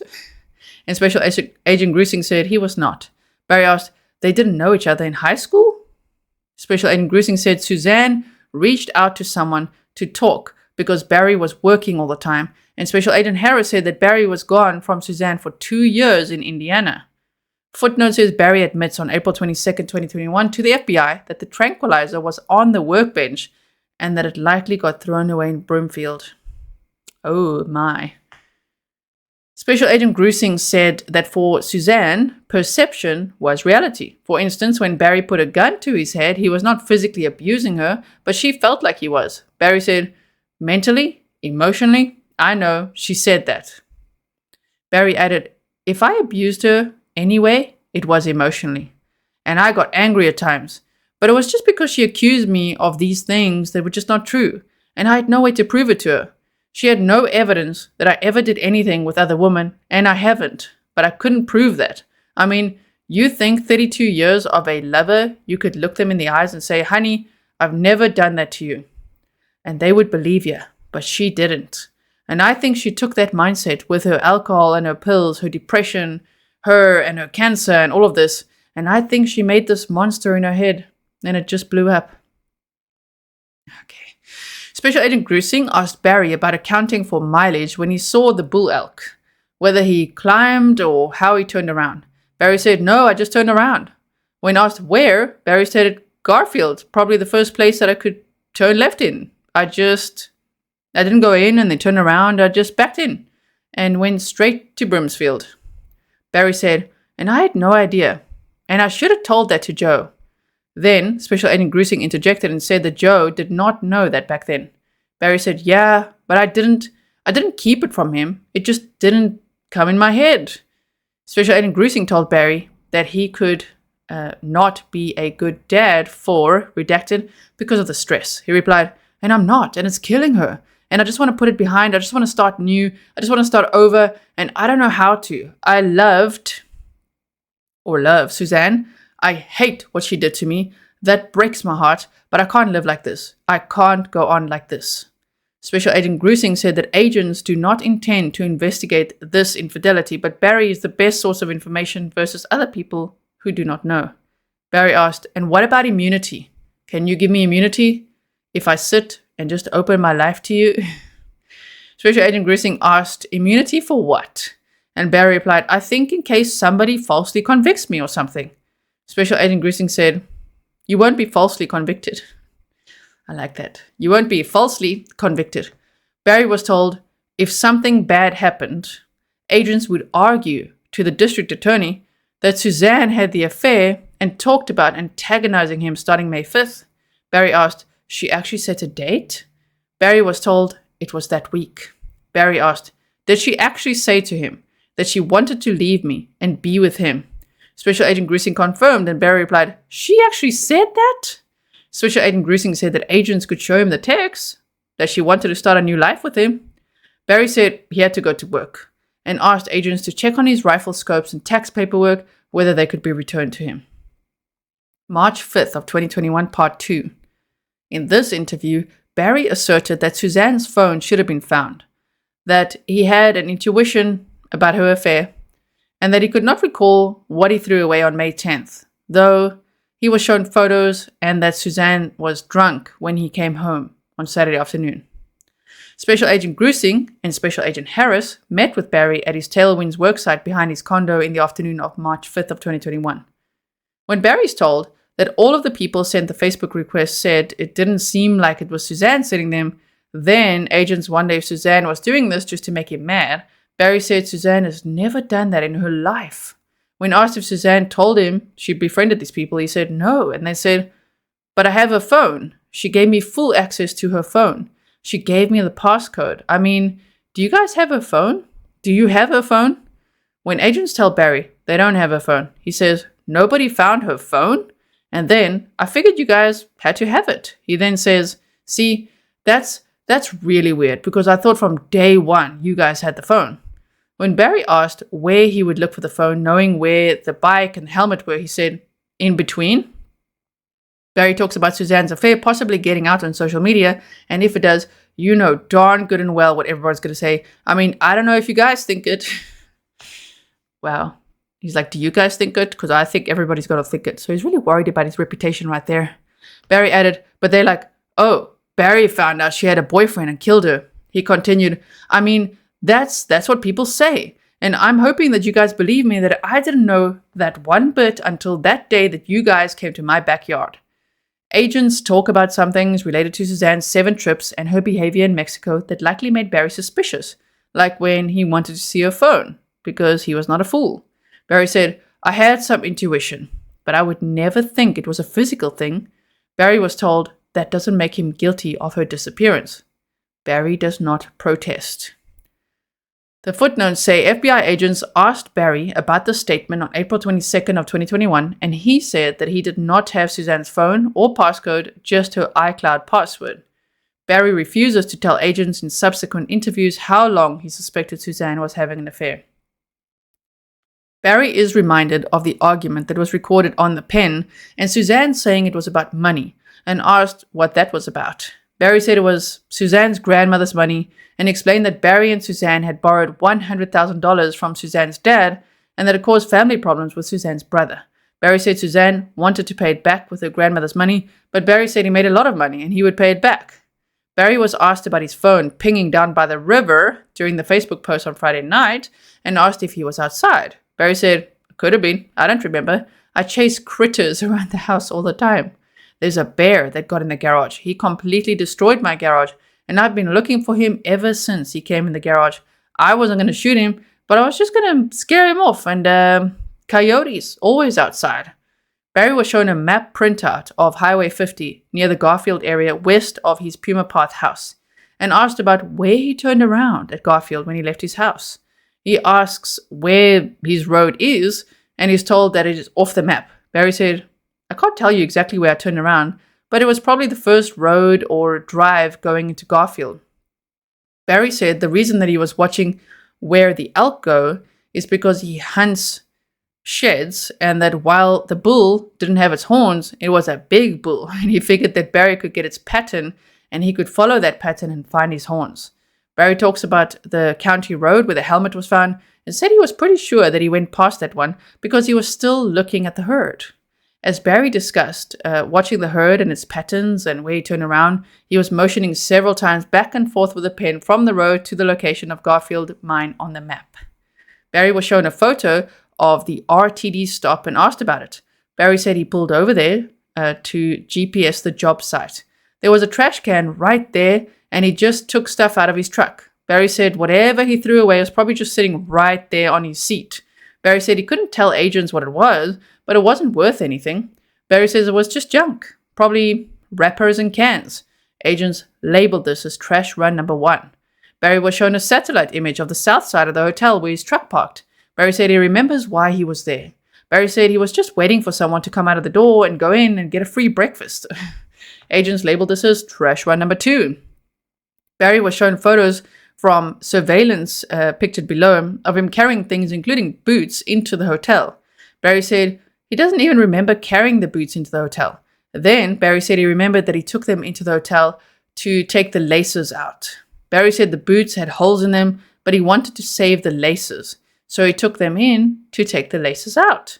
Barry was asked about the blue item that he was holding, and he said it looked like his swimsuit, and asked if they got it from his truck. Barry was asked by agents if he remembers what was in the garbage bag. Barry said it was probably his mail. Barry was asked about changing his shirts that day, and he said he did so because it was hot. Barry was shown photos from video surveillance and asked about his McDonald's trash run. Barry said that he was pushing it down because the trash was at the top, and he was pushing it down so it would fit. Barry was asked what the small item was that he was throwing away, and he said he couldn't remember. Barry said he does this all the time, and it is just him. Barry said, I know it looks bad, and it probably looked bad to Joe, but there's nothing there. Again, agents labeled this as trash run number 3.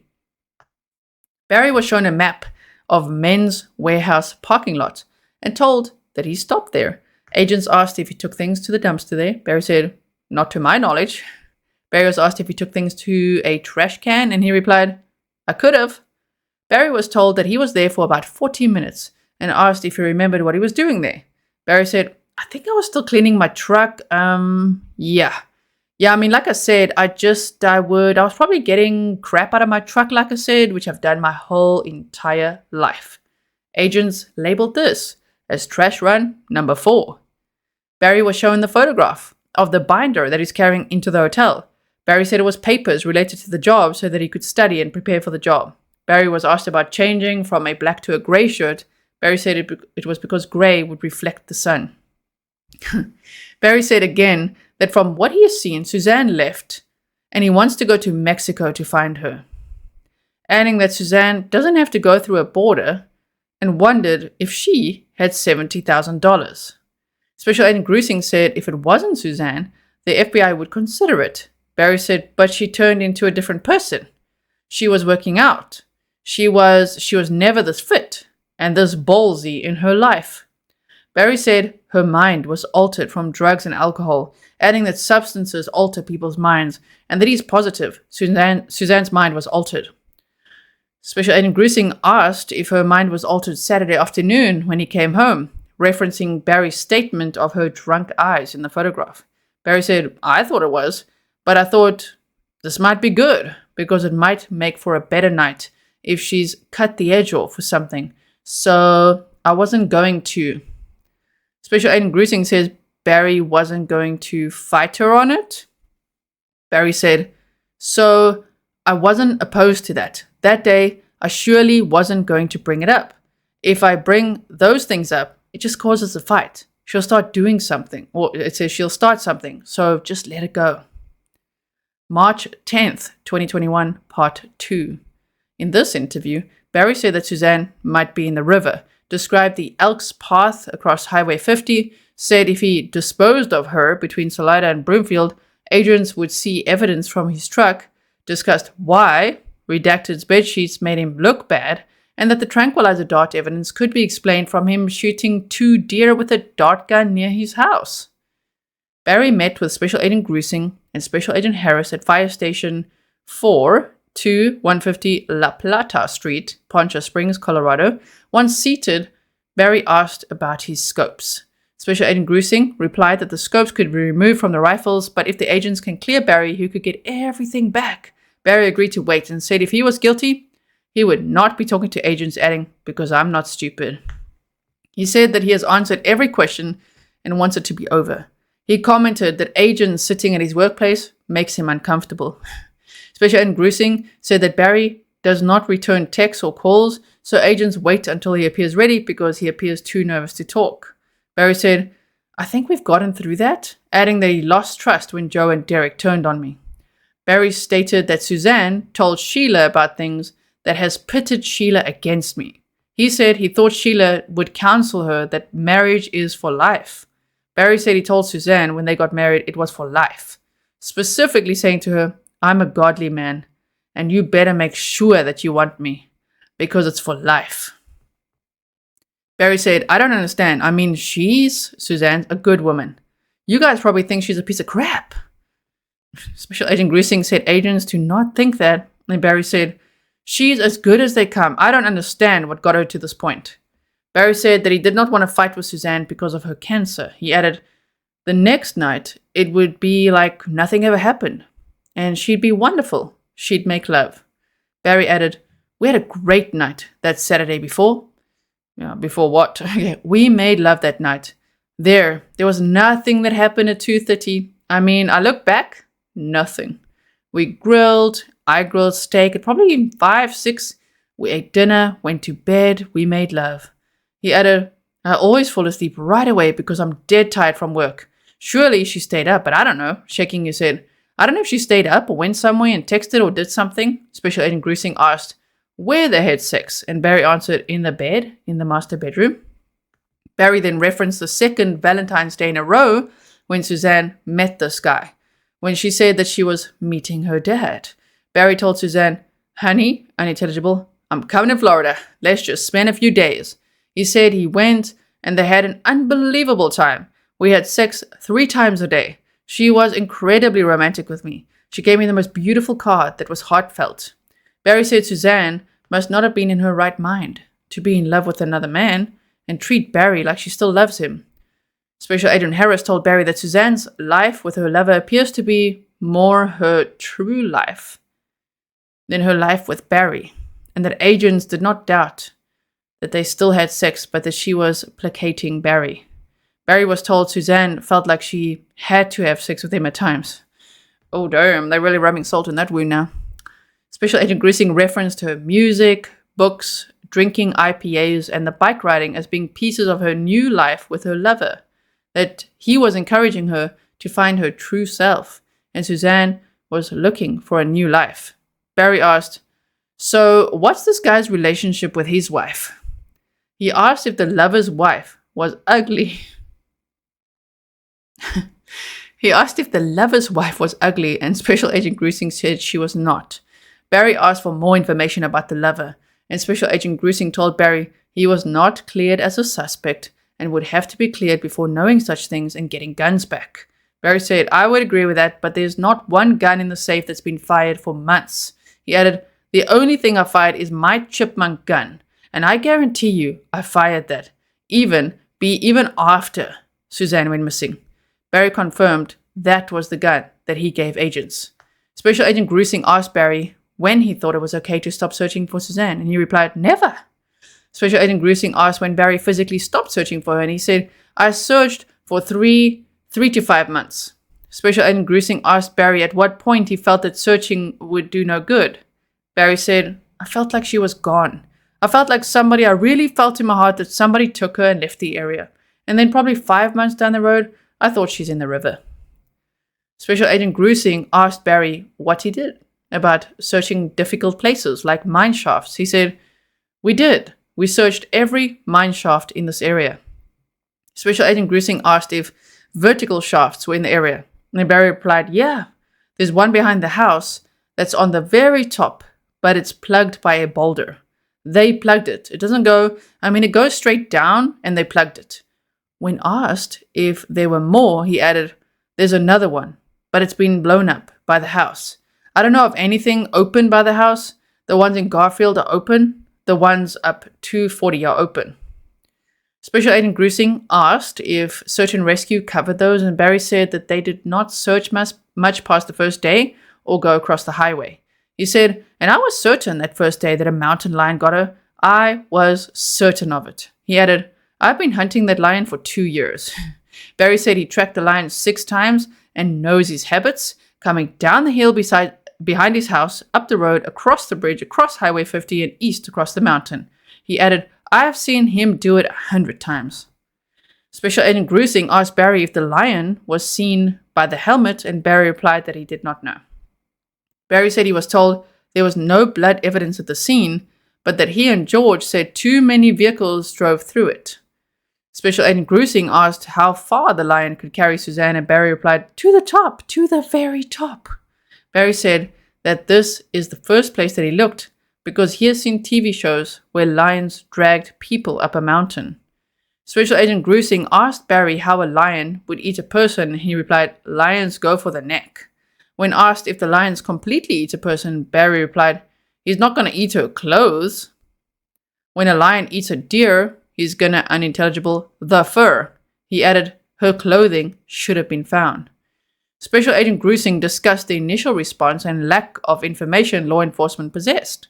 Barry was asked what he presently thinks happened to Suzanne, and he said, I think she left. He added the money is gone and he thinks she left and something went wrong. Barry said that she would not leave her girls. Special Agent Grusing asked Barry where Suzanne would go, if not to her lover. Barry said she would be the kind of person that would say, I'm just going to disappear and see what happens and then try to start my life. Barry said there's no way that she cares more about this guy than about her girls. He added, I just have no clue. I thought she was in the river. He said search and rescue assured him that she was not there after they used poke sticks. Okay. Barry stated, at the end of summer, I'm like, what if she's there the whole time? What if she's there? He talked about using an excavator from work and tearing up a beaver dam, but needing a 240 or 320 size excavator because of the hundreds of trees.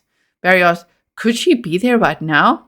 Absolutely. I don't understand why they spent $140,000 digging up my job site. If they would have put that money in the river, cleaning it and making sure the body's not there, that would have been put to good use. He continued that the neighbor who heard the machine was 90 years old and senile, and the contractor who worked at the job site asserted no work was done recently where the dig occurred. He said the media got hold of that and everybody jumped on, beating the freaking crap out of me. Special Agent Grusing asked Barry if after he looked at the bull elk, he continued past the exit to 285 to Denver or continued on Highway 50 into town. Barry said, no, I went straight there. When asked how long he watched the bull elk and if it was walking along the highway, Barry said, no, they crossed. I was trying to see where they were going up the mountain because that's where I was going to look for his horns because they do the same things. They're going to drop their horns in the same pattern. He added, they had already crossed. They were in the road when I stopped in the road before I got to 50. They were in the road crossing and then they crossed the road. By the time I get up there, they're already crossing the mountain.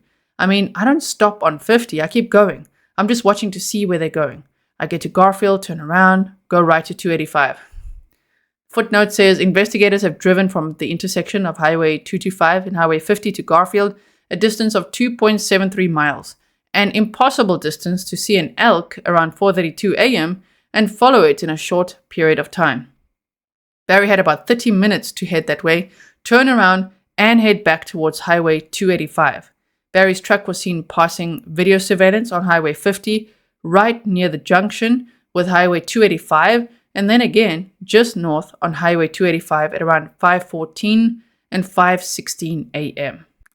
Barry continued, and the thing about it is, if I had anything to do with this at all, there would be evidence of me and my truck doing something with her between Salida and Broomsfield.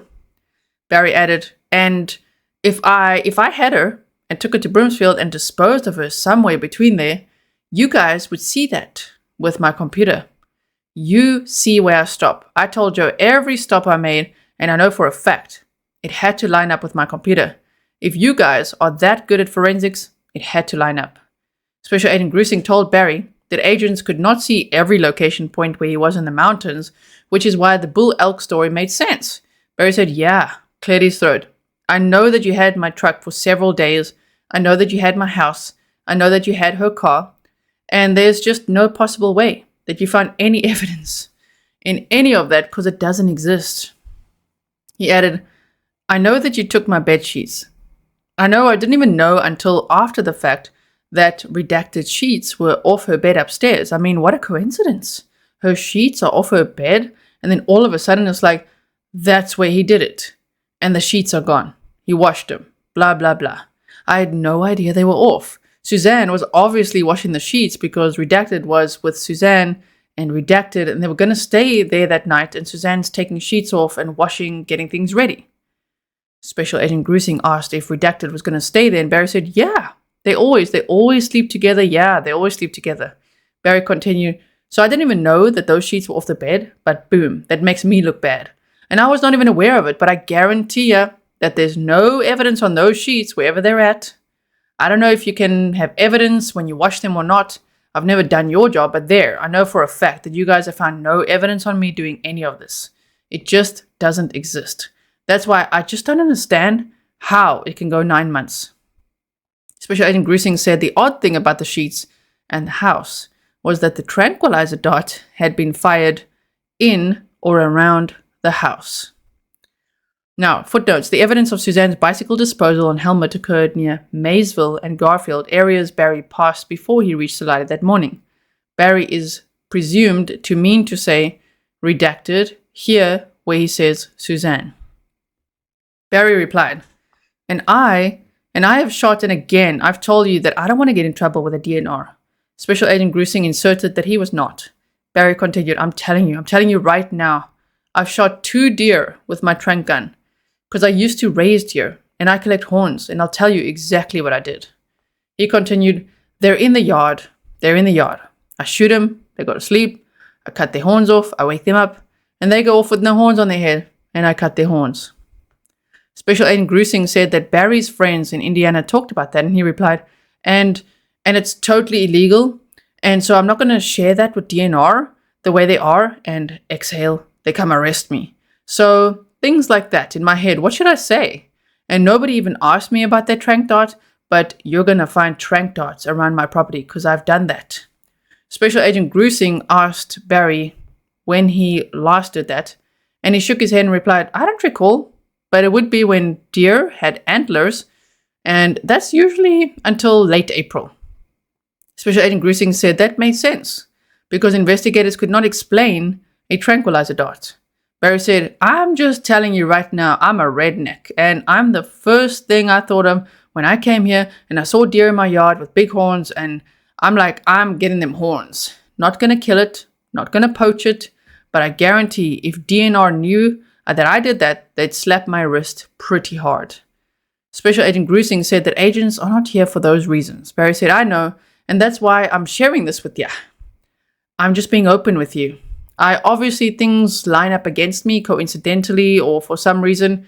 I mean, I look back and see some things that happen and like, gosh, that makes me, why would God allow that? Those things in the situation to make me look like the sheets, the bed unmade, the Special Agent Grusing asked why those things made Barry look bad. And he said, because it looks like if I did something and ripped the sheet and got blood on them and ripped them off and washed them, to me, looking at it through detective's eyes, that would look a little suspicious. Barry continued, so obviously I didn't.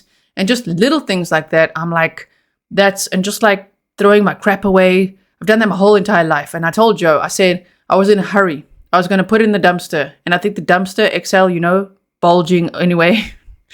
But I had all this freaking crap in my truck, and I've done that my whole life. I see a trash can, I pull over, I throw something out. I've done it my whole life. Barry continued, so whatever we have to do to get this over, I need it over for me. I need to move on, move forward somehow. Of course, what you told me about the affair broke me. I'm still broken about it. I will probably never get over that. But the good thing about that is, it would allow me to move on. Knowing if what you're saying is true, even if she comes back, or even if we find her alive, she doesn't want me anymore anyway. So why should I put all of this, all of my heart and all my love into this relationship if she doesn't want me anymore? Barry continued, I can't go on like this. This is no way to live. It's not fair to my daughters that I be so upset. But you want to talk about the relationship, which I think is where we were when we left? I'll answer anything about Suzanne and I, but obviously she had 2 different worlds. I just can't believe what she's telling this guy, and I can't believe what she's telling her friends and family. Special Agent Grusing read the text of Barry's response on May 6th, saying Barry was sorry that things went the way they did, asking what he meant by the way they did. Barry said, I don't recall that. Barry added, and I know there was a terrible text by, and I told Joe about that. Special Agent Grusing said that this was Wednesday, and Barry said, yeah, but I thought it was Friday when I talked to Joe. I thought this happened Friday. So Special Agent Harris asked if Barry knew what the fight was about, and he said, she was accusing me of having an affair, and she accused me of having cameras in the house watching her every move. When Special Agent Grusing asked if Barry had functioning game cameras, he said, I had game cameras. I think all of them were in the safe. They took them all. The game cameras I had outside, sometimes I put them by the drive just to see if somebody's coming in and out when I'm gone. But most of the time, I'm trying to get a picture of a deer, an elk, or a bear. But I had no cameras in the house. I've never used a camera in the house, and she was just absolutely sure that I had cameras in the house. Barry said that he monitored the cameras with a little SD card that he could put into a computer. He added, yeah, and even the outside cameras, she thought that, oh, you're watching, or your girlfriend is watching you on the outside cameras. I said, honey, the outside cameras don't even work. But she was just certain that if like I was outside with her and doing something in the yard, she would say, I know she's watching you. Just stupid stuff. And I'm like, that's why the only reason why these fights happen is because she's accusing me.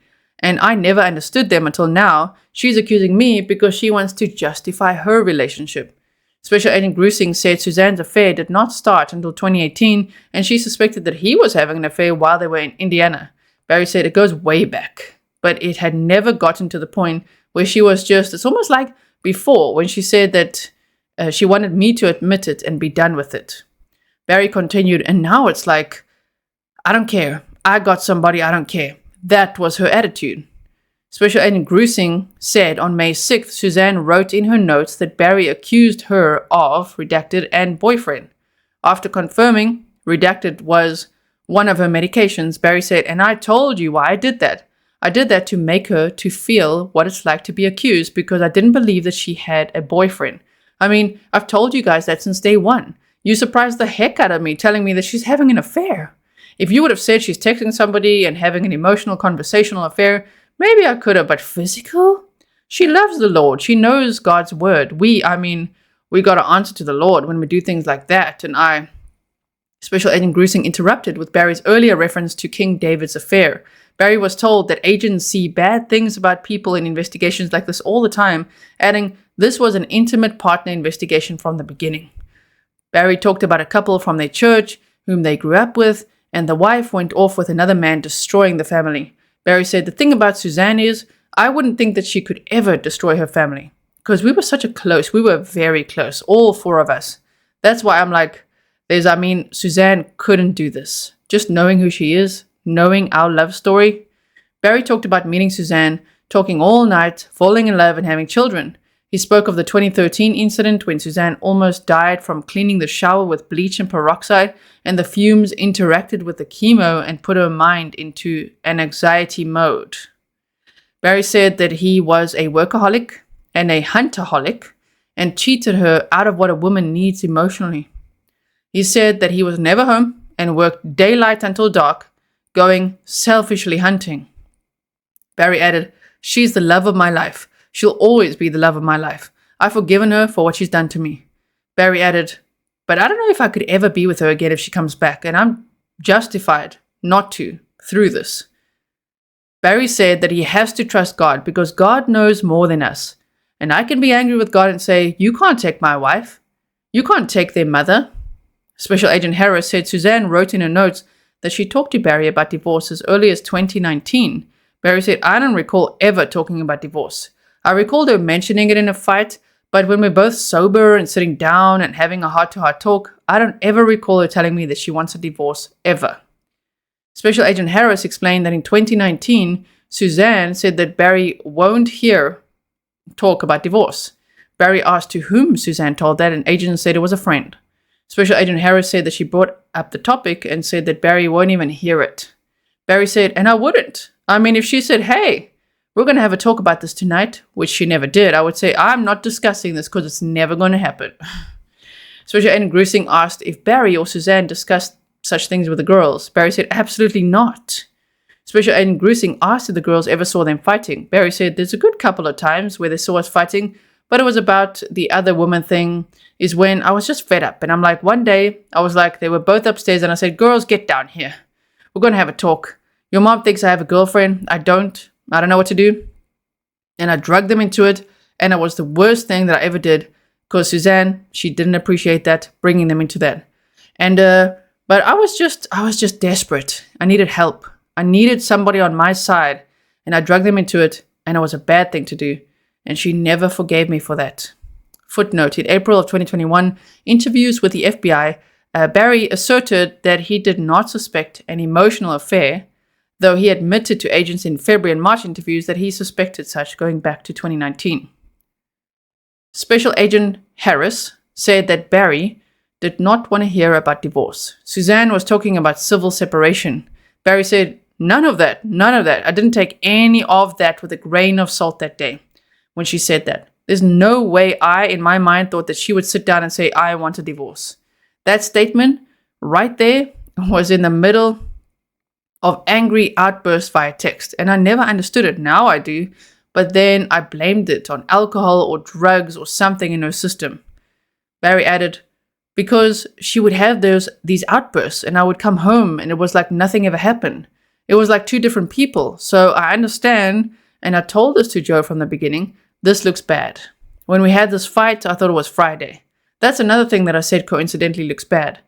But that had nothing to do with anything. I mean, Special Agent Grizzly showed Barry deleted calls from his phone on May 4th, asking if he remembers why he deleted them. Barry said, nope, I don't recall deleting any calls. The only thing I deleted was texts because I don't want the girls to see them. But I don't recall deleting calls. Special Agent Grizzly showed deletions of calls to Dan Munnix, Collegiate Peaks Bank, and others, and Barry said, no idea. Don't recall deleting them. If I did, it was just to clean things up. But Special Agent Grizzly said that agents are available whenever to meet with Barry. He said, well, I'm in a situation where I feel like I've looked bad because I've not reached out to you guys. But I've not reached out because of what everybody else is telling me. Barry asked if the FBI was having the sheriff keep tabs on him because it seems to Barry that the sheriff drives by when agents are in town. Special Agent Grizzly said that agents do not tell their sheriff what to do. Special Agent Grizzly showed Barry a document with 3 calls from him to Gene Moorman on May 8th and 9th, explaining those were the only calls to Gene in Barry's phone logs. Barry said, Gene and I would always talk, and Special Agent Grizzly replied that these were the only calls on his phone. He replied, to Gene?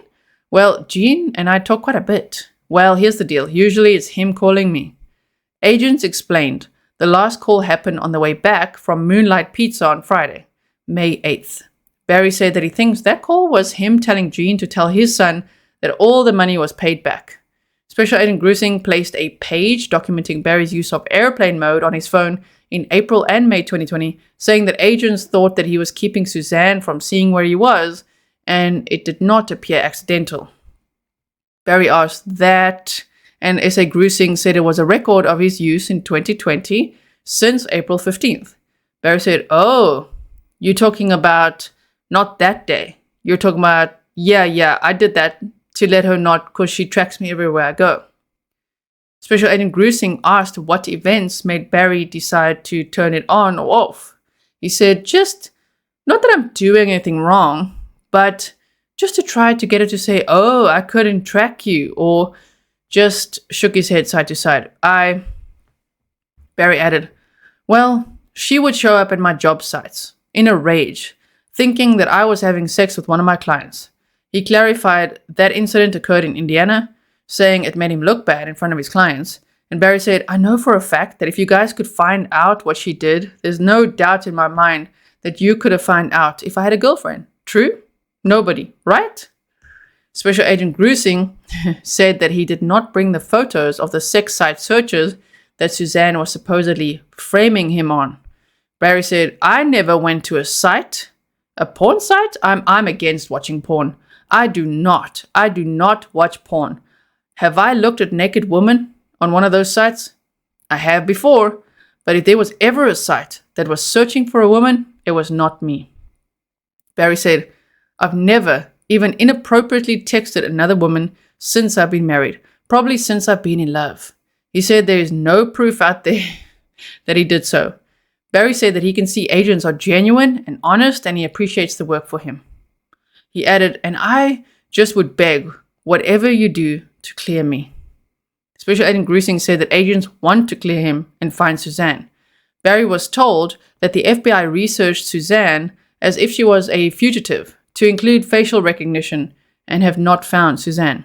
Barry said, I just think if something happened and she left, that something went wrong. And how could we know that? Special Agent Grizzly talked about the difference between a fugitive trying to disappear from someone with Suzanne's lifestyle disappearing.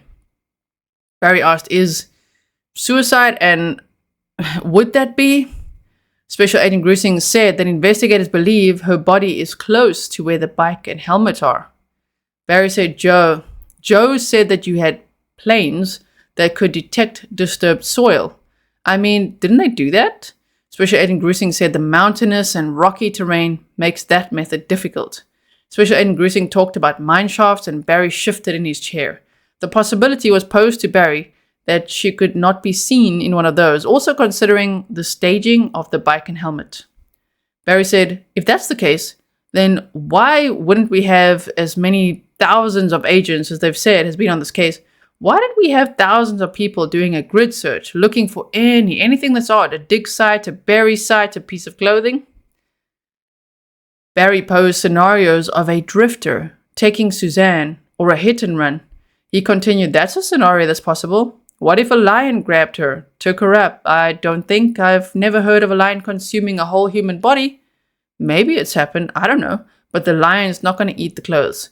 So those should be found if it was a lion. Barry agreed to meet again to finish answering agents' questions for the case audit. April 5th of 2021, Part 1. During this two-part interview, FBI agents placed 26 exhibits in front of Barry, including photos that Suzanne sent to Libler, cell phone data, search photos, timelines of his activities on May 9th and 10th, and surveillance photos. At approximately 10:25 a.m., Special Agent Grussing and Special Agent Harris contacted Barry at his residence in Poncha Springs. Barry said, mentally, still kind of in that just confused mode about, and I've shared with you guys, about I was one way, and then when you guys told me about the affair, just did a 180 in my mind. I don't even know if it's a fair way for me to think sometimes. Special Agent Grussing asked what Barry meant by a fair way to think. Barry stated, I don't think about her the way I did before you told me that. Obviously, I think any guy would say that. I love her, I forgive her, but the betrayal is just harder. And I never was unfaithful on my part, so I just don't understand it. I want to blame it on the cancer, the chemo, the drugs, the alcohol. And if I could blame it on that, I would feel better. I mean, I don't even think the girls would talk to her if they found out that she did this. Special Agent Grussing asked about the time when Barry texted Redacted in Mexico about Suzanne not being the one receiving texts from Redacted. Barry replied, well, Redacted she had witnessed that once before at the house, where it was a time where Suzanne was just really banging me up about having somebody, and I was kind of at my wit's end, and grabbed her phone one time, and Redacted was at school, but Redacted was there, and I just left Redacted, or let them know, saying, you need to come down and hear this. I said, your mom thinks I'm having an affair. There's no way that I've ever done anything, and like I told you guys before, that was the only time that we ever had arguments. Special Agent Harris said that agents are concerned about Barry's end-of-life planning steps to include selling off assets and his statements of not being around anymore and his weight loss.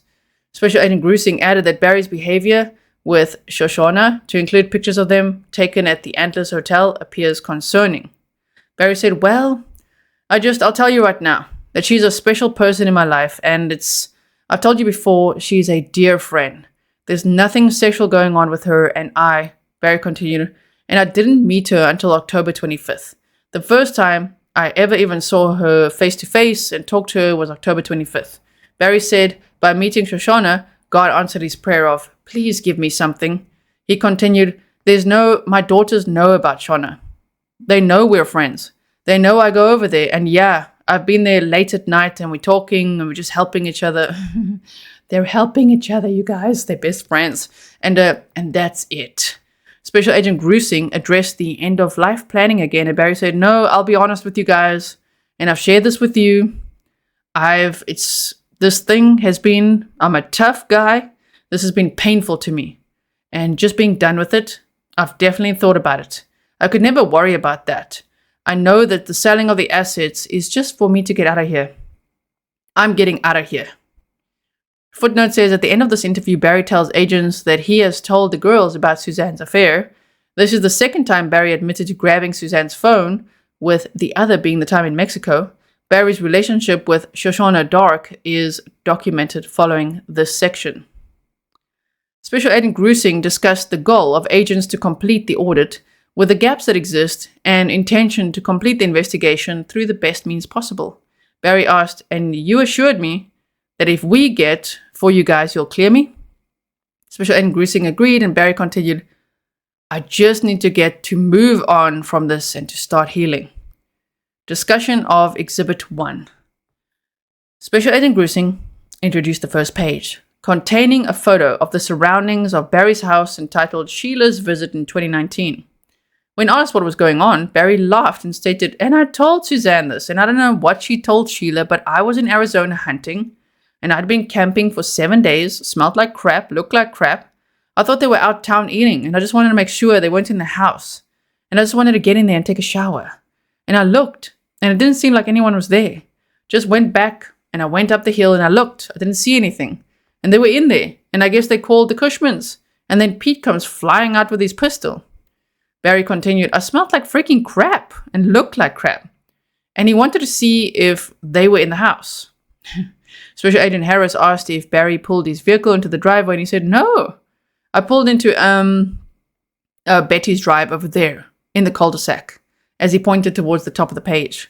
Special Agent Grusing asked why he parked away from his house, and Barry said, "Just because I wanted to see if they were there." He said that he could shower somewhere else if he needed to, but "I haven't seen my wife in 7 days. I'm going to shower. I didn't want Sheila to see me like this. That's all I was doing." Special Agent Grusing said that agents were wondering if Barry suspected Suzanne was at the house with her lover. Barry replied, "No, I knew Sheila was there." When Special Agent Grusing repeated, "You knew Sheila was there?" he said, "Absolutely, yeah, absolutely." Footnote says Barry has articulated numerous times that he has considered suicide, has liquidated his assets, and plans to leave town. Discussion of Exhibit 2. Special Agent Grusing told Barry that Agent Derek Graham previously reviewed with him some of the items on a list made by Suzanne, last backed up on May 8th. Barry was asked if Suzanne ever went through this list with Barry. He said, "No, but there's things that she would throw at me when she was accusing me of doing something, so if you want to go through that." Special Agent Grusing said agents would like to discuss a few items, but not the entire list. Barry was shown the line, "Can't be healthy and stay in this relationship," and asked if she told him that, to which he replied, "She did not."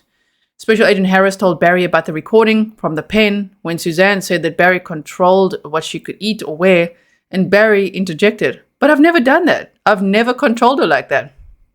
He added, "And there was one time where we did get into a fight where she said, 'My cancer came back because of you, the stress that you're putting on me.' And she did blame that on me during an argument." Special Agent Grusing asked if that argument occurred here or in Indiana, and Barry replied, "I believe it was here. Yeah." When asked how he responded to her, Barry said, "I'm like, there's just, how can you say that?" He added, "How can she say these things about me if she, I never understood it till now. Now she's got a lover. Well, yeah, she's going to try everything she can to get friction between us." Special Agent Grusing cited the May 6th text from Suzanne, the marriage was over, and Barry's response that he loves her and was trying to control his hurt heart. Special Agent Grusing described Suzanne wounding him deeply and him trying to move forward. Barry said, "Yeah, the wound is her falsely accusing me, and I just never understood how to handle that. I can't prove anything to her, but you would think after 32 years, all the dedication and love that she would trust me, that I'm not going to lie to her about it." Barry stated, "And if I did have a woman and I wanted to get it off my chest and get counseling and move forward, that I would probably do that with her because I loved her. If I made a mistake, it was a mistake." Barry added, "But I didn't, and I just couldn't get it in her head." Special Agent Grusing interjected to the point to the "knew I was looking at phone in bonus" line from Suzanne's grievance list and asked Barry about that. He stated, "She thought I had cameras in the deer eyes of my mounts. She thought there were cameras in there, and I threatened to rip them out and prove it. I didn't want to tear my deer mounts up, but..." Special Agent Grusing interjected to ask if Suzanne talked to Barry about him seeing her phone. Barry said, "Yeah, I've never seen anything on her phone that would just divulge what she was doing. Never." Special Agent Grusing asked about the May 6th texts when Barry told Suzanne, "I'm sorry that things went the way they did." He responded, "The argument." He continued, And I said this all the time to myself, Barry, you do not need to get fired up and just show her love. Barry stated, so with Suzanne, that's what I was saying through this thing. I'm like, Barry, you gotta love her. Just show her love. Don't let her get you fired up and get into an argument. Special Agent Grussing reviewed the Wednesday morning text with Suzanne and Barry's responses and then asked if the argument happened before you went to work. Barry said, no, I think it was during work. I was actually on the Bobcat working here, texting her and now I didn't understand it that morning, but I do now. I mean, she was trying to make me do something or make me leave her or something because of this guy. Special Agent Grussing asked what Suzanne said that morning, and Barry asked via text. He sighed and said Suzanne was accusing him of being with a woman. Special Agent Grussing asked Barry, since Suzanne had a lover for 2 years at this point, why she should care if he had a girlfriend. He said, the only thing I can think of is because it would justify her thing to the girls. Special Agent Grussing mentioned divorce, and Barry said, yeah, it would justify her divorcing if that's what she wanted. I mean, or it would justify her having her affair if she thought it in her mind, which there was sometimes where I truly believed that she really thought that. And I thought that her mind just went crazy at that place.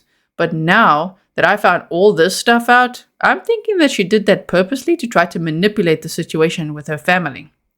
Special Agent Harris and Suzanne thought that Barry was having an affair at one point. Barry was asked what her distant unlovingness from his text to Suzanne meant. Barry stated, just being cold towards me. I mean, I didn't understand it at the time, but now if she was in love with someone else and didn't want me, it makes perfect sense now. That she was just being distant. Special Agent Harris asked if he felt that for a while. Barry responded, talking about Valentine's Day in Florida being amazing, and looking back, she'd talk to this guy, and she'd get a different face on, and then she'd be cold, and then she would come to her senses. He continued, I just blamed it on her cancer. She's been fighting this in her mind since we left Indiana because that's when she was diagnosed. So I didn't want to ruffle any feathers during her treatment, but it was hard for me to show her love and take care of her during this time and not get my feelings hurt when she was cold or when she did something, drugs or alcohol. Special Agent Grussing asked Barry if he bought a VPN on Redacted's card.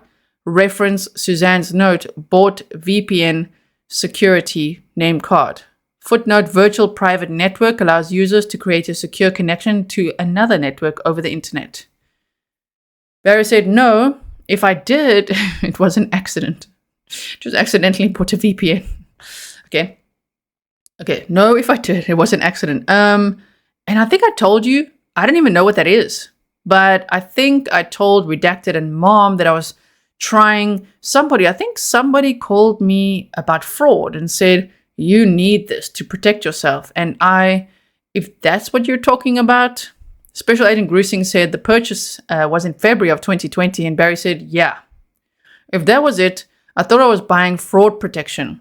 And I didn't know what I was buying, but obviously, if my memory recalls what I was buying right, I think Suzanne thought I was doing something, secretly, which I wasn't.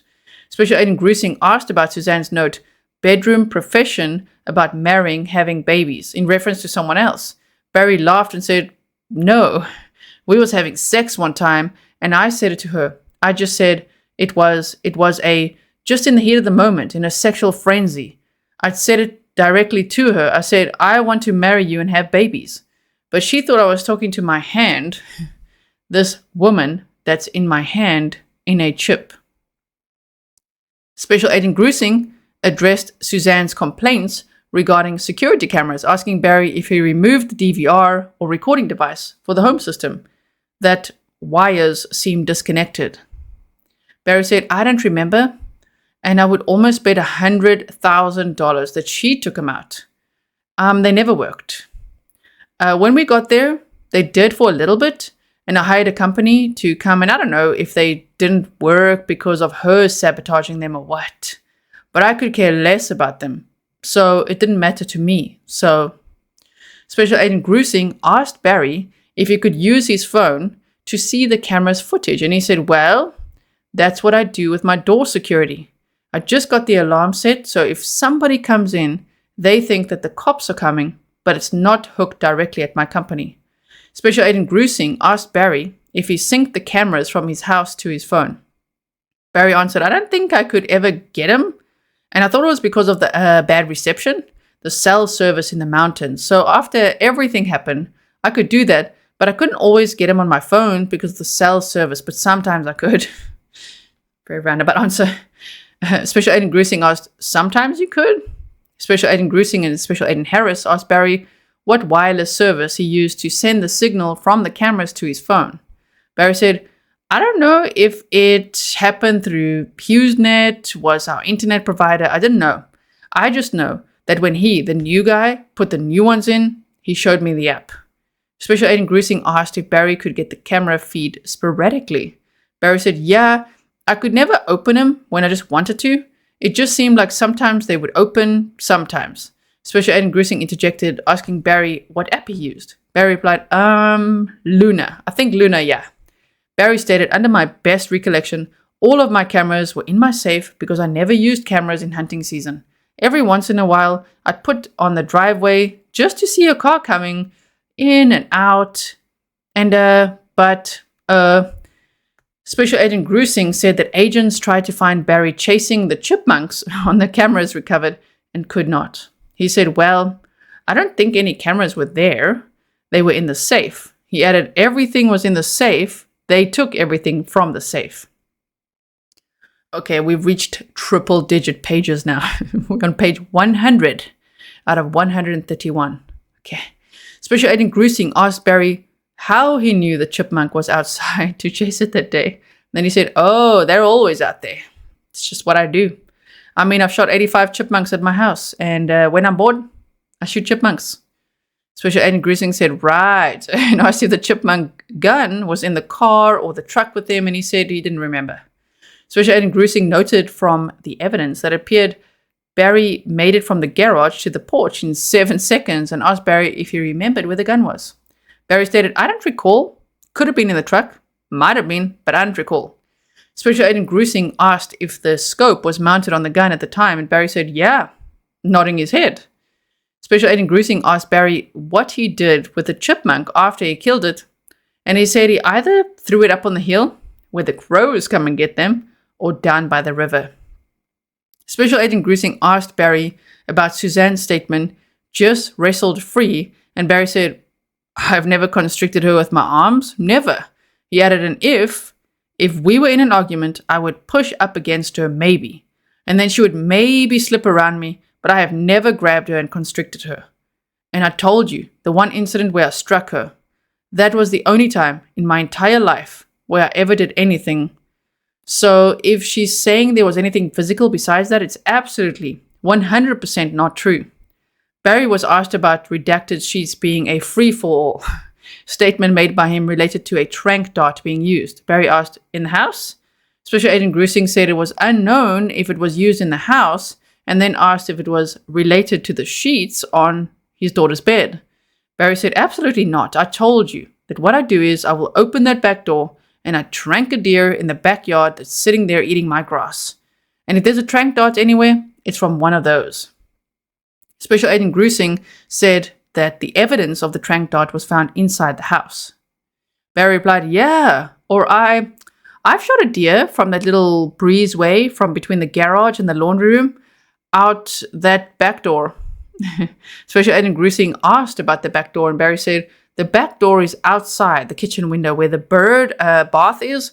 Yeah. If there was a tranq dart out there or outside in the house, it's from me shooting deer. Discussion of Exhibit 3. Special Agent Grusing showed Barry an exhibit labeled 12 consecutive calls May 9th and explained that investigators thought Suzanne may have disappeared Friday night until seeing the text between her and her lover.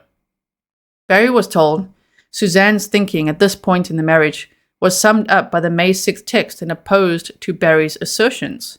Special Agent Grusing said that from 2:47 p.m. on Saturday forward, she was not responding to her lover. Footnote says the breezeway is located directly beside the lawn chairs where Barry earlier said that Suzanne was sunbathing when he came home at 2:44 p.m. when she provided Jeff Libler with her last proof of life. Barry said, "That's because we got together and we had talked about having a good evening together and putting phones down." Special Agent Harris explained how investigators looked at evidence and statements considering people's biases versus the lack of bias from evidentiary items like cell phones and telematics. When things don't add up, investigators consider the bias component and most likely side with the evidence. Special Agent Grizzly told Barry that investigators want the truth from him, even if it does not look good for him. He said, Barry was told that he, like many in his position in similar investigations, is hesitant to talk about Saturday afternoon because he thinks that agents would rush to judgment and say that he did this. Special Agent Grusing said that Suzanne's phone was either taken or shut off, not under her control, on Saturday. Barry said, "Well, that didn't happen. I didn't take her phone that day. I didn't know she was communicating with somebody, but we did discuss having a good evening together and turning phones off. And maybe I put mine into airplane mode instead of turning mine. I don't remember what I did." Special Agent Grusing said that Barry took his phone out of airplane mode at 10:17 p.m. Barry asked, "That night?" S.A. Grusing confirmed, "That night." Barry said, "Or she did." Special Agent Grusing asked, "She brought yours out of airplane mode?" Barry, "Yeah." Special Agent Grusing said, "That would be odd because Suzanne's phone had no activity." Barry replied, "Yeah, I don't recall taking it out of airplane mode." Barry stood up and walked towards a cell phone that was charging. The phone rang about 5 minutes previously. He said, "Let me make sure that's not my work calling." Discussion of Exhibit 4. Special Agent Grusing turned to communications between Suzanne and her lover, Freddie, okay. Barry was shown the photo of Suzanne, dated April 14th of 2020, and asked if he thought that she looked high. He said, "Yeah." Special Agent Grusing clarified, "She looks intoxicated to you?" Barry stated, "Yes." "Do you mind if I read?" Barry asked, "Is this him or her?" Agents explained the messages and photos were Suzanne's sides of the texting to her lover. After reading a few pages, Barry said, "Yeah, she looks intoxicated on every picture that I've seen so far." After continuing to read through the text, Barry said, "She's saying she's wearing," he was referencing the 4/21/2020 photo of Suzanne wearing a yellow and white shirt with her text, "Thanks, baby, I wear it for you." Barry stopped reading, sat down, and agents asked if he had thoughts. He said, "That's pretty hurtful." Discussion of Exhibit 5. Barry was shown a photo of papers for the Broomfield wall, and Special Agent Harris explained the photo was from a bathroom drawer. Barry said, "Yeah, that's probably my side of the bathroom." Special Agent Grusing asked if he came back from the site and put those in the drawer. Barry said, "I had different copies." He added, "That was the original copy they gave me, like when we was first looking at the job." Discussion of Exhibit 6. Special Agent Grusing showed Barry a photo of a .22 round in his bedroom, asking Barry if he knew where it was from. He said, "No, I don't." He guessed it came from his pocket when Suzanne was folding laundry. Special Agent Grusing showed Barry a photo of damage to the door frame of their bedroom, explaining the prior owners said it was not there previously. Barry was asked if that was the result of an argument or him being locked out. He said, "I have no idea where that's from." When asked if he knew it was there, Barry replied, "Nope." So, Special Agent Grusing showed Barry a page showing friend requests to Suzanne's Facebook on Friday, May 8th, and asked him if he was responsible. Barry said, "No." He added, "I never did anything on her Facebook." Special Agent Grusing said by this date in May, Suzanne had the text fight with him, and they were accusing each other of having lovers. Barry was asked if he was sending the request to see if she had a boyfriend. He said, "Absolutely, 100% no. No, I absolutely did not.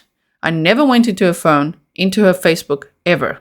The only time I touched her phone was in Mexico when I thought she was secretly doing something. I think I told you that story. And she said, 'Here,' and gave me an 'you can look.' And she gave it to me and let me look because there's no way I could find out what you guys found." Barry continued, And I went to Snapchat and I looked through all of her Snapchat people and I looked through all of her text people and I didn't see anything and gave it back to her. Special Agent Grusing asked Barry about Suzanne's list, chased me around resort, and threatened and took phone if those occurred at the same time. Barry replied, yeah, I don't remember chasing her, but I maybe walked behind her. I wouldn't chase her through a resort, but I was wanting her phone, and that's when I got it. Special Agent Grusing returned to the Bobby Huff and Facebook requests, confirming it was not Barry, and he said, no, absolutely not. Barry continued, if you look at my Facebook account, you'll see that I've never communicated with anybody, maybe a high school friend here and there, but never any of these women I don't know. Never had communication. And she was bothered by that and said, if you want me to cancel it, I'll just cancel it. And I ended up just canceling it. And it wasn't worth me having to fight my wife about it. And we've talked about Facebook before because we had a friend's marriage blow apart because of a Facebook contact with an old boyfriend. And I said, I just don't think it's good for us to even have it. So obviously, look what happened. Barry continued, she had it, contacted somebody. And here it is. Wow. Special Agent Harris asked Barry if he had any thoughts now of why she did those friend requests. Barry said, because she would probably know that I would get upset if she would friend men. And she's probably from everything we've talked about in a state of mind where she just don't care anymore about what I think.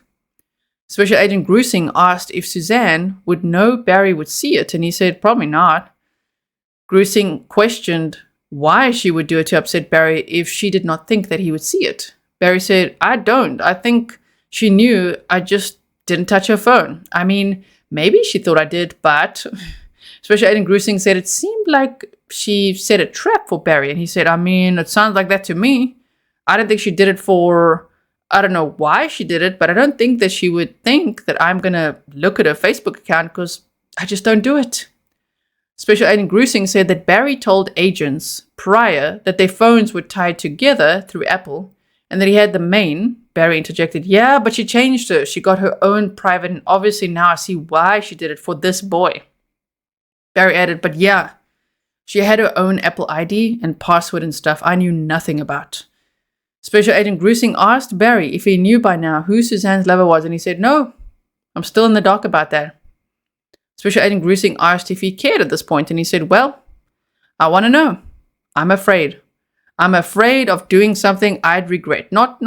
But I would not kill the guy, but I would want to see him. And I'd probably hit him pretty hard in the nose. Redacted came home, and Barry asked to continue the interview at the fire station. At 11:41 a.m., agents followed Barry inside the station while he spoke on the phone. While being seated, Barry said that he was working on a project at the river property. Special Agent Grusing said investigators were trying to determine if anyone, independent of Barry, could provide a last proof of life of Suzanne. He asked, what about the two people that saw her on Sunday? He added, I just heard there were two people. Special Agent Grusing interrupted, saying those leads had been covered.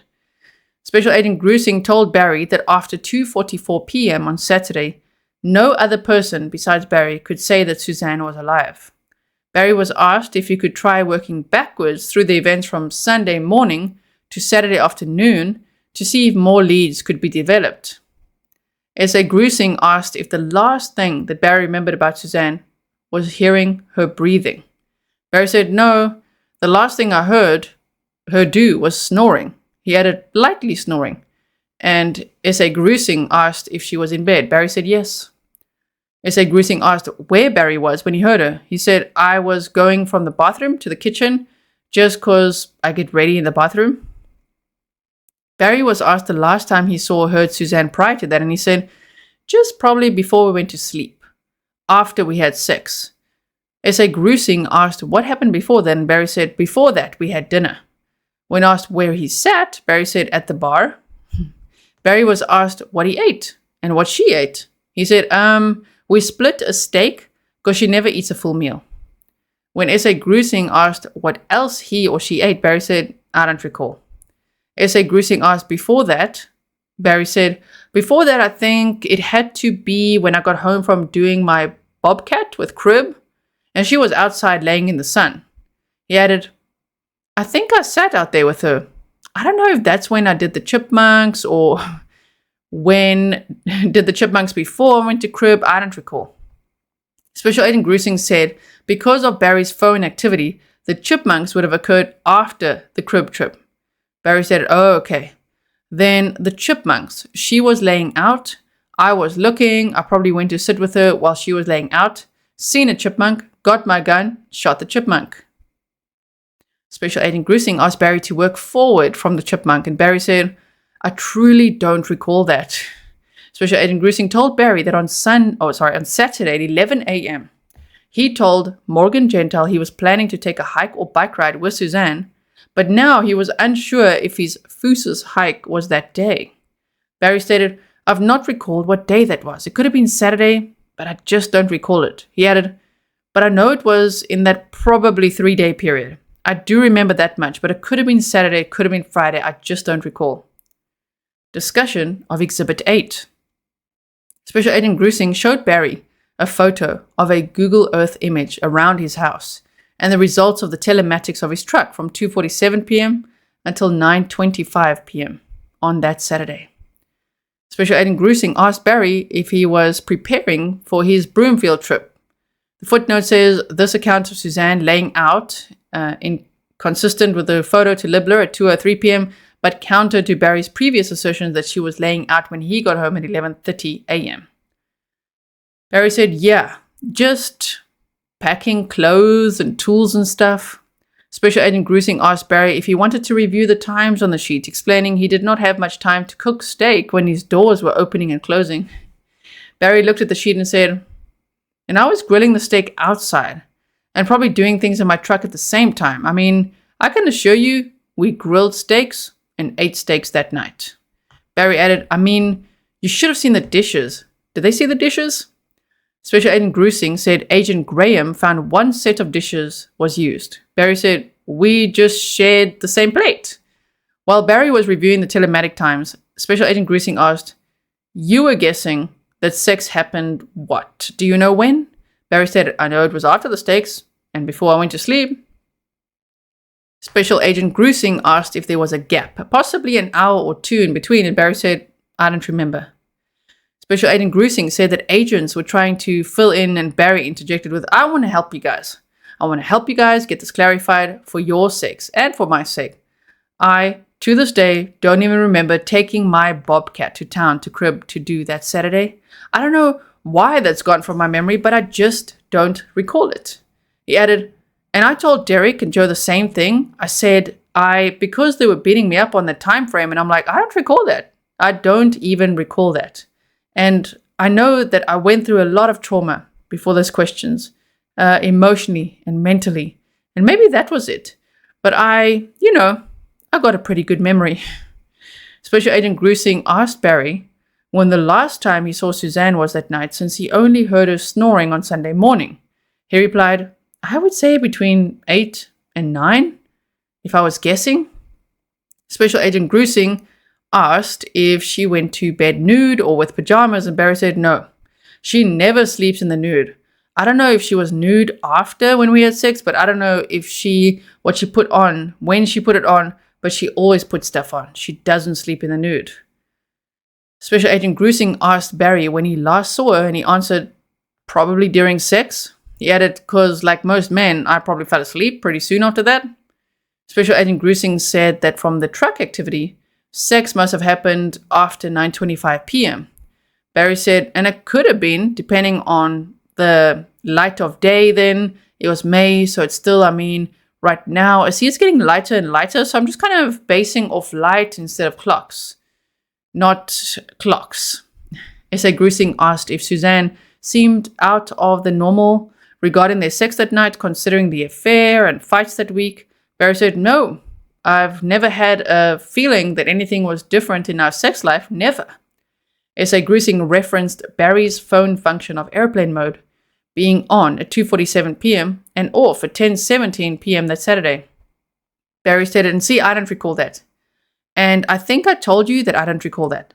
And I'm wondering if that could have been her. S.A. Grusing told Barry his phone was back in airplane mode at 4:32 a.m. on Sunday morning, asking if he noticed that, and noted that Suzanne was not awake. Barry shook his head and said, I just don't recall. He added, yeah, I don't recall any of the airplane mode thing. He continued, not saying that I didn't. I could have, because we always talk about when we're going to have an intimate night, turning the phones off.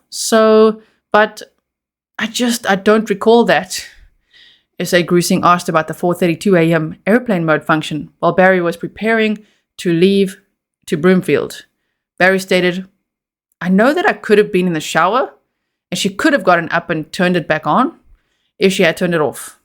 Easily could have done that because my phone is not with me in the shower. Discussion of Exhibit 10. S.A. Grusing asked Barry to review a series of 20 photos of him walking to the McDonald's trash can. The first few photos depicted him carrying a small item in his hand. Barry said, I know that I had a bunch of crap in my truck from cleaning off my workbench, and I do know that one of them was an old pair of boots that was ripped, and the other stuff I just don't. S.A. Grusing said that Barry had a small item in his hand and used one arm to push it down, and then both to push it further down, as Barry was shown in the photos. Barry said, yeah, then the trash was heaping to the top, that's why. Just sitting in there. S.A. Grusing asked if the photos helped Barry recall what the item was, and he said no. I mean, it was just probably trash. S.A. Grusing showed Barry that he pushed the trash to the extent his shoulder was in the trash can.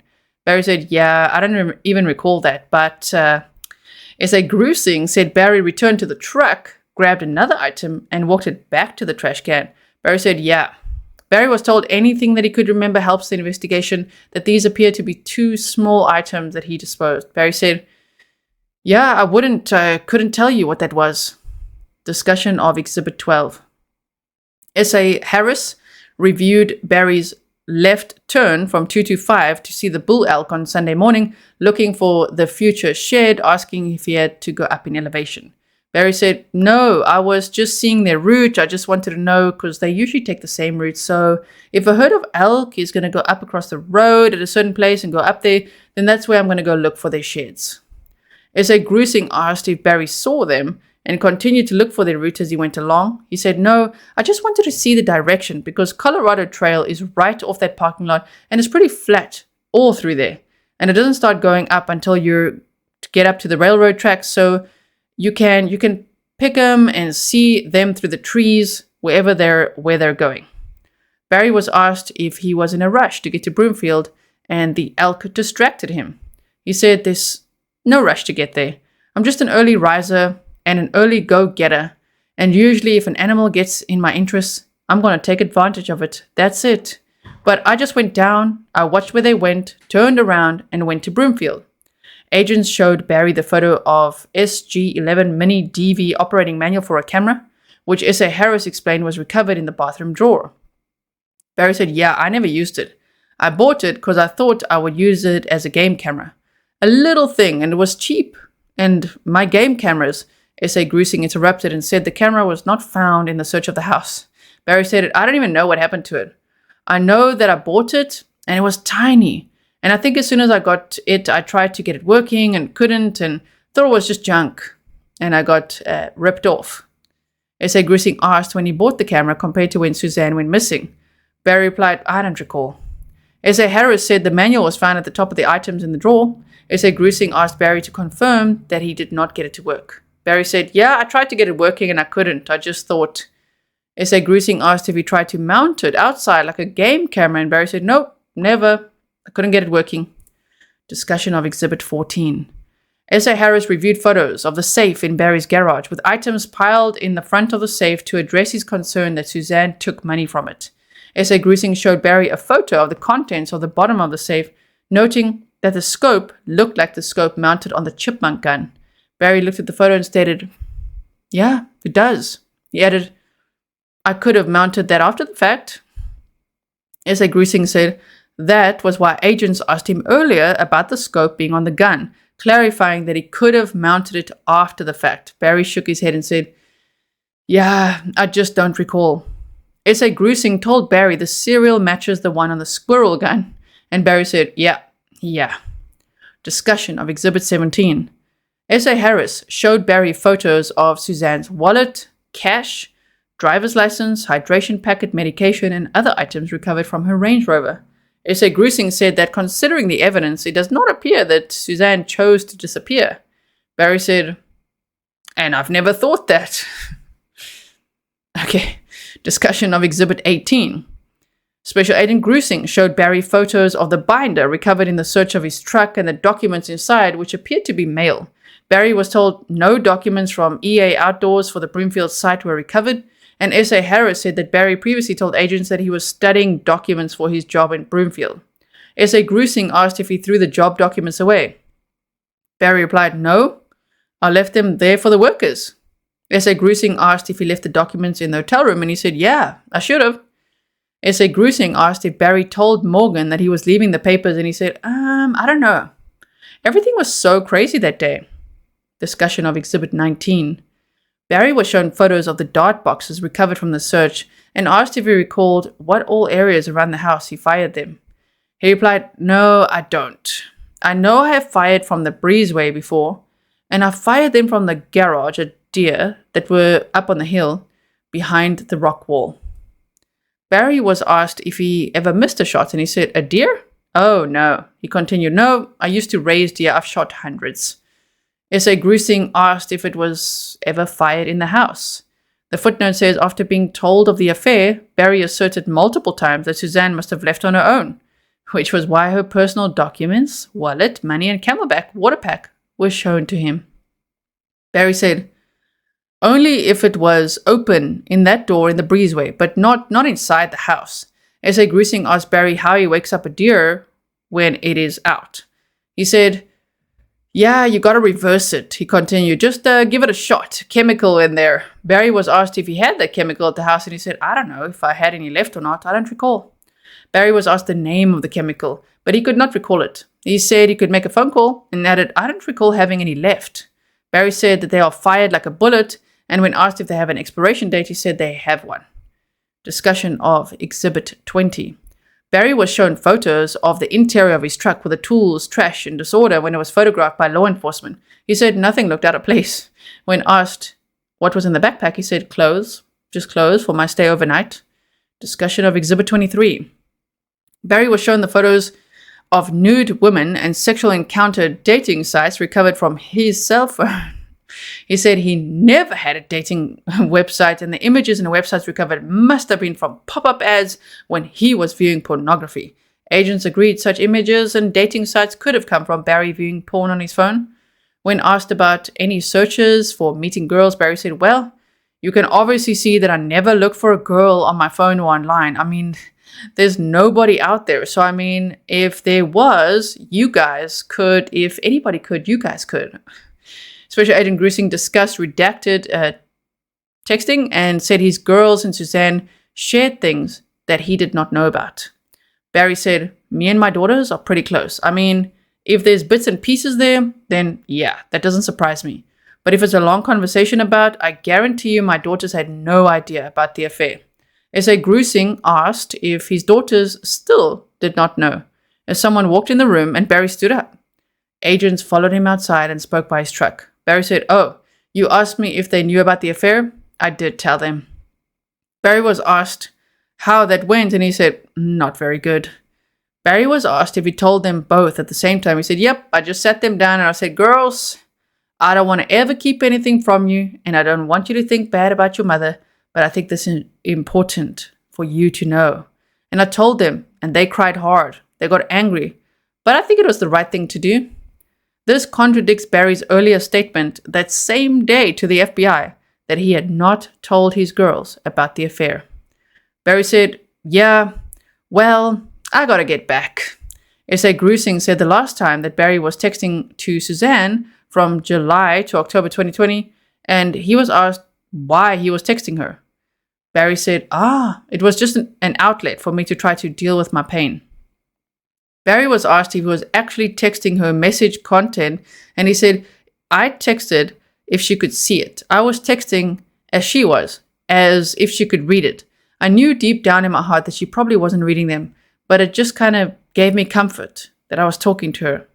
Barry said, "I'll look into it. I could tell you right now what everyone was was, I love you, I miss you, I'm not going to stop looking for you. Just things like that to make me feel better, yeah? Barry added, and I just assumed that you guys had the phone.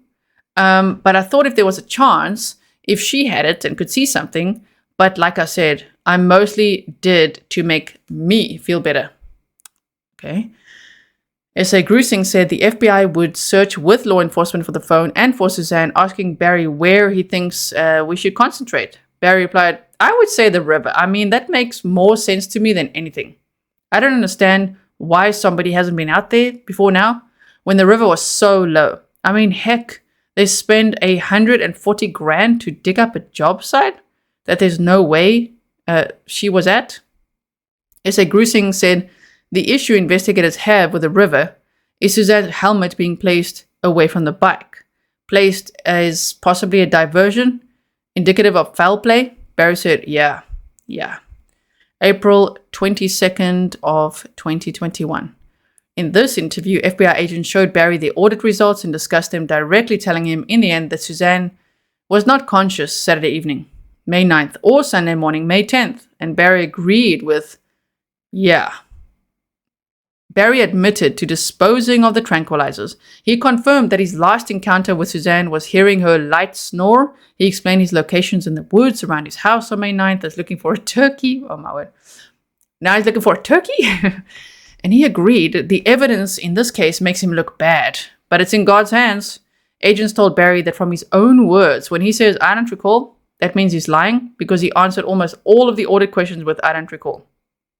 At approximately 10:45 a.m., S.A. Grusing and S.A. Harris met Barry at France Reservoir in Salida, Colorado at his request. Barry arrived driving his Bobcat, parked, and then greeted the agents and thanked them for meeting him. Barry stated he was sorry. Yeah, I'm working right here. Sorry we couldn't get somewhere a little less windy. And I got a couple of workers over there, so hopefully we can move pretty quickly. S.A. Grusing told Barry it was up to him how much he wanted to accomplish today. S.A. Grusing asked how Barry's doing, and he says it's been tough, for he and Redacted was Suzanne's birthday on the 30th, and the 10th is coming up.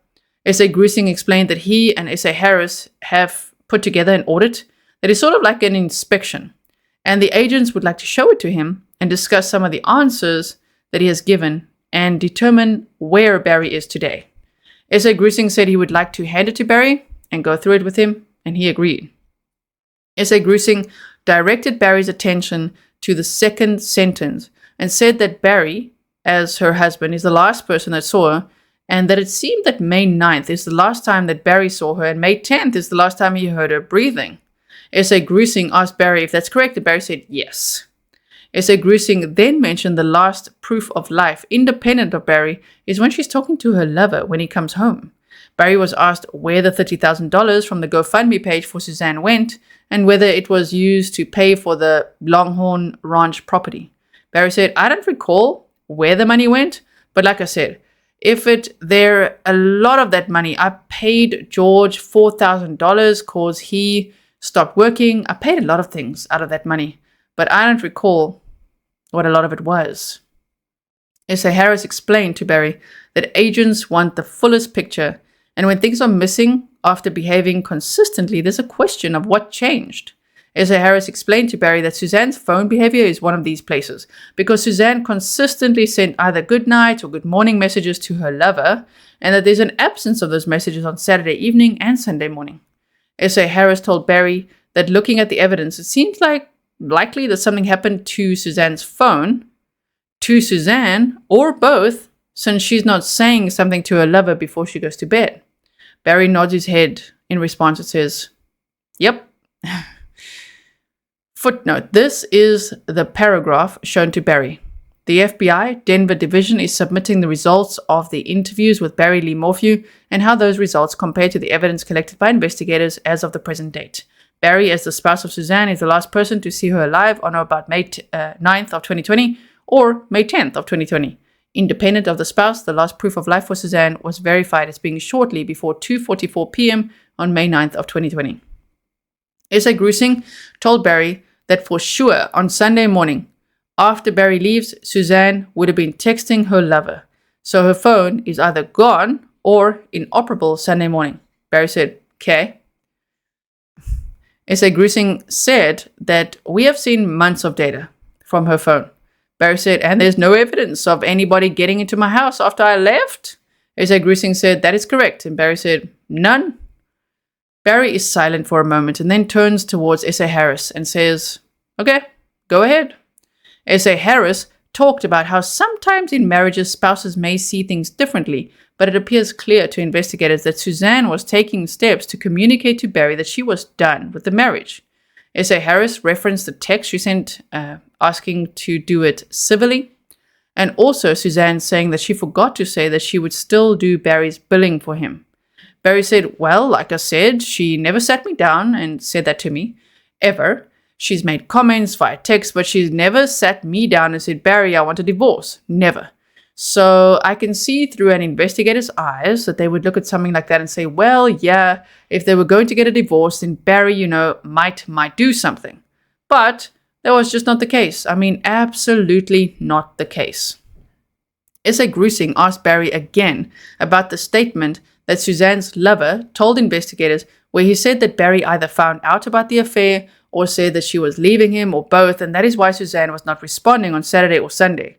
Barry pauses, shrugs his shoulders, and shakes his head from side to side, and then said, I don't know what to say about that. I mean, I would not if she would tell me. I love her so much that if she would say, Barry, I'm not happy.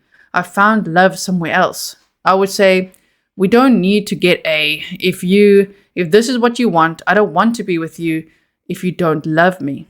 I love you, but I want you to be happy. I would have wrote her a check for half, okay, and let her on her way. S.A. Grusing asked what the check would have been back then. Barry said, well, we'd have to sell the house.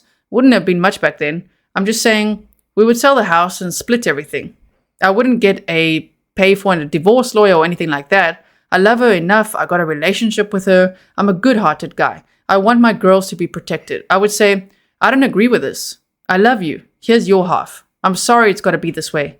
That's the way I would handle it, if it ever came to that. But like I said, she never sat me down and said that. If she would have, knowing what I know now about her life, her second life that she was leading, all she had to do was be honest with me. I'm not going to like it. It's not going to feel good, but I'm a God-fearing man. I love the Lord. I think that she loves the Lord.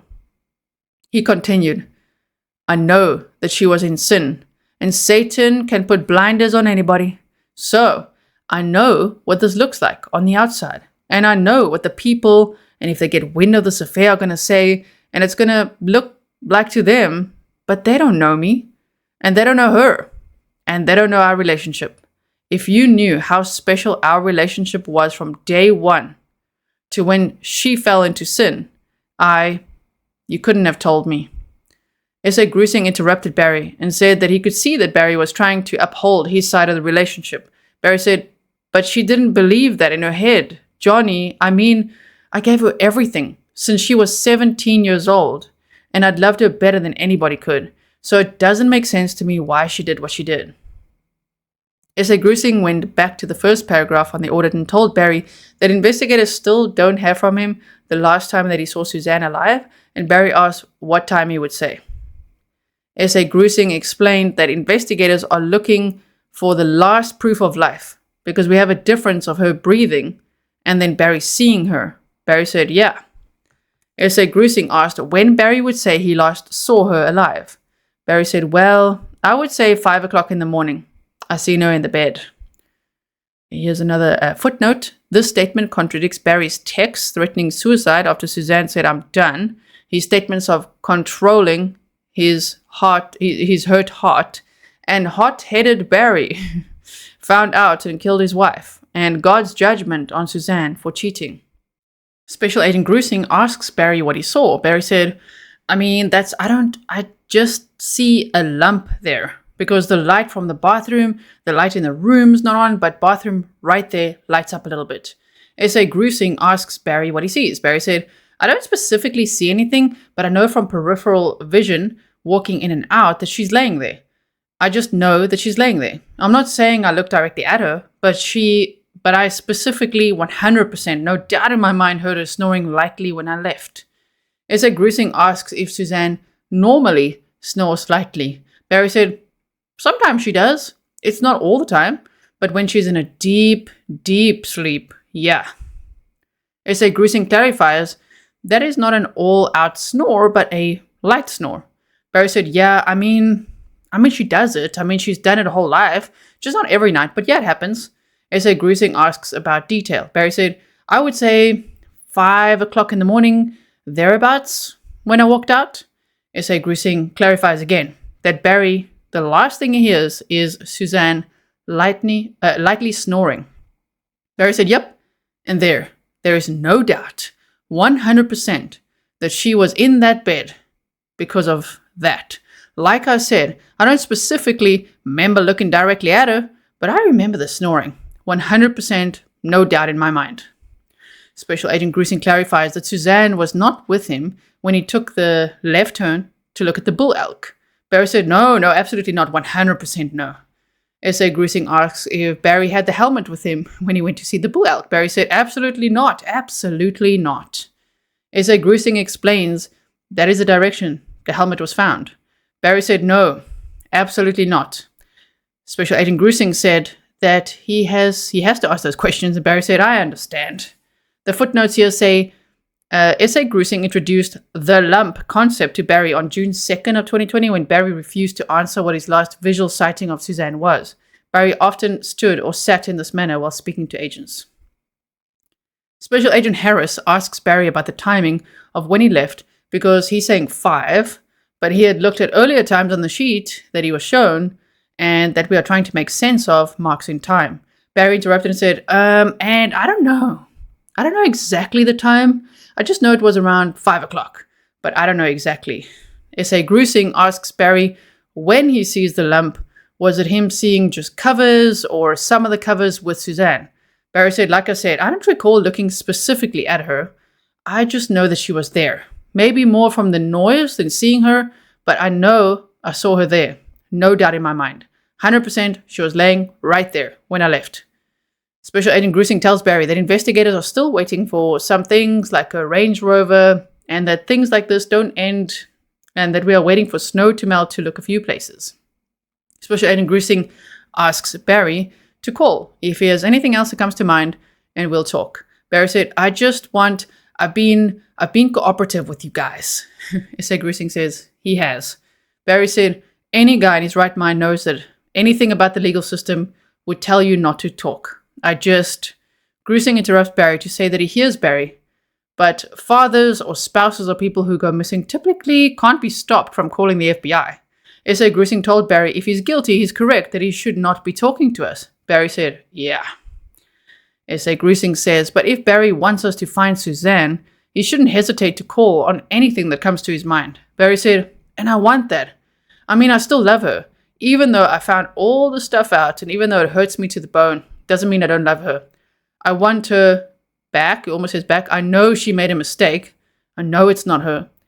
And I know that if she got right with the Lord, that she would ask for forgiveness from him and me. Barry added this is hard on his daughters and he wants Suzanne back. Special Agent Gruesing asks Barry if he remembers what he said when he first met with agents and what he said about Hillary and Comey. Barry said, I probably said something about Comey's a liar. He's at the very top of FBI and he's a liar. S.A. Gruesing asks Barry if he remembered what he said about how he knew Comey was lying when he said certain things. And Barry said, no. S.A. Gruesing reminded Barry that he said when Comey said, I don't recall, and that is what both Hillary and Comey would say. That is what Barry told agents indicated that they were lying. Barry said, yeah, well, I just don't trust the whole thing about Comey and Hillary. So, I mean, I don't know if you're trying to twist that around and put it on me, but when I tell you I don't recall something, I don't recall it. Footnote, by this point in the audit, Barry had replied, I don't recall so many times to the audit questions that agents lost count. Special Agent Gruesing says, okay. Barry said, it's not that I'm lying. There's nothing in every question you guys asked me, there's nothing that I had to lie about. Special Agent Gruesing said agents didn't know if it was a subtle way of Barry telling us that. Barry said, no, absolutely not. If I told you guys that I didn't recall something, then I didn't recall it. The reason I said that about Jim Comey is because I heard questions that they were asking him, and there's no way in the heck that he couldn't recall that. There's no way. S.A. Grusing tells Barry that he might not believe this, but he doesn't pay attention to the things that happen in DC because that is not why someone signs up for the FBI. S.A. Grusing tells Barry that he hopes that people can see that is not who we are. Barry said he sees S.A. Grusing and S.A. Harris as two men of integrity and honest, God-fearing men, and then said that he hopes agents would see him in the same light because Barry thinks us three are a lot alike. S.A. Grusing says that we all make mistakes as well. And that is why agents want to leave room for Barry to talk about anything, including something he thinks might make him look bad. But he hopes that agents are the type of people that Barry could tell that to. Barry said, "You are." Special Agent Grusing asks if Barry would show agents the pin on his Bobcat that he was repairing on Saturday. Agents and Barry start to walk back over to his Bobcat. While walking, Barry said, "So as of now, I'm not going to get anything of mine back?" Special Agent Grusing said, "That is not up to agents." S.A. Grusing asks Barry, "What's most important?" Barry said, "The guns are the most important, and my cameras." S.A. Grusing asks about the pin on the Bobcat. Barry points to a pin on the back right arm of the Bobcat and says that he didn't even realize that the nut has come off a bolt that is there.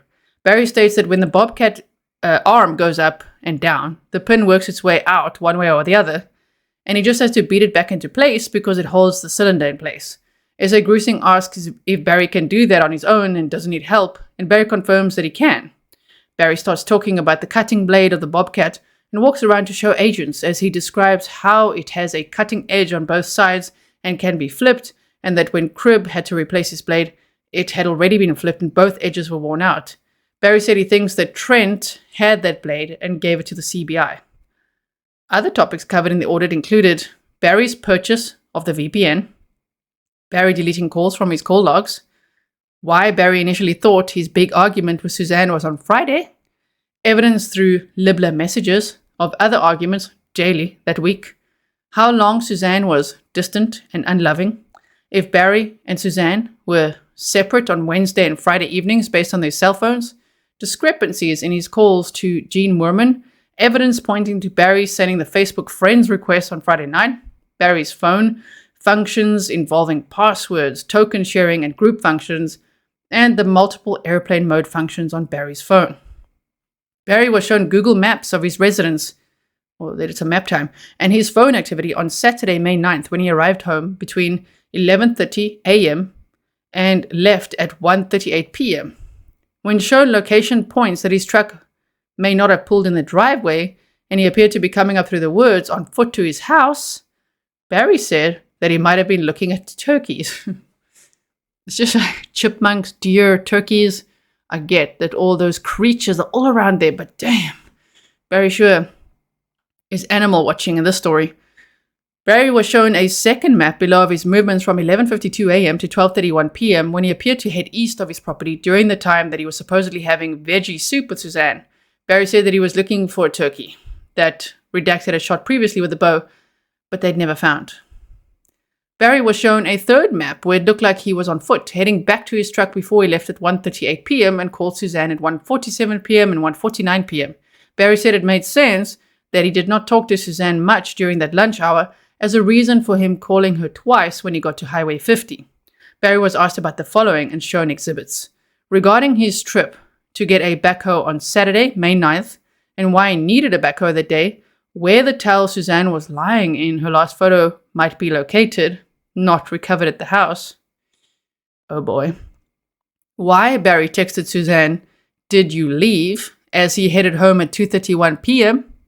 More details about the chipmunk gun, when he mounted the scope, and Suzanne's reaction to him shooting, when the Foose's hike occurred, details of his last meal with Suzanne, whether Barry unplugged his router or threw away surveillance components, his purchase and disposal of the mini camera, his cleaning of the workbench for his trip to Broomfield, his movements through Saturday night and Sunday morning, when he last saw Suzanne's phone, items thrown away, and trash runs in Broomfield, proof that he was not at the wall when he received the call from the Ritters, and staging of the tools in the hotel. Regarding the photo of Barry pushing the trash to the bottom of the McDonald's trash can, He said the photo makes it look like he was disposing of evidence. He could not recall what items he threw away. When asked about the folders that were burned in his fireplace, he said that he and Suzanne were cleaning out file cabinets that week. Barry was shown a map of Garfield, Colorado, and he confirmed that he turned around on Sunday, May 10th, at the first place that he could have, pointing to exit 228. Barry said he did not climb that road leading up into the mountains, nor did he go into any of the mines. He said that George and his buddies searched those mine shafts for Suzanne. But he didn't. When asked about Suzanne's leather journal that was not recovered, he said he did not recall that she had one. Barry was told that Suzanne confided in friends that sex with him was not pleasurable, then reminded that he put sex as the top reason on his victimology questionnaire for someone's motive for her disappearance. Barry refuted that by saying, "She had an orgasm every time, so I don't understand that." Barry said that he should have listed rape instead of sex on the questionnaire as a motivator for her disappearance because he thought of some creep trying to rape her. Barry was told by Special Agent Harris about the needle sheath for the tranquilizer being found in the dryer. He said he had no idea how it got there, and it's got nothing to do with me. Barry added, "I hate that because, it makes me look bad." Special Agent Grusing asked Barry if he shot the tranquilizer gun on Saturday, May 9th, and he said absolutely not. Barry was told no tranquilizer, like BAM, was recovered at the house. He said that he used, now, pair this with the latest autopsy results, okay? If you missed those, remember, watch the episodes I've linked below for you. He said that he used BAM, telazol, and xylazine as tranquilizers. When Barry was asked if he disposed of those, he stated, "I don't recall." Barry was asked what he used to reverse the tranquilizer effect, and he said, tolazine. Barry said he brought the chemicals, which he knew to be controlled substances, from Indiana and kept them on his workbench. Barry said he kept the chemicals in vials and injected the chemicals into darts, not using a licensed vet for the process. When asked if he was able to do that all himself, he said, "Yeah, absolutely." Barry was asked the last time that he used those chemicals, and he said around the end of April of 2020. S.A. Grusing asked if those chemicals could have been part of the workbench he cleaned off before he went to Broomfield, and he said, "Could have been." Barry admitted to submitting a ballot on Suzanne's behalf for the presidential election, saying, "Yeah, just because I wanted Trump to win." He said, "I figured all these other guys were cheating. I knew she was going to vote for Trump anyway." S.A. Grusing informed Barry that was not legal, and Barry said, "I didn't know you couldn't submit for your spouse." Barry pointed to this is a footnote, as a possible turnaround point, though he stated, "I don't recall," numerous times. On page 122 out of 131. Barry said, "All I have now is my hunting. That's all I have. And I've done it since I was 7 years old. So, if I got to live this life without her, I at least want my hunting. And this year, I'm going to travel. George and I is going to hunt. And it would be nice to have my guns that I'm confident with and shot many animals and have great confidence in them. Be nice to have my cameras. When I go back to Indiana, I put them up there, and there's cell phone cameras, and I can be anywhere in the country, and I can get pictures of the deer that I'm hunting. So, guns and cameras are my most important things on my wish list." Well, Special Agent Harris tells Barry that when he talks about closure for himself and the girls, agents want to find her to give them that closure, and that agents want to know that is a focus for them.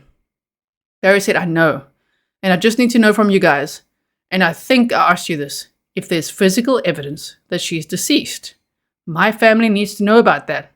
Barry said, redacted thinks Suzanne left, and he needs evidence that she's not still alive. S.A. Grusing tells Barry that there's no way that Suzanne is not communicating on her phone Saturday night and Sunday morning if she's conscious and she's able to access her phone. Barry said, "Yeah," and shrugs his shoulders and looks down. S.A. Grusing says it would not happen and compares agents knowing Suzanne's phone the way that Barry knows how to use the Bobcat and how it behaves.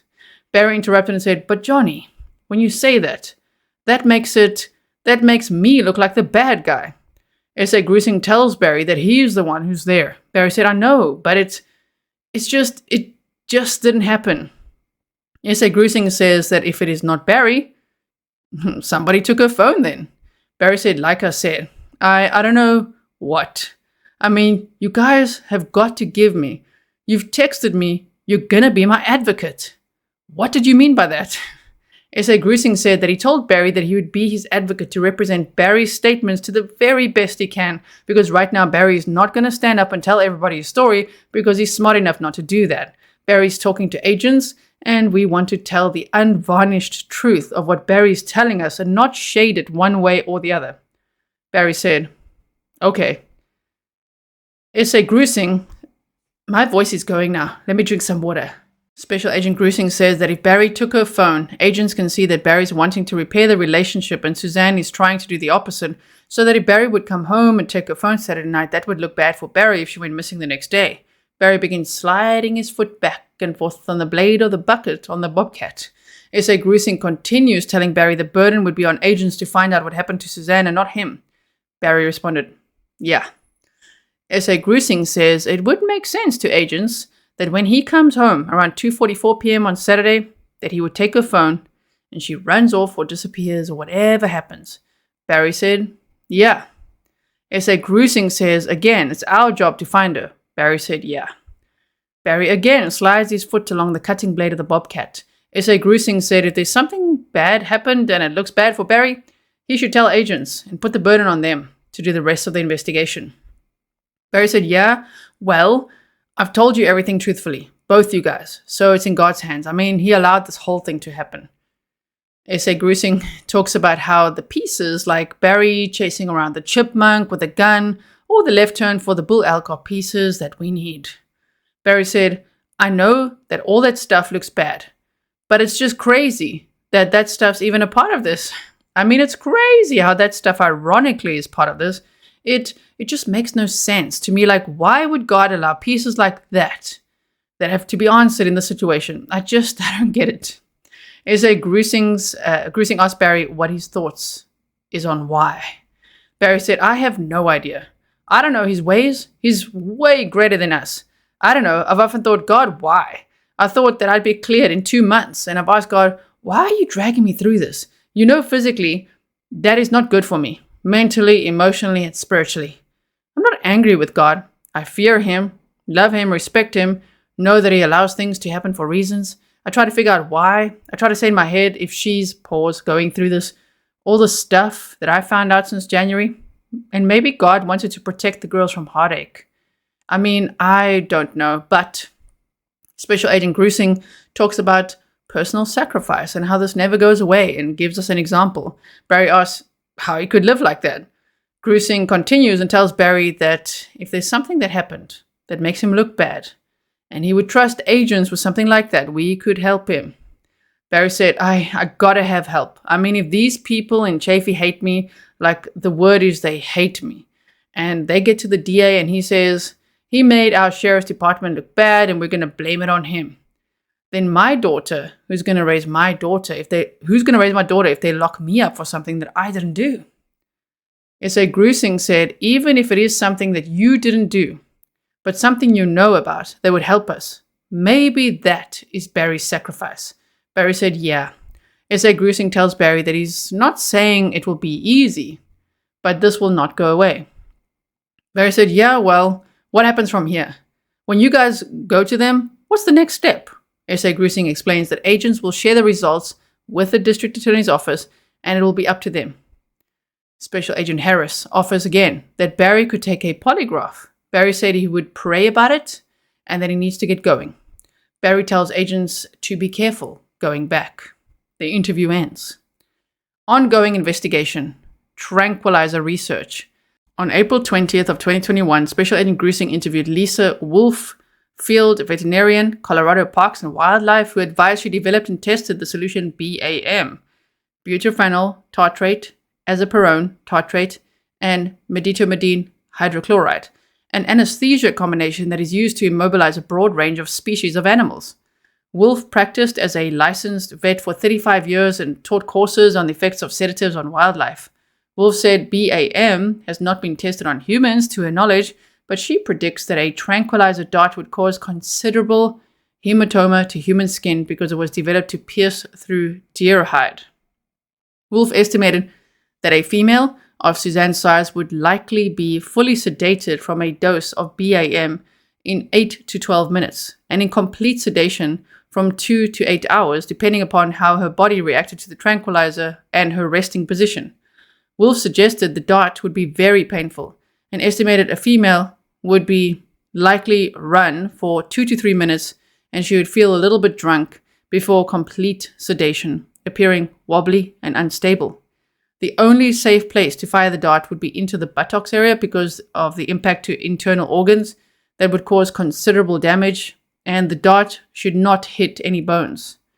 Wolf said that a person's breathing would be difficult while sedated from BAM due to brain hypoxia, since oxygen coming to the blood would be low. If a person was lying on her back, her breathing would sound like a snore, as the tongue would be pushed into the airway. Wolf said that a BAM dose to a human could be fatal, depending upon the health of the person, and a second dose would likely cause brain damage. A licensed vet must prescribe BAM for it to be used legally. If you didn't know, those are the exact combination of tranquilizers that were found in Suzanne Morphew's remains, which were skeletal remains. Wolf was asked about telazol, mentioned by Barry in the April 22, 2021 interview, and she said that is a heavy regulated anti-aesthetic, more potent than BAM, that is only to be used by licensed vets. Telazol was used by CP&W to bring down bears, who would remain sedated for 2 to 8 hours. It was also used for surgery, and there's no reversal drug for it. Wolf believed that telazol was a DEA Schedule III class drug, and she was surprised that any civilian would have it. Wolf said that xylazine is similar in nature to BAM and is a sedative, sometimes used to smooth out the effects of telazol. She stated that tolazine reverses the sedative effects of xylazine. Wolf said that atipamezole would likely be used to reverse the effects of BAM. On April 20th of 2021, S.A. Grusing called Mary Wood at Redacted, a current vet for Colorado Parks and Wildlife, who confirmed that CP&W uses BAM to sedate animals, and complete sedation occurs within 4 to 20 minutes. Wood said that the company, Zoo Farm, in Colorado, manufactures and ships BAM to licensed vets across the United States who can provide the drug to private citizens with a prescription. Wood knew of a human receiving 1/100th of a dose of BAM as a sedative in an IV, but she thought a full dose to a human might be fatal, depending on the physical characteristics of the human. Wolf said the dart should be targeted towards the areas of muscle with no bones, possibly the buttocks. Okay. Shoshana Dark. On December 16th of 2020, CCSO Deputy Miles Jones received a tip from a person who requested to remain anonymous. She reported that her friend, Shoshana Louise Dark, is intimately involved in a relationship with Barry. On December 17th of 2020, Sergeant Hayes Julian and Agent Cahill interviewed Dark at the CCSO office. She said she's known Barry since October of 2020 because she cleaned his neighbor's house and met him at the dumpster by chance. She denied being in a romantic or sexual relationship with Barry. Dark deleted items on her phone, one possibly being a second phone number for Barry, in front of investigators, and was evasive in answering questions. Dark said that she called the CBI tip line in May of 2020 to report strange vehicles being in the area around Puma Path around the time that Suzanne disappeared. Dark said in the December interview that she did not know Suzanne. And Suzanne, she's my age. A lot of people say I resemble her. From December of 2020 through April of 2021, numerous Salida residents have reported that Dark is in a relationship with Barry. Their relationship is reported to date back to July of 2020, though investigators have not confirmed that. A poll camera installed by the FBI has captured Barry's truck consistently coming and going from Dark's residence, often between 9 p.m. and 11 p.m., sometimes staying through the night. CBI agents Graham and Cahill confirmed that Dark and Barry checked into the Antlers Hotel in Colorado Springs on February 12th of 2021 and checked out on Valentine's Day as captured on surveillance footage below, with Barry carrying Dark's luggage and Dark holding a bouquet of flowers. Barry's cell phone was either off or in airplane mode during a majority of this trip. Listen, voice box. We've got 4 pages left. Okay, so, we've got these exhibits here. All right, summary. Suzanne Morphew is missing and presumed dead, per all nationwide checks, investigative leads, and absence of interactions with Jeff Libler, Sheila Oliver, and her daughters.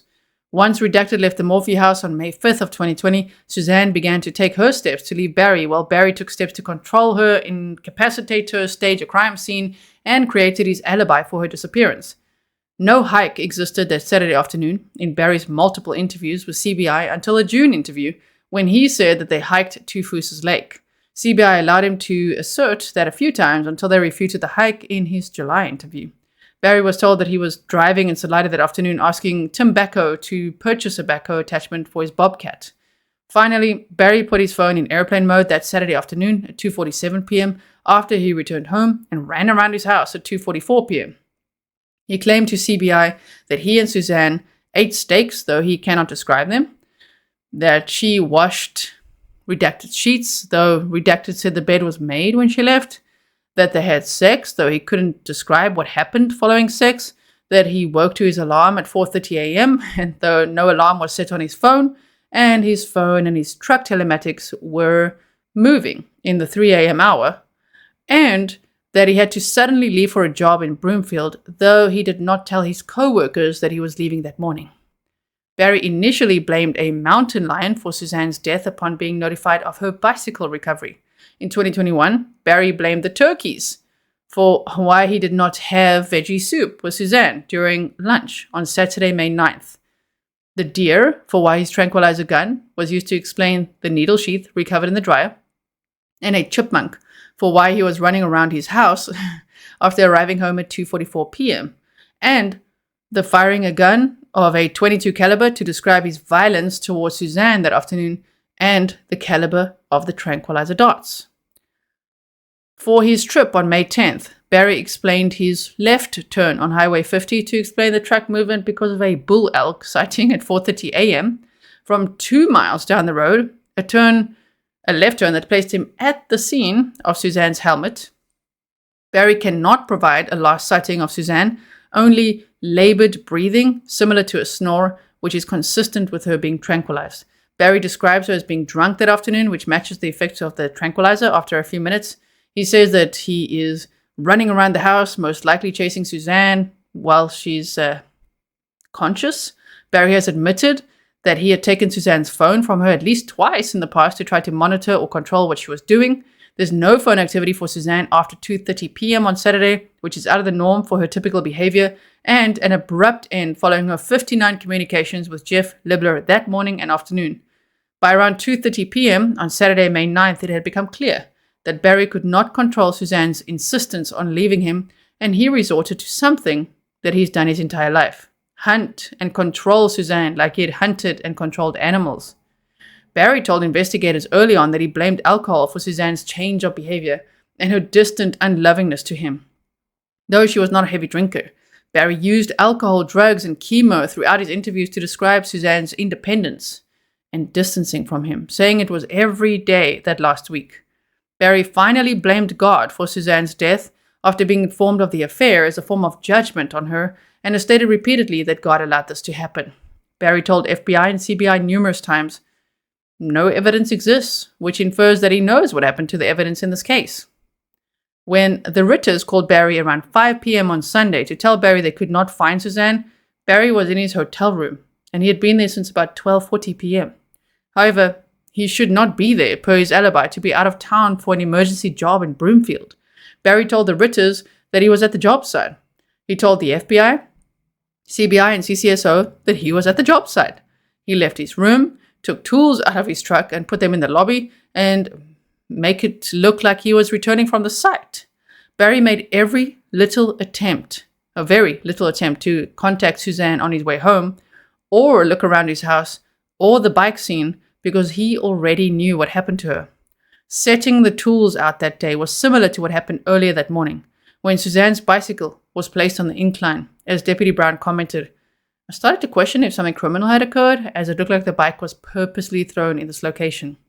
As of May 4th of 2021, Suzanne Morphew has not been located now. We know that her remains were located in September of 2023, and they've just released her autopsy to the public.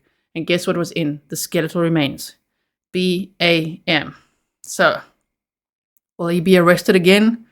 You let me know in the comments below what you think. So they said, I affirm that this affidavit and warrant has been reviewed by the following attorneys with the 11th Judicial District Attorney's Office. Okay, and that's all there and signed. Here they talk about attachments. Okay, so airplane mode, Barry.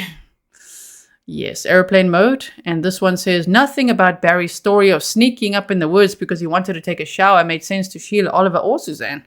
Sheila told agents other stories of Barry sneaking up years ago in Indiana, climbing up the side of the house to see if Suzanne had a boyfriend. Oh my. Okay. And then here it says attachment 3. On 11/03/2020, CBI agent Graham spoke with Cara and Steve Marshall, the previous homeowners of the residence at 19057 Puma Path, before selling the home to the Morphew family. Cara stated there was no damage to the master bedroom door jamb when the residence was sold to Barry and Suzanne Morphew. Cara and Steve separately said they suspected Barry killed Suzanne after hearing the news of her disappearance, based upon multiple observations they made of Barry during and after the sale of the house. Whoa. A copy of the page shown to Barry of the activities of his truck on the night of Saturday, May 9th, that contradict his stories of cooking steak, having sex, and going to bed around 8 or 9 p.m. Attachment 5, a photo of the breezeway, red square, okay, breezeway there, in relation to the chair where Suzanne was sunbathing on the afternoon of Saturday, May 9th. An estimate of the activity of Barry's phone as it appears to move from porch to porch, which he explained by chasing and shooting a chipmunk. So, I would love to hear your comments. Do you think there's any chance that Barry Morphew will be arrested again? Do you think that this probable cause will change at all? I think they're going to add to it, if so. You know, adding the autopsy results, for example. I just wonder.